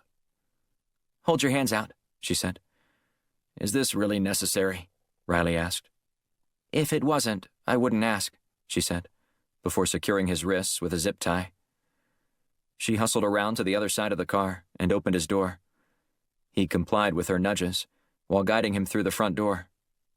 Once inside, she removed his blindfold. Major Riley. Please, have a seat, J.D. Blunt said. Riley settled onto the leather couch and ran his hand across the contours of one of the arms. Luxurious digs you have here. Shields nodded at Black before easing into the corner to watch Blunt's legendary interrogation tactics. I'm sure you understand that we didn't bring you here to discuss furniture, Major Riley, Blunt said. Then quit beating around the bush, Riley said. I'm only here because I was promised that you might be able to help me regain custody of my daughter. Yes, full custody, Blunt said. But you're going to need to do everything we ask of you. I'll need it in writing, along with full immunity for everything I've done and everything I'll have to do, Riley said. Blunt sat down and nudged a file folder across the coffee table toward Riley. Already done. Riley picked up the documents and perused them for a moment. He shrugged and then signed at the end. When he finished, Blunt collected the papers and handed them to Black. Make sure those are all in order. After about a minute, Black nodded knowingly at Blunt. All right, Major Riley, Blunt said. It's time to start talking. You can start off by telling us how you became the ghost. Riley cocked his head and furrowed his brow. The ghost? Is that what you people call me? Blunt shrugged. Originality isn't always the intelligence community's strong suit. Riley chuckled. I never considered myself a ghost, especially now. It's hard to see a ghost, but here I am. We know there are more than one of you, Shields said as she stepped forward. Yes, I'm a member of a network, which I'm assuming you already know all about, Riley said. Tell us more about it, Blunt said. Who's behind it? I don't know. Blunt narrowed his eyes before grabbing the file and holding it up. This is only subject to you telling us everything we want to know. And I mean everything. Riley drew back. I swear, I don't know who runs this organization. I had a buddy from the Rangers approach me when he heard I needed some cash to hire a big law firm to get my daughter back. That's all. Who's your buddy? Blunt asked. Lance Orm. But he's dead now. Died in a freak automobile accident a few months ago. Blunt slapped the folder down on the coffee table. How do they contact you to let you know about your targets? It's not really targets, per se. They contact me about a mission. They call them expeditions. And how does that work? Riley bit his lip and shook his head subtly. Look, I know you want to take these guys down, but I gotta warn you that they're dangerous. Very dangerous. Blunt didn't flinch. How does it work? It's real simple. I got a key delivered via express mail for a locker at some place in the city. I go there and get instructions on what to do. I've stipulated that all my assignments are to take place overseas, but I recently had an assignment locally. Blunt grunted. Locally? Okay, well, since we're being open here, I'm assuming you know that was me at your house, Senator. You wouldn't likely be here otherwise, Blunt said. You screwed up. Didn't expect a sharpshooter to spray your DNA all over the wall, did you? If they were that sharp, they wouldn't have missed, Riley said. Shields bristled at the comment. If I wanted you dead, you'd be dead. Oh, so it was you, Riley asked. My chauffeur. If I would have known that. I wouldn't try to puff your chest out if I were you, Blunt said, wagging his finger at Riley. Now, what else can you tell us? Once I get the expedition instructions, I travel somewhere, and when I reach the destination airport, I get all the details on the target. And how many of you are there? Blunt asked. Honestly, I couldn't tell you. Like I said, I don't even know who's in charge of this thing. Blunt stood and started to pace around the room. Do you have any current assignments? Riley shook his head. The last one I had was you. A quick local one-off job, according to the note I received. Do you have a way of contacting your handler? Blunt asked. Only in an emergency. Blunt pulled a cigar out of his pocket and snipped off the end. Well, consider yourself in an emergency. Chapter 26. Washington, D.C. Black wheeled the surveillance van around the corner of 16th Avenue and Euclid Street, due north from the White House.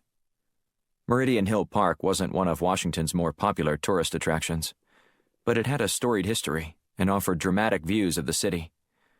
And due to all the nooks and crannies surrounding the garden architecture, there were a plethora of spots to pass information in public without drawing any scrutiny.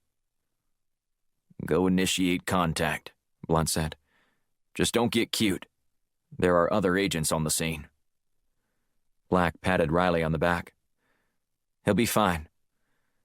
Riley slid open the door of the van and ventured into the park. Using a pair of binoculars, Black followed Riley's path, noting that he sat down on a bench in the southeast corner of Meridian Hill. Seriously? Shields blurted out. What are you seeing that I'm not? Black asked. A white chalk mark on the bench, she said. Doesn't anybody get creative anymore? Riley opened up a copy of the Washington Post and appeared to read it for a few minutes, before folding it up and then walking away. "Now the real fun begins," Shields said. "You call stakeouts fun?" Blunt asked, as they watched Riley head toward the van. "This is what I consider torture. I'd tell you anything you wanted to know, rather than be subjected to a stakeout." "That's because you don't know how to make a game of it," she said.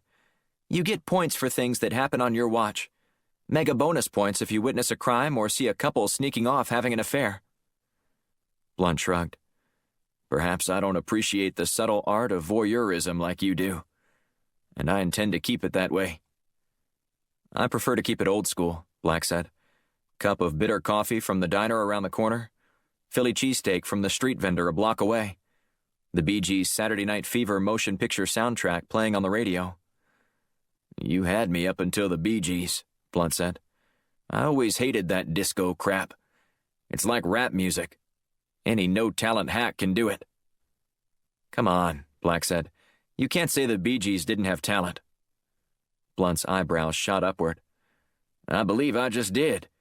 Give me the smooth baritone voice of Johnny Cash any day of the week over some scraggly ragamuffin who sounds like someone has his underwear lodged in a most uncomfortable position." Black chuckled as he opened the door for Riley. "Did I miss something?" Riley asked. "Just an honest assessment of the Bee Gees from our resident music critic." "I hate the Bee Gees," Riley said. "Better watch out, Black," Blunt said. "This guy here might take your job." "So now what?" Black asked. Riley placed the newspaper on the console. "Now, we wait." "Wait for what?" Blunt asked. "If someone from Leviathan wants to engage with me, they will make a mark on the bench by noon the following day. And then the day after that, I'll go to a prescribed location by noon, dependent on the color of the chalk." "So nothing for you to do the rest of today," Blunt said. "Let's go and leave these two to do the real work." Black escorted Blunt and Riley over to an SUV driven by Brady Hawk, another Firestorm agent who was between assignments and had volunteered to assist on the operation. Once everyone was seated, Black handed Riley a blindfold and told him to put it on. "While you're driving them back to the safe house, don't dare play any disco, unless you want to make Blunt grumpy," Black said. "Don't worry about that in this car," Hawk said. "If we do any 70s music, it's classic rock all the way. A little Bob Seger, Lynyrd Skynyrd, Led Zeppelin. I've got a playlist queued up and ready to go whenever the mood strikes." "The mood is striking me now," Blunt said. "All I hear is that falsetto screeching in my head right now." "Roger that," Hawk said. Black closed the door and slapped the side a couple of times before watching the vehicle pull into traffic. He returned to the van and started the stakeout. "Who peed in Blunt's cereal this morning?" Shields asked. "I don't know, but at least we can conduct our stakeout the way we want," Black said. She pulled out her camera and zoomed in on the location. "What do you see?" he asked. "Nothing yet," she said. "Maybe you should get me one of those crappy cups of coffee, since we're going to be here a while." As each passerby walked, jogged, or ran near the bench, Shields captured their face using her zoom lens. Then she used facial recognition software to identify the individuals in the FBI's database. Every name was then passed along to Mallory Kaufman, who agreed to help monitor phone calls of the potential suspects until midnight. Each person seemed rather benign. When they finished, Black shook his head and smiled. "What's got you over there grinning like a possum eating a sweet potato?" she asked. "A what?" "Never mind. I was just thinking about the fact that we probably discovered the largest concentration of saints in the city," he said. "Everyone who's walked by that bench so far belongs to the biggest collection of people who have never as much as pondered breaking the law. I don't even think anybody had as much as a parking ticket." "You're right," she said. "We caught a librarian, a hairstylist, a dog walker, a kindergarten teacher, a museum curator, and a traffic cop. And not a single one of them jumps out to me as someone who might be filling up his or her coffers from a secret group of assassins." By midnight, they were on their way home when Kaufman's number popped up on Shields' cell phone. "I'm putting you on speaker," she said. "I've got Agent Black with me." "Great," because you'll both want to hear this," Kaufman said. "I didn't think we were going to get anything, but about a half hour ago, Will Paxton made a strange call to a burner phone. The only thing he said was, 'The litter box needs to be changed,' and then hung up. I'm sending you his address." "I appreciate your help on this one," Shields said. "It's always good to have a friend at the NSA." Shields ended the call and then glanced at Black. "Will Paxton. Which one was he?" "The dog walker." "If I had to bet, I was going to put my money on the librarian." "Really? Librarians truly are saints." Shields shrugged. "We'll corner him in the morning and hope that leads somewhere." Black and Shields were standing on the sidewalk outside Will Paxton's apartment when he emerged just after 8:30 a.m. He was arranging a handful of leashes and didn't see the two agents. "Got a busy morning?" Black asked. Paxton looked up for the first time since he had exited his building. "Little guys need their exercise." He returned to his sorting and then walked with his head down, unaware that the two strangers hadn't moved. Paxton bumped into Black and bounced backward. "Excuse me," Paxton said. "I'm sorry. I didn't know you were still standing there." "We need to talk, Will," Black said. Paxton furrowed his brow. "How do you take care of cats?" Shields asked. What?" Paxton asked. "Simple question, Will. Do you walk cats?" Paxton scrunched up his nose and drew back. "Cats? Have you ever seen a cat walker?" "No, but I've only seen dog walkers in commercials," Black said. "That's the only way I know that's a thing." "You need to get out more," Paxton said. "So, I'm confused. Do you need someone to take care of your cats?" Black grunted and shook his head. "I'm a dog person."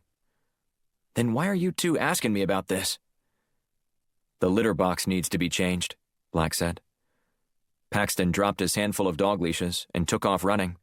He darted out to a sizable lead with his surprise dash.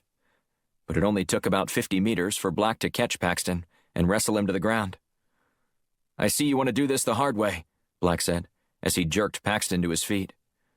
"Look, I don't know what you're talking about," Paxton said, raising his hands in surrender.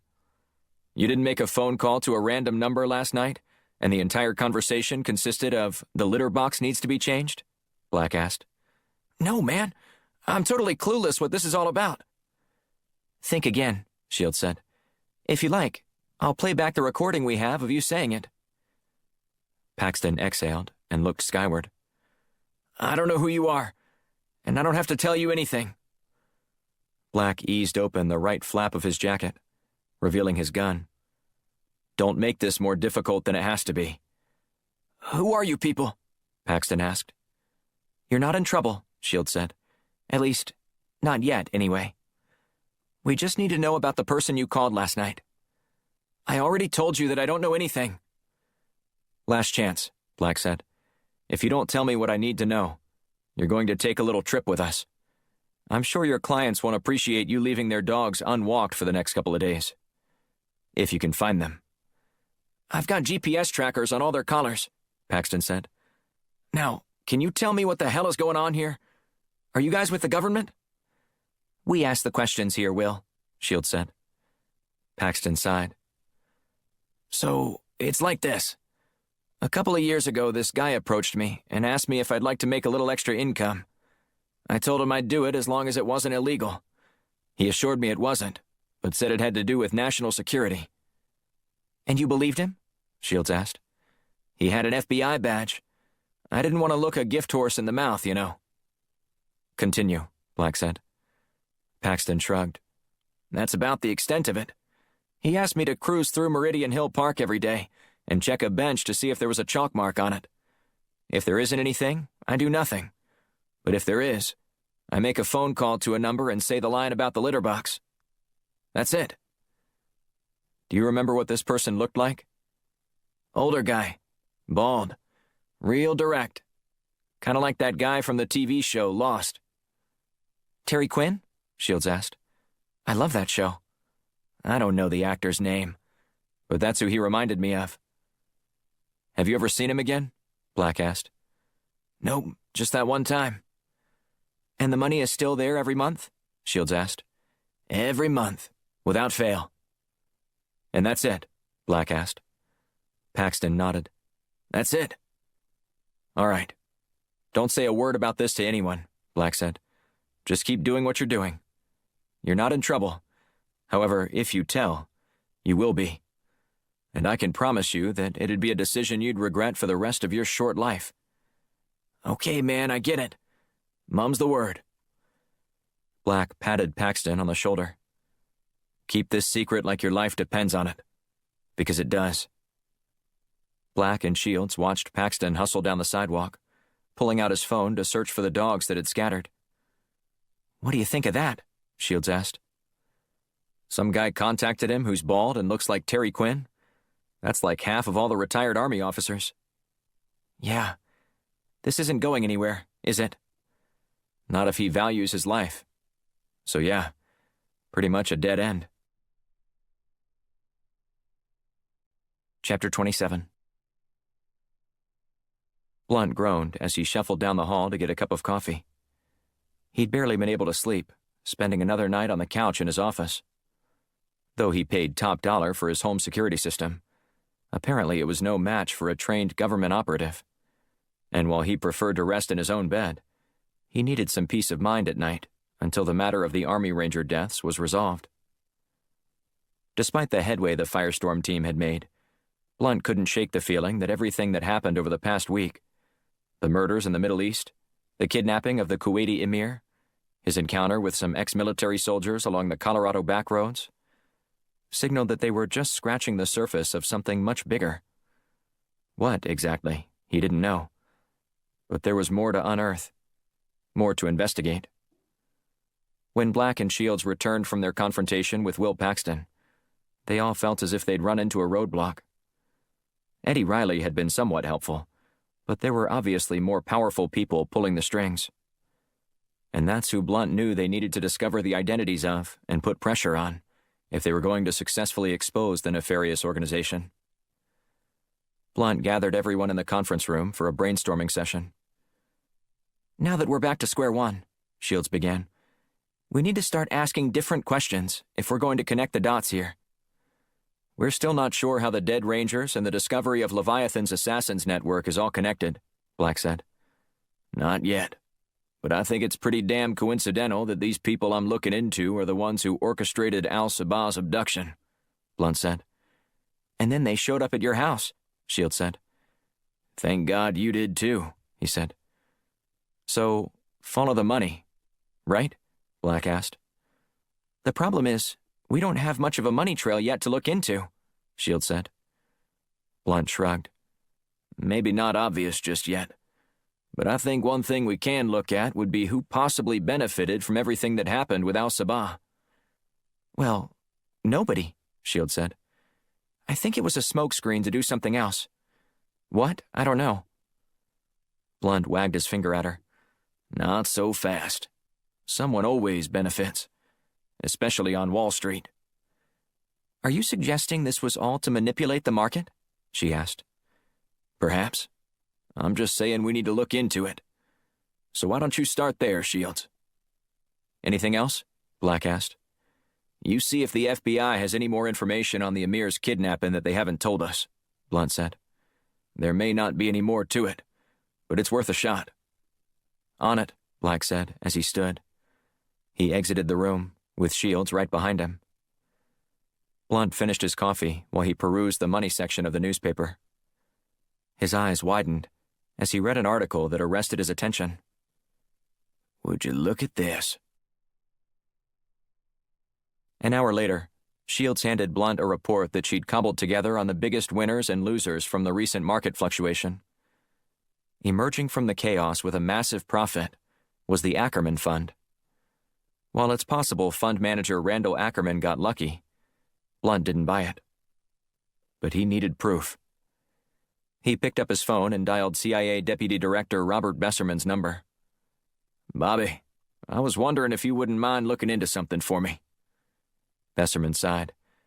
You know I'm always getting into trouble with you when it comes to your favors. No, you're not getting trouble, Blunt said. You're getting to the bottom of things. Uncovering the truth. You know the truth always creates problems, Besserman said with a chuckle. I'm well aware, but that's not going to stop me. Of course, Besserman said. What do you need from me? We've hit a roadblock on our end, and we're trying to dig in and find out who else might have benefited from the Emir's kidnapping, Blunt said. And seeing how the market went on a roller coaster ride, we noticed a few funds made a small fortune. One in particular. And we're hoping you can help us look more into this. We want to know when the trades were placed and who placed them. Which one is jumping out at you? The Ackerman Fund, Blunt said. All right, I'll get someone on this right away and get back to you. An hour later, Besserman texted Blunt, notifying him that the information he requested had been emailed over.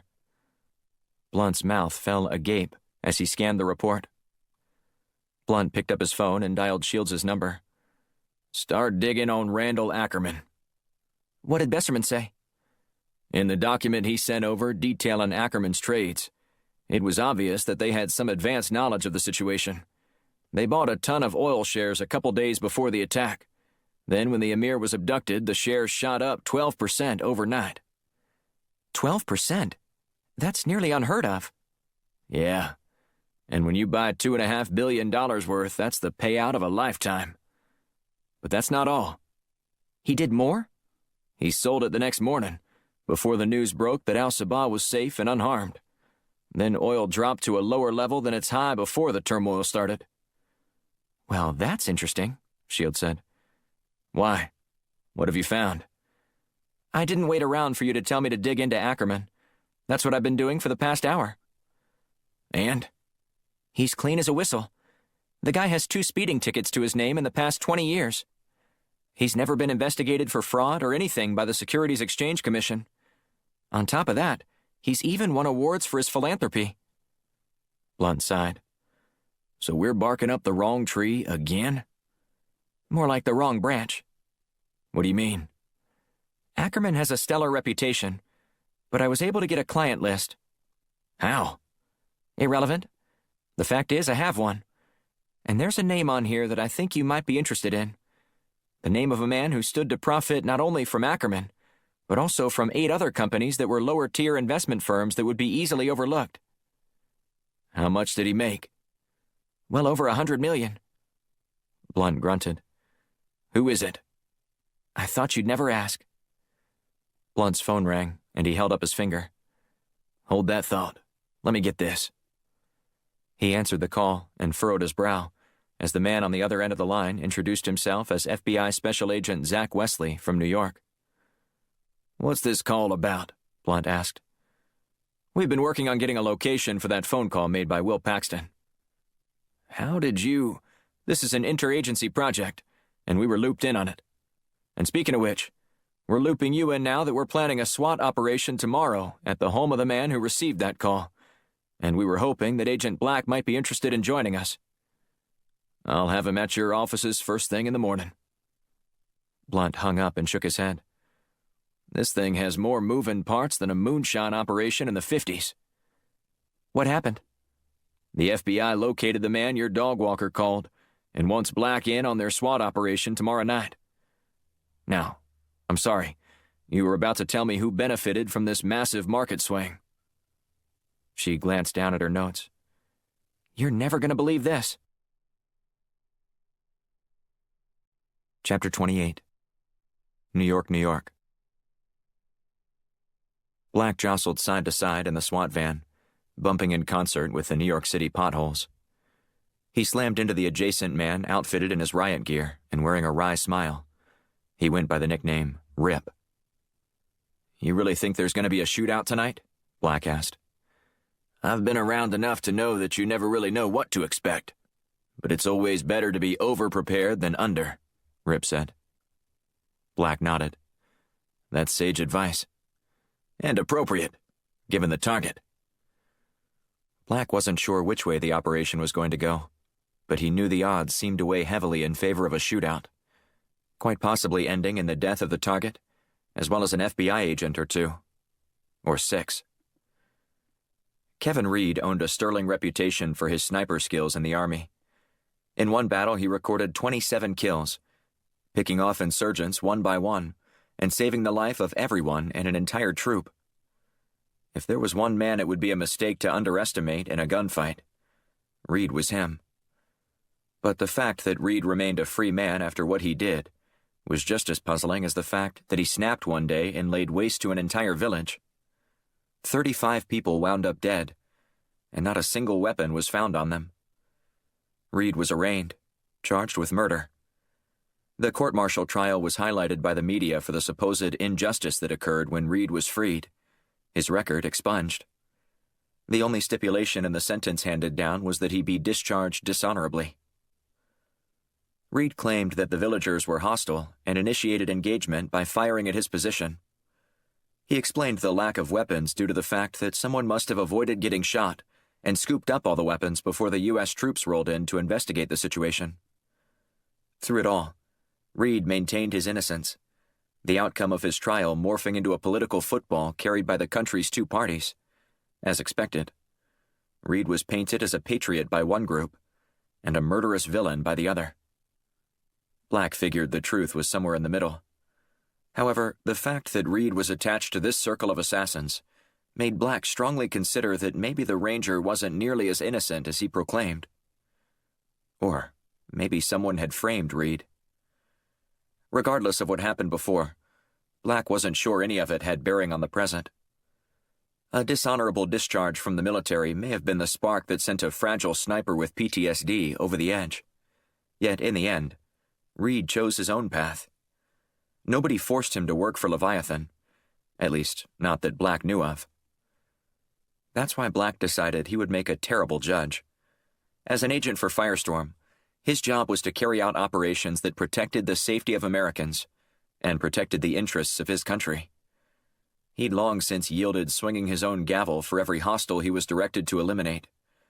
It was better this way. Cleaner. Simple. Straightforward. Black and the rest of the SWAT team members jerked back and forth as the van came to a halt. Moments later, the field agent and leader of the operation, Marshal Dixon, flung open the doors and beckoned everyone to come out. Black fell in line, only to feel a firm hand to his chest after he jumped onto the ground. "Not you, Agent Black," Dixon said. Black stepped back. "I can help with this guy." "I'm sure you can, and that's why I want you out here for when we bring him down." Black shook his head and pursed his lips. "You could have told me this earlier. I didn't come all the way up here to New York to be a spectator." "This isn't a debate, but you're free to leave at any time. I just thought since you were a part of this interagency case, you might be interested in helping us see it through to the end. Maybe I was wrong." "I'll stay, but only to prove you wrong." "Whatever it takes to keep you here, right?" Dixon said, huffing a laugh through his nose. Black sneered at Dixon before he hustled off to get the rest of the team organized for the operation. A woman sauntered up next to Black and handed him a cup of coffee. He glanced at the FBI credentials hanging around her neck. "Agent Hudson," she said. "You must be the infamous Titus Black." "What gave it away?" he asked. "The fact that I'm not in riot gear like the rest of the team? Or the fact that I'm sidelined while they run headlong into danger?" "Probably a combination of the two," she said. "And I've never seen you before. I'm no Einstein, but I started to put two and two together." "Thanks for the coffee," Black said, as he handed it back to her. "But you're going to need to hold this while I run up there." She chuckled. "What's so funny? You think you're going to get a chance to speak with him?" Black shrugged. "I don't know, but I guess I was hoping to. That team is loaded for bear. They're not about to let you go into that building and chat up the target. They won't be satisfied until they have a dead body to take back to headquarters." "We'll see about that," Black said, before breaking into a dead sprint. He slipped inside the door and up the stairwell, following the rest of the team. Rip was bringing up the rear and shot a glance over his shoulder when he heard more footsteps. "What the hell are you doing here?" Rip asked Black. "I'm trying to help. I think Dixon made it clear that you're going to be more of a liability here. Go back down and wait by the van." Black nodded and acted as if he was turning around, before storming up the steps and trying to insert himself in the operation. "Get this clown out of here," Dixon said. A pair of SWAT team members grabbed Black's arms and shoved him down the stairs. When he reached the landing, he hesitated for only a second before making another attempt at ascending again. Yet Rip connected with Black's jaw, hitting him squarely and sending him staggering down the steps. "Don't even think about it," Rip said as he watched Black grab the railing for support. Black rocked back and forth on his heels before launching another attempt. But before he reached Rip, an explosion rocked the building.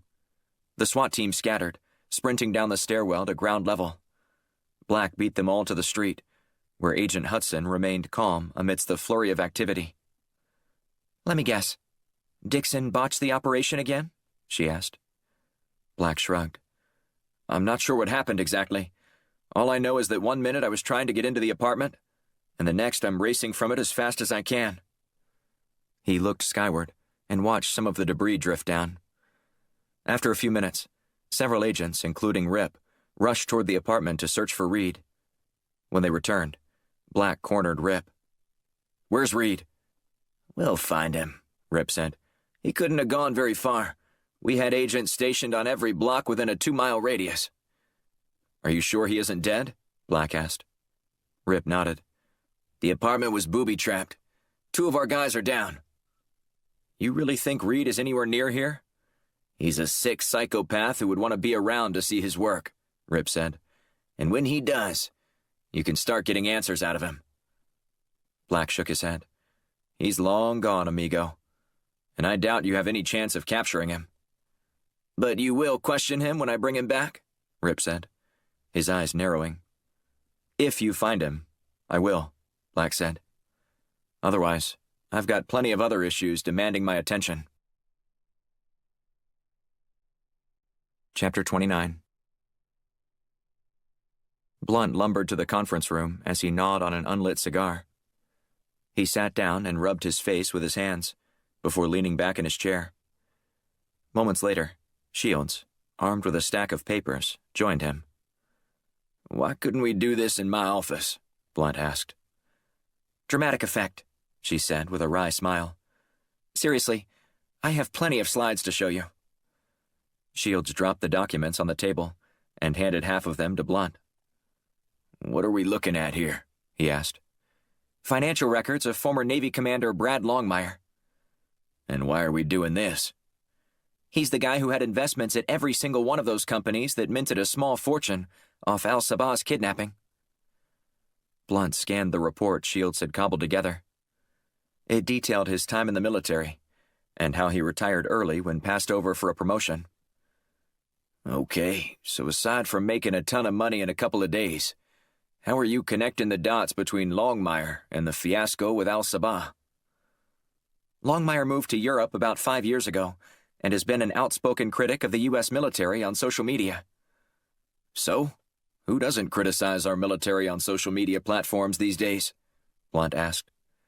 "Hell, our own members of Congress like to take partisan potshots at the military." "I culled some of Longmire's more recent postings," Shields said.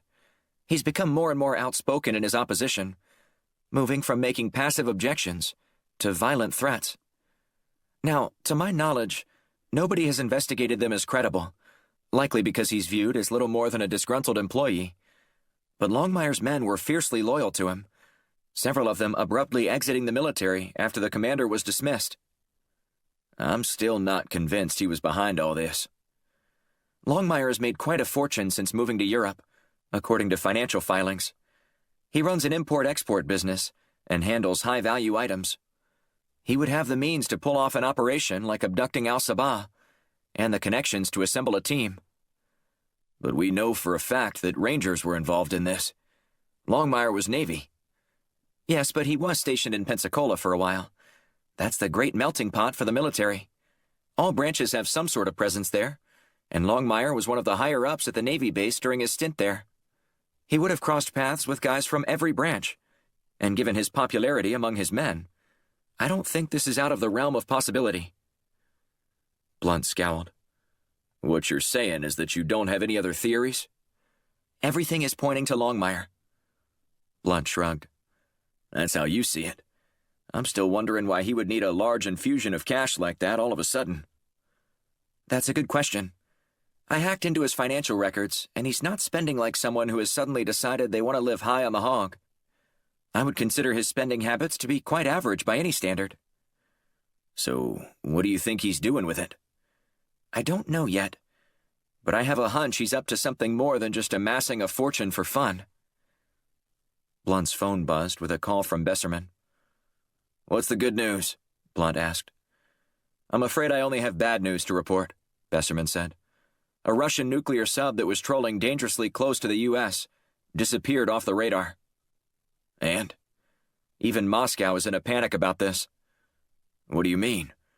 They are acting like they didn't have anything to do with it? Even more curious, Besserman said. They've solicited our help in locating and destroying it. Destroying it? Yes.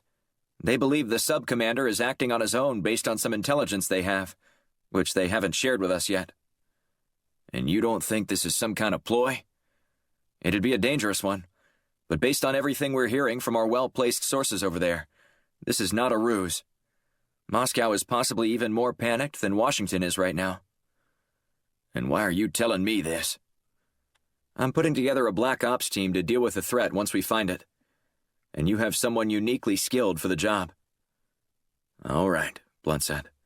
I'll let him know. In the meantime, did those financial records help you figure out who is behind Al-Sabah's kidnapping? We only have theories at the moment, but they're rapidly developing. I'll keep you up to date when we have something more concrete. Blunt hung up and sighed. Then he had a thought that lit up his eyes. Tell me more about Longmire, he said. Chapter 30. President Conrad Michaels read over his notes again, checking for any word combinations that might make him stumble, or pronunciations that were challenging. He hated getting mocked by late-night television comedians, and didn't want to give them any easy material. While many pundits credited Michaels' victory in the recent general election to his speech-making prowess, he hated public speaking. His real strength as commander-in-chief was how he diplomatically handled both his foes and friends. The gala tonight epitomized his ability to strike a tone that resonated with both sides of Washington's contentious political aisle. Both Democrats and Republicans alike would be gathered to raise money for a private program that helped rehabilitate the homeless. A knock at his door interrupted his concentration before an aide stuck his head inside the room. "Are you ready, Mr. President?" "Almost." "You're scheduled to be on in 2 minutes." Michaels nodded. "I'll be ready then." He coughed a couple times before clearing his throat. He glanced over the speech once more before taking a deep breath and opening the door. In the hallway, his team of assistants fussed over him. One of the aides from his campaign rushed over and straightened his tie. "The next election cycle is fast approaching, and we can't have any sloppy appearances," the man said. Michaels put his hand up. "Whatever you need to do to make me look dashing for the public." Another one of his aides spoke up. "Sir?" "Yes?" "Are you sure you still want to do this? I mean, there's still time to tell the event organizers that you fell ill." Michaels furrowed his brow. "I'm fine. It's just a cold." The aide, shaking his head to Michaels's left, sighed. "What is it, Jeffrey?" Michaels asked. "This is why you need to be using your hand sanitizer immediately before and after these events. Everyone wants to touch the president, and then they pass on their sickness to you." "I'm fine. It comes with the territory." The woman managing the stage activities welcomed Michaels and briefed him on what was about to happen. Michaels nodded and looked down at his papers. A few moments later, the MC announced the president and invited him on stage. Michaels strode out, waving to a crowd that hadn't waited more than a second to give him a standing ovation. Sit down, Michaels said, gesturing for everyone to have a seat. "I haven't cured cancer or anything like that." The crowd ignored his pleas, only escalating its thunderous applause. All right. That's enough. You guys knock it off. We're all here for a good cause tonight, right?"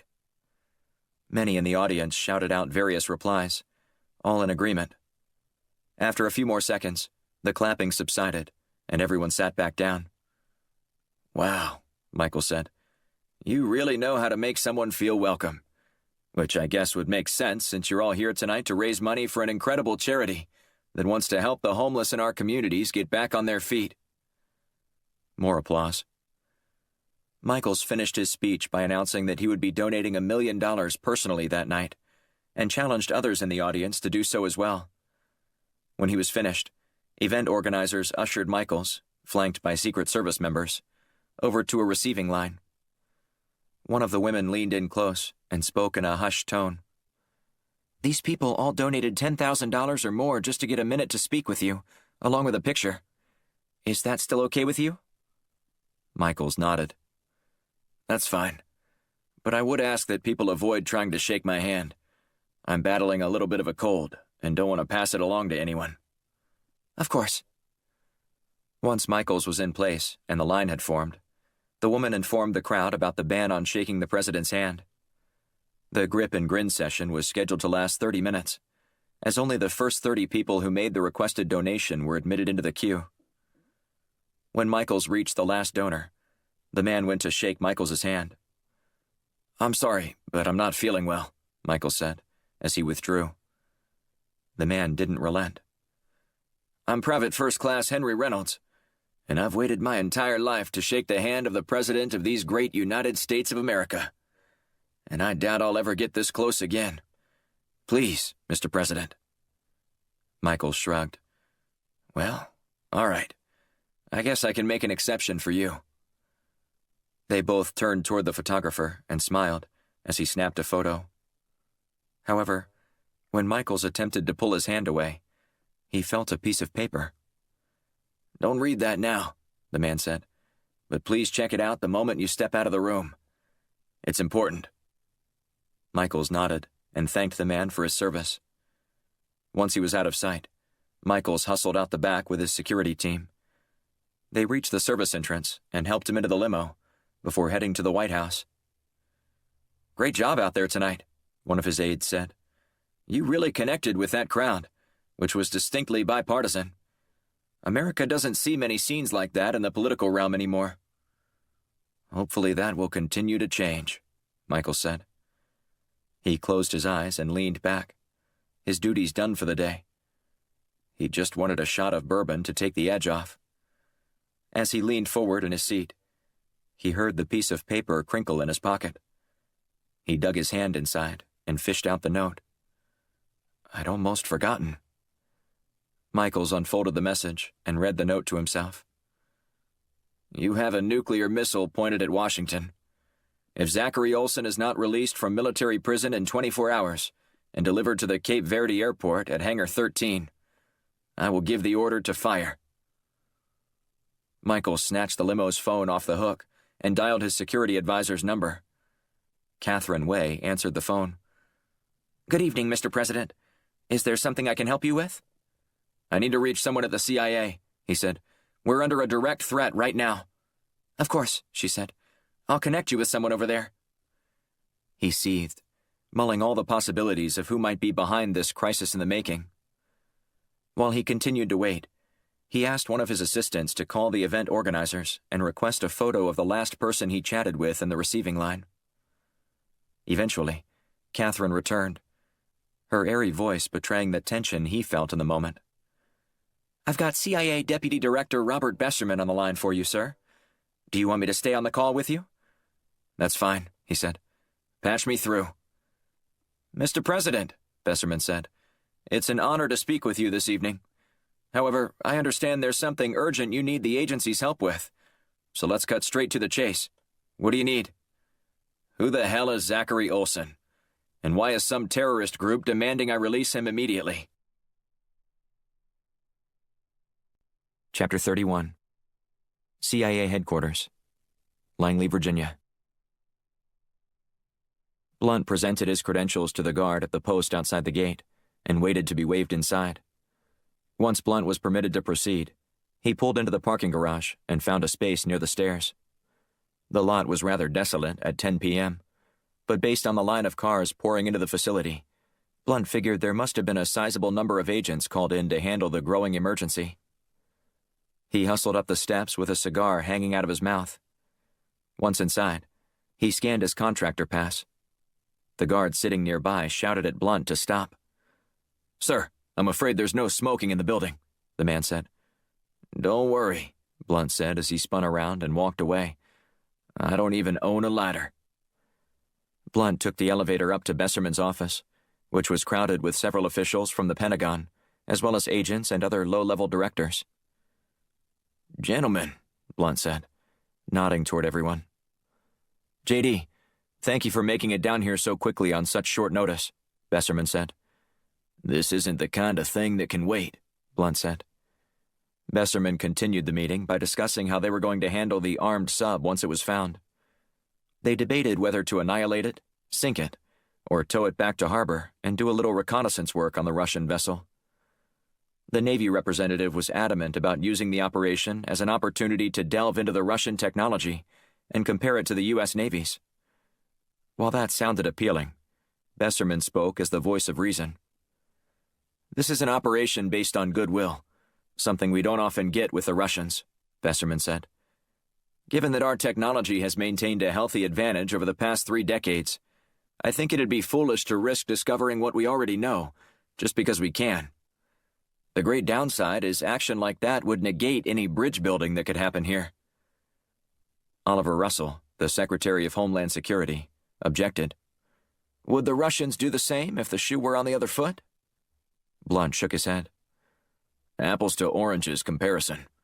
If they had great technology, you bet your ass we'd be tearing the sub apart. But that's not the case now. We should act out of a position of strength and not abuse our power. Just because you can doesn't mean you should." Besserman slapped the table. "Okay, glad that's settled." They moved on to discussing how they were going to handle the sub. After a rigorous debate, the group gathered opted to sink the sub and then let the Russians know where it was to tow it back to port. They decided that was the best solution for handling all the dead bodies, while also assuring the Russians that the U.S. didn't use the incident as an invitation to spy on their subs. They started to plot out what the mission would look like. A cast of superlative Navy SEALs had already been assembled, both active duty and retired, including Brady Hawk from the Firestorm team. The unusual melding was required given the large number of operatives required to sink the vessel before it could fire a nuclear warhead at Washington. As they were wrapping up, one of Besserman's assistants interrupted the meeting with a knock on the door. Besserman excused himself and returned a couple of minutes later. "What's happening?" one of the men asked.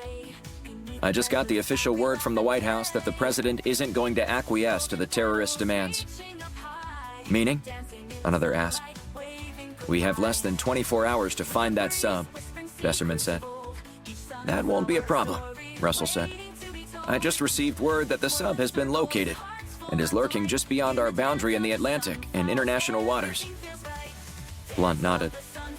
"Looks like this is it, then." Besserman dismissed the group before grabbing Blunt by the arm and asking him to remain behind. "What is it, Bobby?" Blunt asked. Besserman closed the door. "Where are we with Commander Longmire?"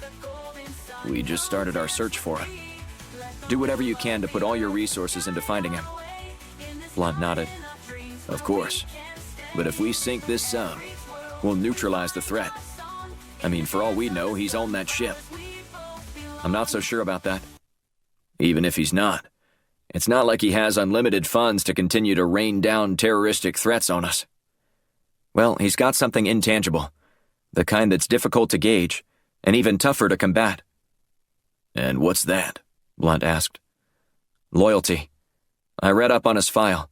His men had a strong affinity for him, even after the Navy dismissed him for insubordination." "Insubordination? What did he do?" "I'm trying to find out. It's classified, and I haven't been able to get anyone to lift the restrictions on it." "Classified even for you?" Besserman nodded. "You'd think I'd be able to get access to all his personnel files, but that's not the case. He either has some very powerful allies in Washington, or has some dirt on the people who make those decisions. Either way, until we learn more, I think we need to turn over every rock to look for this guy. Something in my gut tells me that he's not done yet." "Your gut?" "Look, Longmire was a fantastic commander, and one of his strengths in battle was his ability to distract the enemy in order to move in for the strike. So, you think this sub in the Atlantic is a distraction? Maybe, maybe not. He's a wild card. But don't think this thing is over by any stretch of the imagination. Blunt nodded. I'll keep pushing my team and give you updates as I get them. Besserman thanked Blunt before he hustled to his car. Once there, he called Shields. "Any news?" she asked after she answered the phone. The president isn't going to negotiate, but we located the rogue Russian sub, Blunt said. We're sending a team into the Atlantic tonight to sink it. Anything else? Besserman is concerned that this is all a giant smokescreen, so keep searching for Longmire. We're on it, but nothing is ringing any bells at the moment. Just keep looking, Blunt said. This city, and the lives of everyone in it, may depend upon it. Chapter 32. 38 degrees, 45.9 seconds north. 73 degrees, 18 minutes, 25.3 seconds west. International waters. Brady Hawk eased into the icy Atlantic Ocean and then used his underwater propulsion vehicle to dive deep beneath the surface. A team of 24 men joined him on the mission. Hawk thought it was overkill, but the mission commander wanted each operative to set exactly one charge before returning immediately to their vessel. Using a shrimp trawler, the captain navigated them along a well-worn route, dropping the men off a quarter of a mile west of the Russian sub. The boat slowed its pace while waiting for the mission to be completed, hoping not to arouse any suspicion from the Russians, or whoever was operating the submarine. Hawk was instructed to plant his explosive device near the engine, designated as the last person to set his charge, subsequently arming them all. Everything seemed to be going as planned. One by one, team members peeled away and returned to the trawler, believing their task had been completed. As Hawk prepared to place his charge on the hull, he heard clanking through the water. Turning, he found one rogue operative brandishing a gun and shooting at those around him. He killed 2 men and slashed the hose on another SEAL's oxygen tank before dropping their charges into the depths below. Hawk sought to combat the sabotage attempt by swooping down and collecting the charges. He affixed 2 of them on the ship and pulled back, lurking as he watched to see what the saboteur would do next. He used his propulsion vehicle to swoop around the ship, swatting more charges away. With Hawk knowing that the sub wouldn't sink if it didn't have at least half the explosive devices next to the ship when he detonated them, he ducked beneath the sub and waited. The moment the saboteur came nearby, Hawk launched upward at the man, striking his vehicle. They tumbled through the water, the saboteur swinging wildly with his knife at Hawk. Using his foot, Hawk shoved the man away, spinning him halfway around. Hawk pursued him from behind and used his knife to cut the oxygen line on the saboteur's tank. He frantically tried to maintain his oxygen. With both hands occupied, Hawk stabbed the man in the neck. Hawk watched the man's body drift toward the ocean floor. Satisfied that the threat had been averted, Hawk went around the vessel and only counted 8 charges remaining attached to the ship. Without any other options, Hawk grouped 4 of them near the missile tube and 4 of them near the engine. I hope this is enough. He kicked furiously as he rose to the surface. Once he reached the top, he fired his emergency flare gun. Seconds later, 2 SEALs jumped into the water and went after him. They carried him back to the ship, where he detailed what happened. Once the trawler was clear, Hawk told the commander it was time to detonate and pray for the best. I think you should do the honors, the commander said. Hawk shrugged. Here goes nothing. He pushed the button and waited. The aftershock rocked the waters, the muted explosion flashing in the distance. After a half hour, the commander sent a team to determine if their mission had succeeded.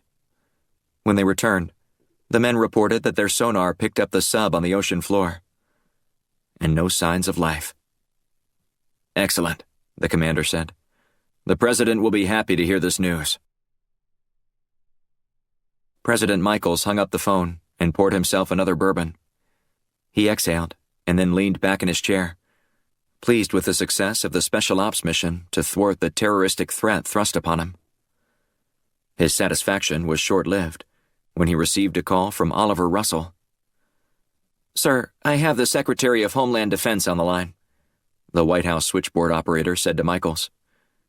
"Patch him through." "Please don't call me with bad news," Michael said. "I have someone on the line who wants to speak with you," Russell said. Michaels growled. "What the hell is going on now?" "Hello, Mr. President. I just wanted to let you know that you sank a Russian sub for no reason tonight.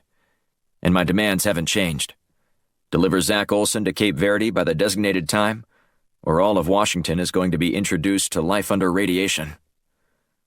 "I don't negotiate with terrorists," Michael said. "I'm not a terrorist. Nor do I negotiate with presidents," the man said. "Olson by the deadline in Cape Verde, or else you will force me to fulfill my promise. I doubt that's the kind of thing you want moving forward in the next election, if you live to see it." "Who is this?" Michaels demanded. "I think you already know the answer to that question." The line went silent. "Hello?" "He's gone, sir," Russell said. "I want you to find that son of a bitch and fill him with lead. And give me the CIA director on the line. We have a lot to discuss." Chapter 33. CIA Safe House. Undisclosed location. Black and Shields sifted through the documents on the table, searching for any connection to Kevin Reed. There were several soldiers who were supposedly close with Reed after he was discharged, but Shields hadn't been able to reach any of them. Riley didn't recognize any of the names mentioned. While Black had convinced Mallory Kaufman to give him the phone numbers of a few of Reed's military buddies, none of them had returned Black's call. "I'm beginning to think Kevin Reed is a dead end," she said as the front door opened. Blunt lumbered inside and grunted. "Kevin Reed isn't just a dead end. He's actually dead." "What?" Riley asked.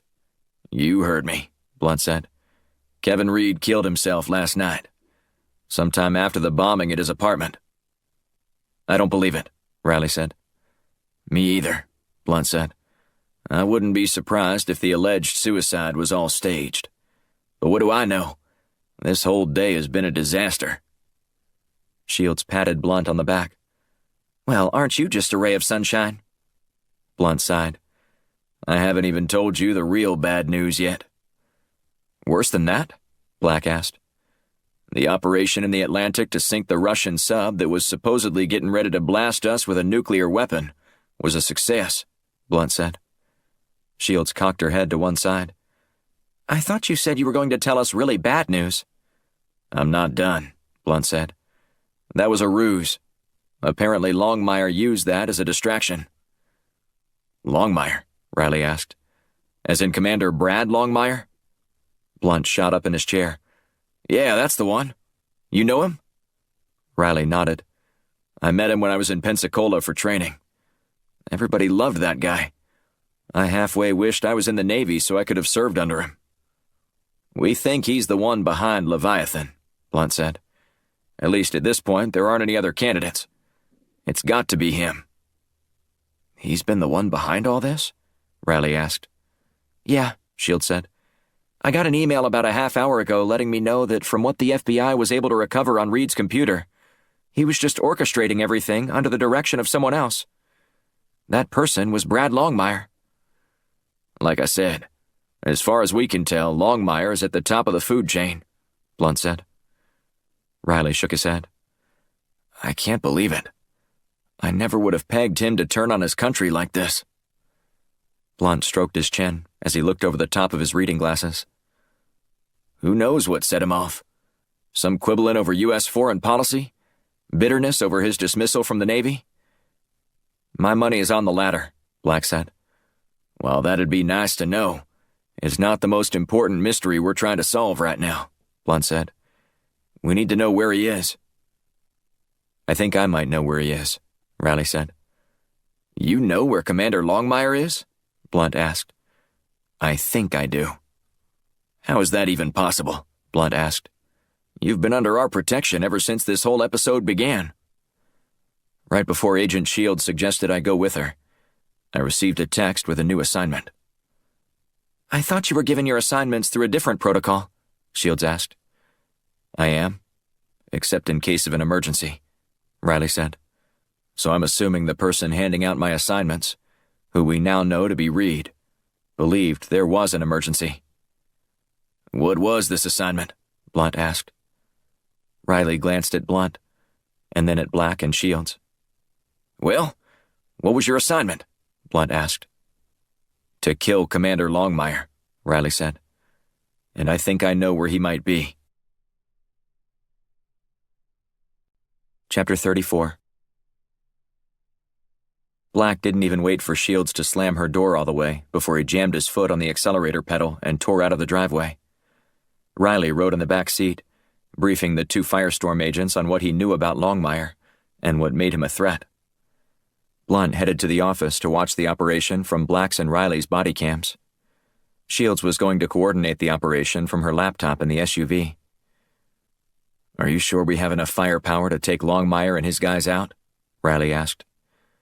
Nothing's for certain in this business, Black said, but trusting my instincts has kept me alive this long. That's not exactly reassuring. Black shrugged. I'm still alive, aren't I? Yeah, but... Tell us more about this assignment of yours, Shields said. How did you ever get an assignment to target your boss? I told you already that I had no idea who was in charge before tonight, Riley said. I just knew that there was a protocol in case the program got out of hand. A failsafe, if you will. My handler told me that he trusted the leader, but if he ever let the power go to his head and he wasn't using it for good, we were to follow instructions. Shields typed notes on her keyboard before pausing. But if you didn't know who the leader was... Exactly, Riley said. We were taught never to ask questions. The guilt or innocence of the target wasn't something we were supposed to determine. If Leviathan needed someone dead, our job was to carry it out. Apparently all that other stuff had been decided well in advance. Even when it came to your superiors? Black asked. Riley nodded. I imagine that Kevin Reed was killed by one of the remaining operatives, though I'm not sure how many are left. What do you mean? How many assassins were there? Shields asked. I'm not sure, Riley said. I do know that there were a dozen of us at orientation, and everyone made it. And I think this program had been going on for a few years before I joined. Did you ever question that maybe you weren't doing the right thing? Black asked. You mean like I am right now? Riley said with a hint of a laugh. Black turned around and eyed Riley closely. That's not funny. I know. I'm sorry. The truth is, I'd do anything for my daughter, and maybe even more than anything to get her back. Lily is the light of my life, something that my ex tried to snuff out. I'll admit I wasn't the greatest father in the world. Like everybody else, I have my faults. But to steal that joy from my life, and hers too, that was just plain evil.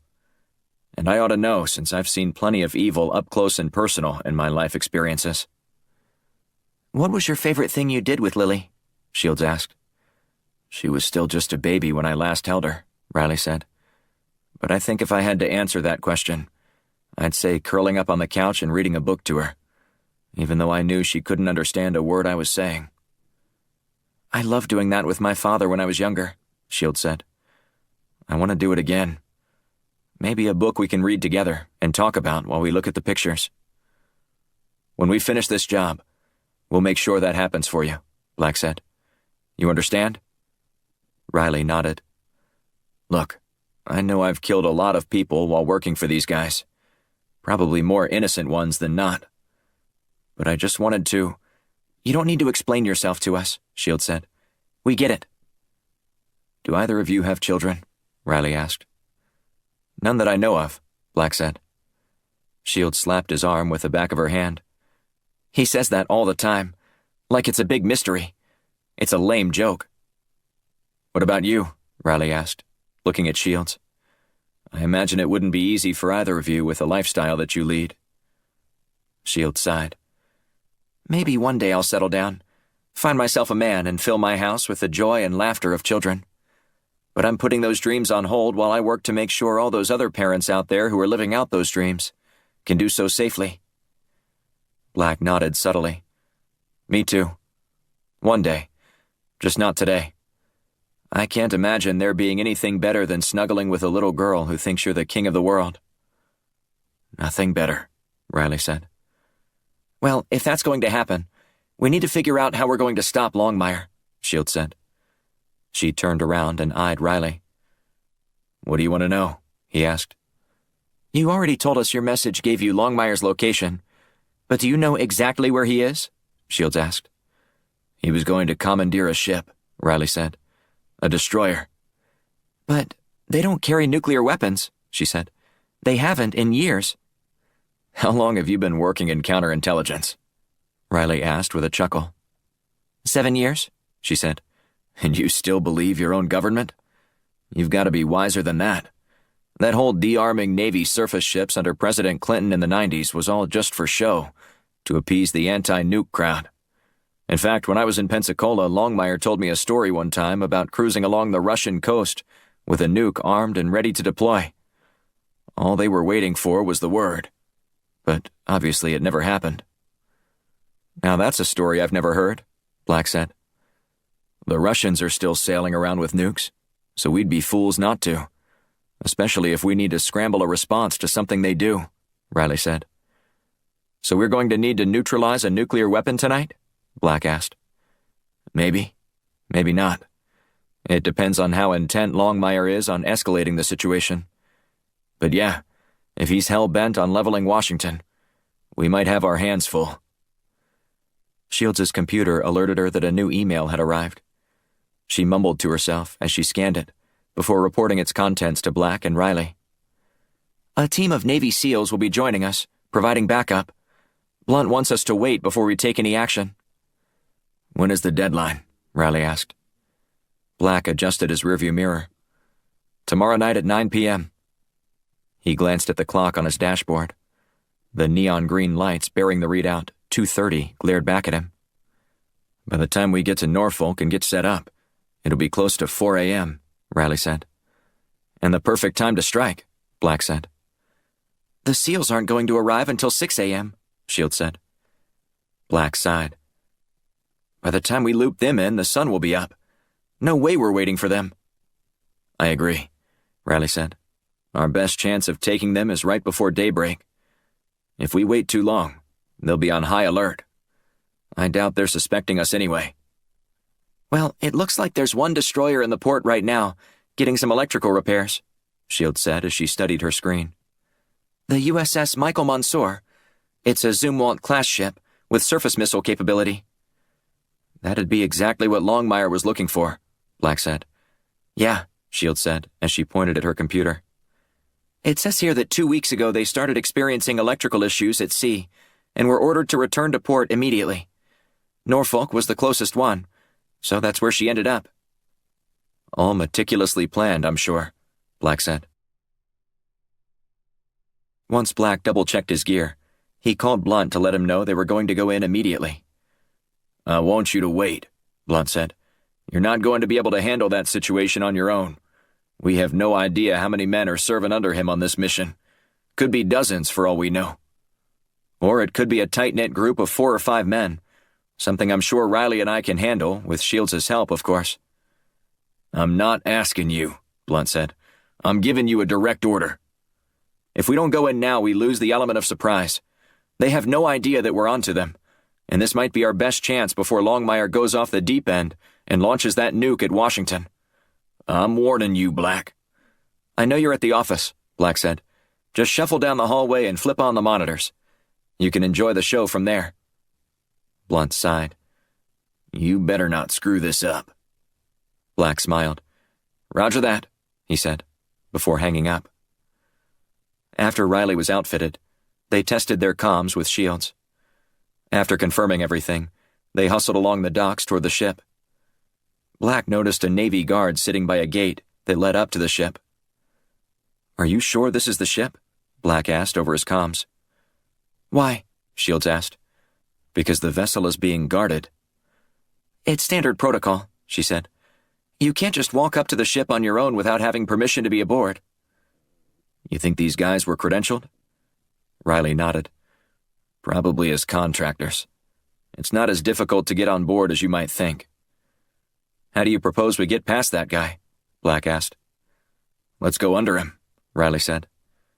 Black glanced at the water, and then eyed Riley. Are you serious? Got any better ideas? Shields, Black said over the comms. Got any other ideas? She let out a string of expletives. I'm blind out here. The satellite I tasked to watch over the port isn't cooperating. You're on your own for now. Black nodded. Okay, under we go. I think we can use the trusses beneath to slip past the guard. And it looks like luck is on our side tonight, Riley said. It's low tide. They hustled below the bridge, circumventing the security guard. After reaching the end, they eased up onto the dock and crept up the plank leading onto the ship. As soon as they reached the top deck, they decided to split up and scout out the area for any guards. They agreed to meet back up in 5 minutes. Black took the starboard side, while Riley took the port side. While the deck was quiet and devoid of anyone patrolling the area, Black felt uncomfortable about the situation, worried that it was too easy. He started to wonder if Riley had guessed wrong, or if Shields didn't realize there was another ship that fit the profile Commander Longmire would have been looking for. Black crouched low as he moved around a stack of sandbags. He froze when he heard the click of a gun.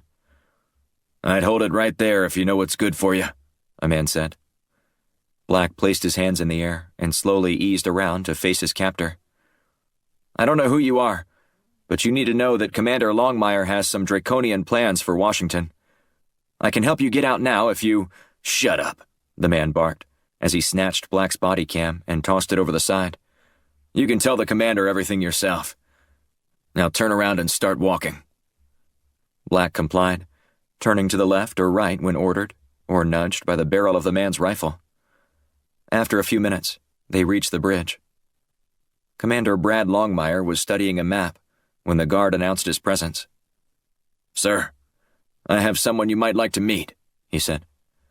Longmire spun around, his face transforming from a smile to a steely stare. Who's this? I don't know, the guard said, but I caught him snooping around on the deck. He tried to warn me about how dangerous you are. Longmire just laughed. You, probably a black ops agent for the U.S. government, warning me of how dangerous I am? You're subservient to the most dangerous military on Earth. I didn't come here for a debate, Black said. I came here to stop you from killing thousands of innocent people. Try millions, Longmire said. However, it looks like you failed. Not to mention you're a lousy soldier. Hasn't anyone ever told you to salute a higher-ranking officer when you enter the bridge? Black narrowed his eyes. I never salute assholes. Friendly chap, I see. Well, Mr. Titus Black. Mr. Black, I appreciate you stopping by because you're going to be my insurance policy tomorrow, just in case things go wrong. Did anyone else come with you? I work alone, Black said with a sneer. Of course you do, Longmire said. Tilly, Baker, tie him up to that chair over there. I want him to have a front row seat for the destruction of Washington. While you're at it, remove his earpiece. And when you're done, get a message to the president for me. Tell him the timetable has moved up 12 hours, thanks to the efforts of Mr. Titus Black. Chapter 35. Riley heard shouting in his earpiece before the sound went out. He tried to reach Black, but didn't get any response. He crouched low as he moved around the deck of the ship in search of anyone patrolling the area. When he was satisfied it was clear, he tried Black again. Nothing. Shields, are you still there? Riley asked. After a long pause, her voice came through. I'm still here, but I'm trying to fix the satellite to provide you two with some support. Well, I can't reach Black. Can you hear him? Nope, she said. His comm is down according to my console. Damn. I'm going to see if I can find him. Good luck, she said. Riley had only been on a destroyer once, though he'd been briefed by Shields on the ship's layout and how to reach the bridge with all the launch controls. As he prepared to enter the hatch, he heard whirring across the deck. He spun around to see the USS Michael Monsoor's missile launcher slowly rise. "Shields," Riley said, "I need your help. Looks like Longmire is readying to fire." "I'll warn Washington, but I'm still trying to get the satellite image back." "Fine, just hurry." Riley entered the hatch and found a ladder. As he ascended, he heard several men talking. With his weapon in his right hand, he eased up a couple decks until he was on the same level as the bridge. He moved through the passageway, gun trained in front of him. The voices grew louder. Peering around the corner, he saw one man standing over the controls. Riley considered the element of surprise might be his best chance, but he also wanted to make sure he wasn't heavily outgunned. The ultimate goal of the mission was to eliminate the threat of a nuclear missile being launched into Washington, or anywhere else. If he got killed in the process, by the time the SEALs arrived, it might be too late. Riley assessed the situation and chose to draw out the hostiles. He hit the first man with a headshot, dropping him immediately. And that immediately drew the response Riley had hoped for. One man stepped into Riley's line of sight, which turned out to be a fatal mistake. Riley used the corner for cover. All he could see were the two bodies, but he could tell there were more men. "All right, that's enough," Longmire said. "You're going to need to come in here and fight like a man. Unless you don't care if I press this little button and turn Washington into a pile of rock and rubble." Riley darted to the other side of the passageway and was able to get a clean shot on another guard, felling him as well. "Anyone else feeling lucky?" Riley asked. "I am," Longmire said. "So lucky that I'm going to send Washington a little present. Call it payback for what they did to me." Confident that only Longmire remained on the bridge, Riley poked his head inside and found Longmire with his arm around Black's neck and a gun to his head. "Well, hello there, old friend," Longmire said as soon as he locked eyes with Riley. "I'm sorry it has to end like this." "Nothing has to end today, if you just lower your gun and let Agent Black go," Riley said. "You think I'm that stupid?" Longmire asked with a chuckle. "You're not letting me go anywhere. So if you don't lower your weapon, I'm taking you all with me." "I can't do that, Commander," Riley said. "This is your mess, and there's only one way to clean it up. If you let me obliterate Washington, we can get out of here without any repercussions.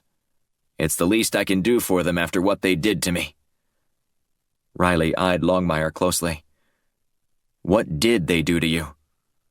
"The they was Clyde Underhill, the son of a bitch who framed me for a murder I didn't commit." "What happened?" "We were on leave in Okinawa and had been doing war games with some rangers and other branches of the military. A gal at the cat house near the base wound up dead, and everybody pointed the finger at me, but I'd never even seen her before. The next thing I know, an entire group of rangers are all testifying that they saw me with the woman just minutes before her body was discovered. I swore up and down that I didn't know her, but it didn't matter. The Japanese decided not to press charges, yielding their right to prosecute me if the military meted out its brand of justice. I was freed on a technicality, which pissed off the Japanese. But the concession they made was that I was to be expelled from the military." "And so now you want to strike back?" "Damn right I do. That entire bureaucratic swamp needs to be obliterated." "Even if that's so, your anger is misdirected," Riley said. "Why not go after Underhill instead? Underhill wasn't the reason my command was stripped from me. It'd still be better than killing a lot of innocent people. Says the man who kills innocent people for a living." Riley shrugged. "I'm merely the messenger. Just because I say it doesn't make it false. Save your high horse speeches for someone who gives a shit. It's time for me to finally get my revenge." "This isn't going to make things better for you," Riley said. "You'll still be held accountable for your actions, including the ones you're about to make."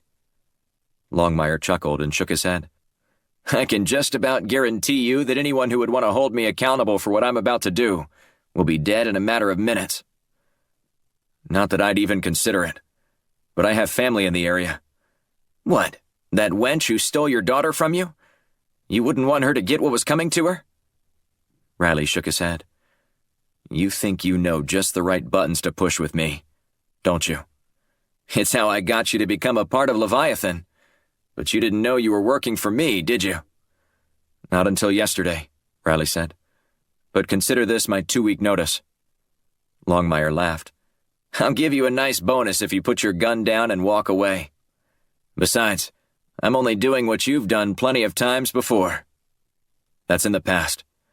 The past, as in a week ago? Enough talk, Riley said. Release Agent Black, and step away from the controls. Longmire shuffled with his prisoner along the bank of controls before he came to a stop. He used his gun hand to quickly turn a key, which he yanked out and put in his mouth. Swallowing hard, he glanced back at Riley. The launch sequence has begun, and there's no way to stop it. Riley squeezed the trigger on his gun, clipping Longmire in the shoulder. He moaned in pain as he dropped to the floor. Black broke free and rushed a few feet away to take cover. Longmire dove underneath the control panel and then fired a couple of shots in Riley's direction. However, they were all off target. Riley crept around the room to get a better line of sight on Longmire. He's in the corner, Black shouted. Be careful. As Longmire came into view, he held his left hand against his right shoulder, applying pressure in an attempt to stop the bleeding, while still clutching his gun in his right hand. So, this is goodbye, Longmire said. I always liked you, Riley. You were my best assassin. I'm just finishing my final assignment, Riley said, as he loomed over his target. Kevin Reed, that bastard. He got what he deserved. But it looks like he still got me in the end. Goodbye, Commander, Riley said, as he prepared to pull the trigger. Before you get rid of me, think anyone will care that you ended my life when Washington is burning? I just swallowed the key, and good luck getting it out of me in time. I'm betting there's another way, Riley said. Then he pulled the trigger, shooting Longmire in the chest. As Longmire fought his imminent death, his weapon fell harmlessly to the floor. Riley swept the gun with his foot toward Black. You all right? Riley asked the Firestorm operative. I hope so. Thanks for coming for me, Black said. All part of the job. Though, if you hadn't been in here, I couldn't guarantee you that I'd have ever embarked on a rescue mission. That's comforting. I'm not going to lie to you. Before either of them could continue the conversation, Black yelled, Look out! Another guard had stormed onto the bridge, brandishing a weapon. He didn't hesitate to pull the trigger, hitting Riley in the back. By the time Black raised his gun, he was too late to save Riley. Black fired a pair of shots that took out the other guard, before rushing over to Riley. I'm going to help you, Black said. Riley struggled to breathe, fighting to say each word. No, you're not. You're going to stop that nuke from launching. Come on, Black said. Let me get you stabilized. The SEALs will be here soon enough. It won't be enough time. Go stop that thing and save my daughter and Washington. And when you see Lily, tell her how much I love her. Black nodded. It'll be my honor, he said, before reaching down and plucking out Riley's earpiece. Shields, can you hear me? Black said into the comms. Oh, thank God, she said. I didn't know what happened to you. I'll tell you all about it later. But in the meantime, I need your help. My satellite feed is still down. I don't care about that, Black said. I need you to help me stop the launch sequence. Chapter 36. Black took a deep breath and stared at the console in front of him. With the door to the bridge barricaded, he had the peace of mind he needed to figure out how to stop the launch. On the control panel where Longmire had been, the countdown continued and had just dipped below 3 minutes. You need to walk me through how to do this, Black said in his comms to Shields. I'm not sure I'm going to be able to help you with this, she said. Why not? It's not like I can just search the internet for the PDF of an owner's manual. But do you see a kill switch or anything like that? I do, but it requires a key, and that bastard Longmire swallowed it just before he died. You don't have enough time for that, she said. I know. Any other ideas? Grab Riley's body cam and show me what you're looking at. Hang on, Black said as he darted over to Riley and removed his body cam. Don't die on me, Riley. Just stop that bomb, Riley said. Black held the camera over the control panel. Anything jumping out to you now? Take me closer to that kill switch, she said. He complied with her request. Okay, from what I can tell, it looks like he rerouted the circuit board to use the power for launching the missiles. What do you see on the deck below? Black held up the camera as he scanned the area. I see a pair of missiles off to the starboard side. Yeah, well, that's not where destroyers fire missiles from. He's simply stealing the ship's power. Well, that doesn't change the fact that there's a countdown going on right now. So you're going to need to get to the engine room and cut the power to the entire ship, she said.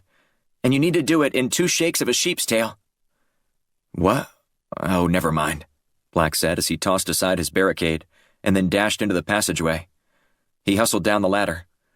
Can you at least give me an idea of where to go? Shields directed him to the engine room, updating him on how much time he had left. Once he reached his target, only 90 seconds remained. Now what? He asked. After you get inside, I'll walk you through how to power down the ship. Black put everything he had into opening the door, but it wouldn't budge. He yanked down on the wheel again. It didn't move. This isn't working, Black said. Before he could try again, he heard a man yelling down the passageway. Damn it, Black said. One of Longmire's goons found me. Yes, she said. I'm about to get into a gunfight and you're celebrating? My satellite feed just came up. Wonderful. Personal celebrations are not what I want to hear right now. How about you've got 75 seconds, she said. Better not wait to engage him. Black shouted for the man. Hey, over here. I need help. The man carried his rifle trained in front of him. Anybody up there on the bridge? I've got an intruder down near the engine room. Black remained hidden, waiting until the guard was vulnerable and an easy target. When he stepped through one of the doorways, he looked down. That's when Black struck, hitting the man with 2 shots and dropping him on the spot. 60 seconds, Shields said.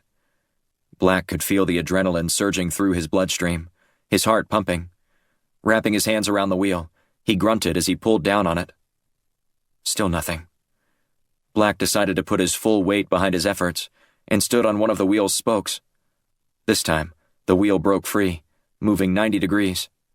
Black hopped down and finished opening the door. Okay, I'm inside. Now what? He asked.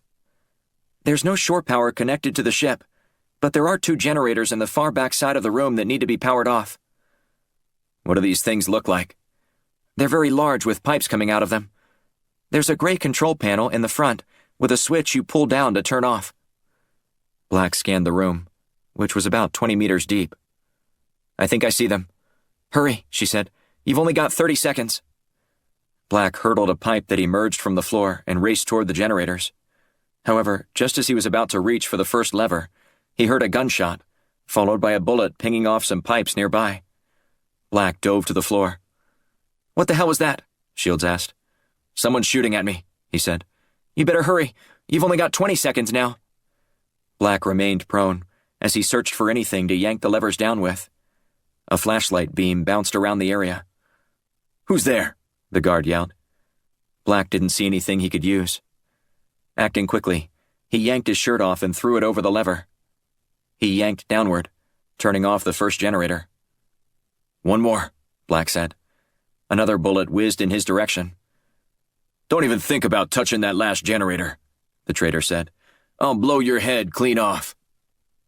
Black took a deep breath and attempted to repeat the process. However, the shirt didn't fall the same way over the lever, leaving him in a lurch.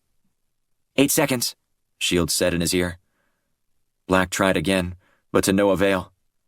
5, 4, 3. Black wasn't left with a choice. He jumped up and wrapped his hand around the switch. A gunshot echoed through the room, followed by the sound of a body hitting the floor, and then the silence of a ship without any power. Black, are you still there? Shields asked over the comms. Nothing. Black remained on the ground, unsure what had just happened. A burning sensation radiated in his arm. the result of a cut he suffered while diving to the floor. Across the room, he heard the shuffling of someone walking. A few seconds later, another gunshot. "What's happening, Black?" she asked. "Did you make it?"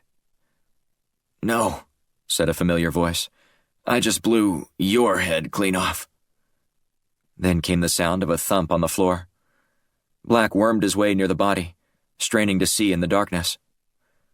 "Riley, what are you doing here?"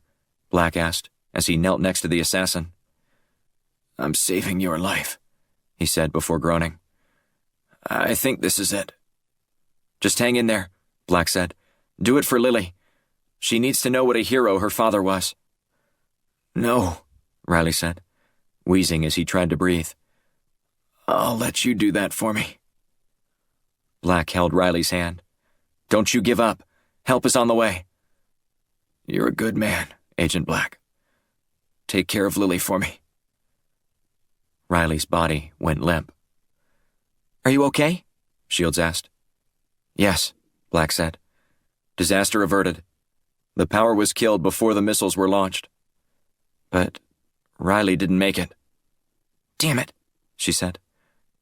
"It's not right. He just saved my ass." "And Washington's too." "Yeah," Black said. "That too." Chapter 37. Winchester, Virginia. Black looked out the window of the passenger side as Shields pulled into Winchester for Eddie Riley's funeral. Blunt sat quietly in the back, while Black mulled over the events from just 5 days earlier. As Shields navigated to the First Baptist Church for the service, Blunt started to chuckle. "This is kind of a somber occasion," Black said. "What do you find so amusing?" "I'd forgotten to tell you that I received a call from President Michaels earlier this week," Blunt said. "Oh? What did he have to say?" Blunt chuckled again. "He wanted to know who was responsible for saving Washington from the nuclear threat." "What did you tell him?" "I told him 2 great Americans, Eddie Riley and Titus Black." Black shook his head, huffing a laugh through his nose. "I bet that went over well, especially considering the fact that he thought I was dead." "Went over like a lead balloon. I asked the president if he would consider dropping his grudge against you, since that's twice now you've essentially saved his life." "What did he say?" "He said he'd think about it." Black shrugged. "Progress?" She pulled into the parking lot and found a spot. They were a half hour early, but people were already streaming inside. "Maybe he wasn't as bad of a guy as his wife made him out to be," Black said. "We know he wasn't," she said. "But this is a small town. Everybody loves to pay their last respects to an American hero."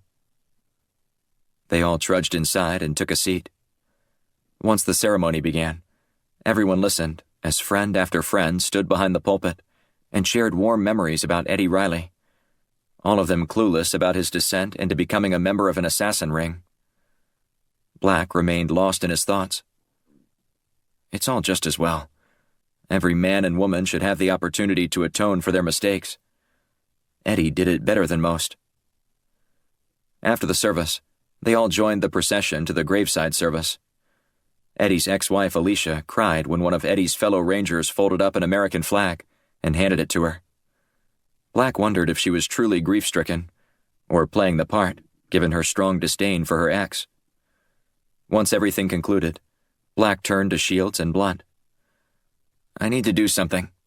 I'll catch up with you." Black approached Alicia, who was holding Lily's hand. "Mind if I tell your daughter something?" Black asked. Alicia eyed him carefully. "I knew her father," Black said. "Okay," she said. Black knelt down next to Lily. "Hi, Lily." She kept her gaze on the ground, refusing to look up. "I know this is all kind of strange to you right now," Black said, "but I knew your dad. He was a real hero. Right before he died, he made me promise to tell you how much he loved you. I know you may not have many memories of him, but the ones he had of you were precious. He absolutely adored you, and sometimes he was watching you even when you didn't know it." Alicia scowled. "All right now?" Black held his hand up. I'm almost done. Now, Lily, I want you to know that your daddy will be watching over you all the time now, and that even though he's gone, his love for you doesn't end." Lily lifted her head up, a faint smile spreading across her lips. When her eyes met Black's, tears welled up in them. She leaned into him, wrapping her arms around his neck. "I love him too," she said. Black embraced her and tousled her blonde locks. "Don't worry. He knows you love him." As Black got up, Alicia pushed her way past him, pulling Lily's arm. Alicia turned around and glared at Black. Lily looked back at him. "Thank you, mister." Black cleared the tears out of his own eyes and took a deep breath, inhaling the aroma of the southern pines towering overhead. He strode back toward Shields and Blunt, who had their backs to him and were speaking with someone else. "What did I miss?" Black asked as he approached the group. Blunt turned around. "There's someone I want you to meet. This is General Harold Walker." Black offered his hand to the general. "Pleasure to meet you, sir. How do you know one another?" "JD and I go way back," Walker said. "But I didn't come here to reminisce with him. I came here to talk with you." Black drew back. "With me?" "Yeah. Let's go get a drink. It's high time you learned the truth about your father's death."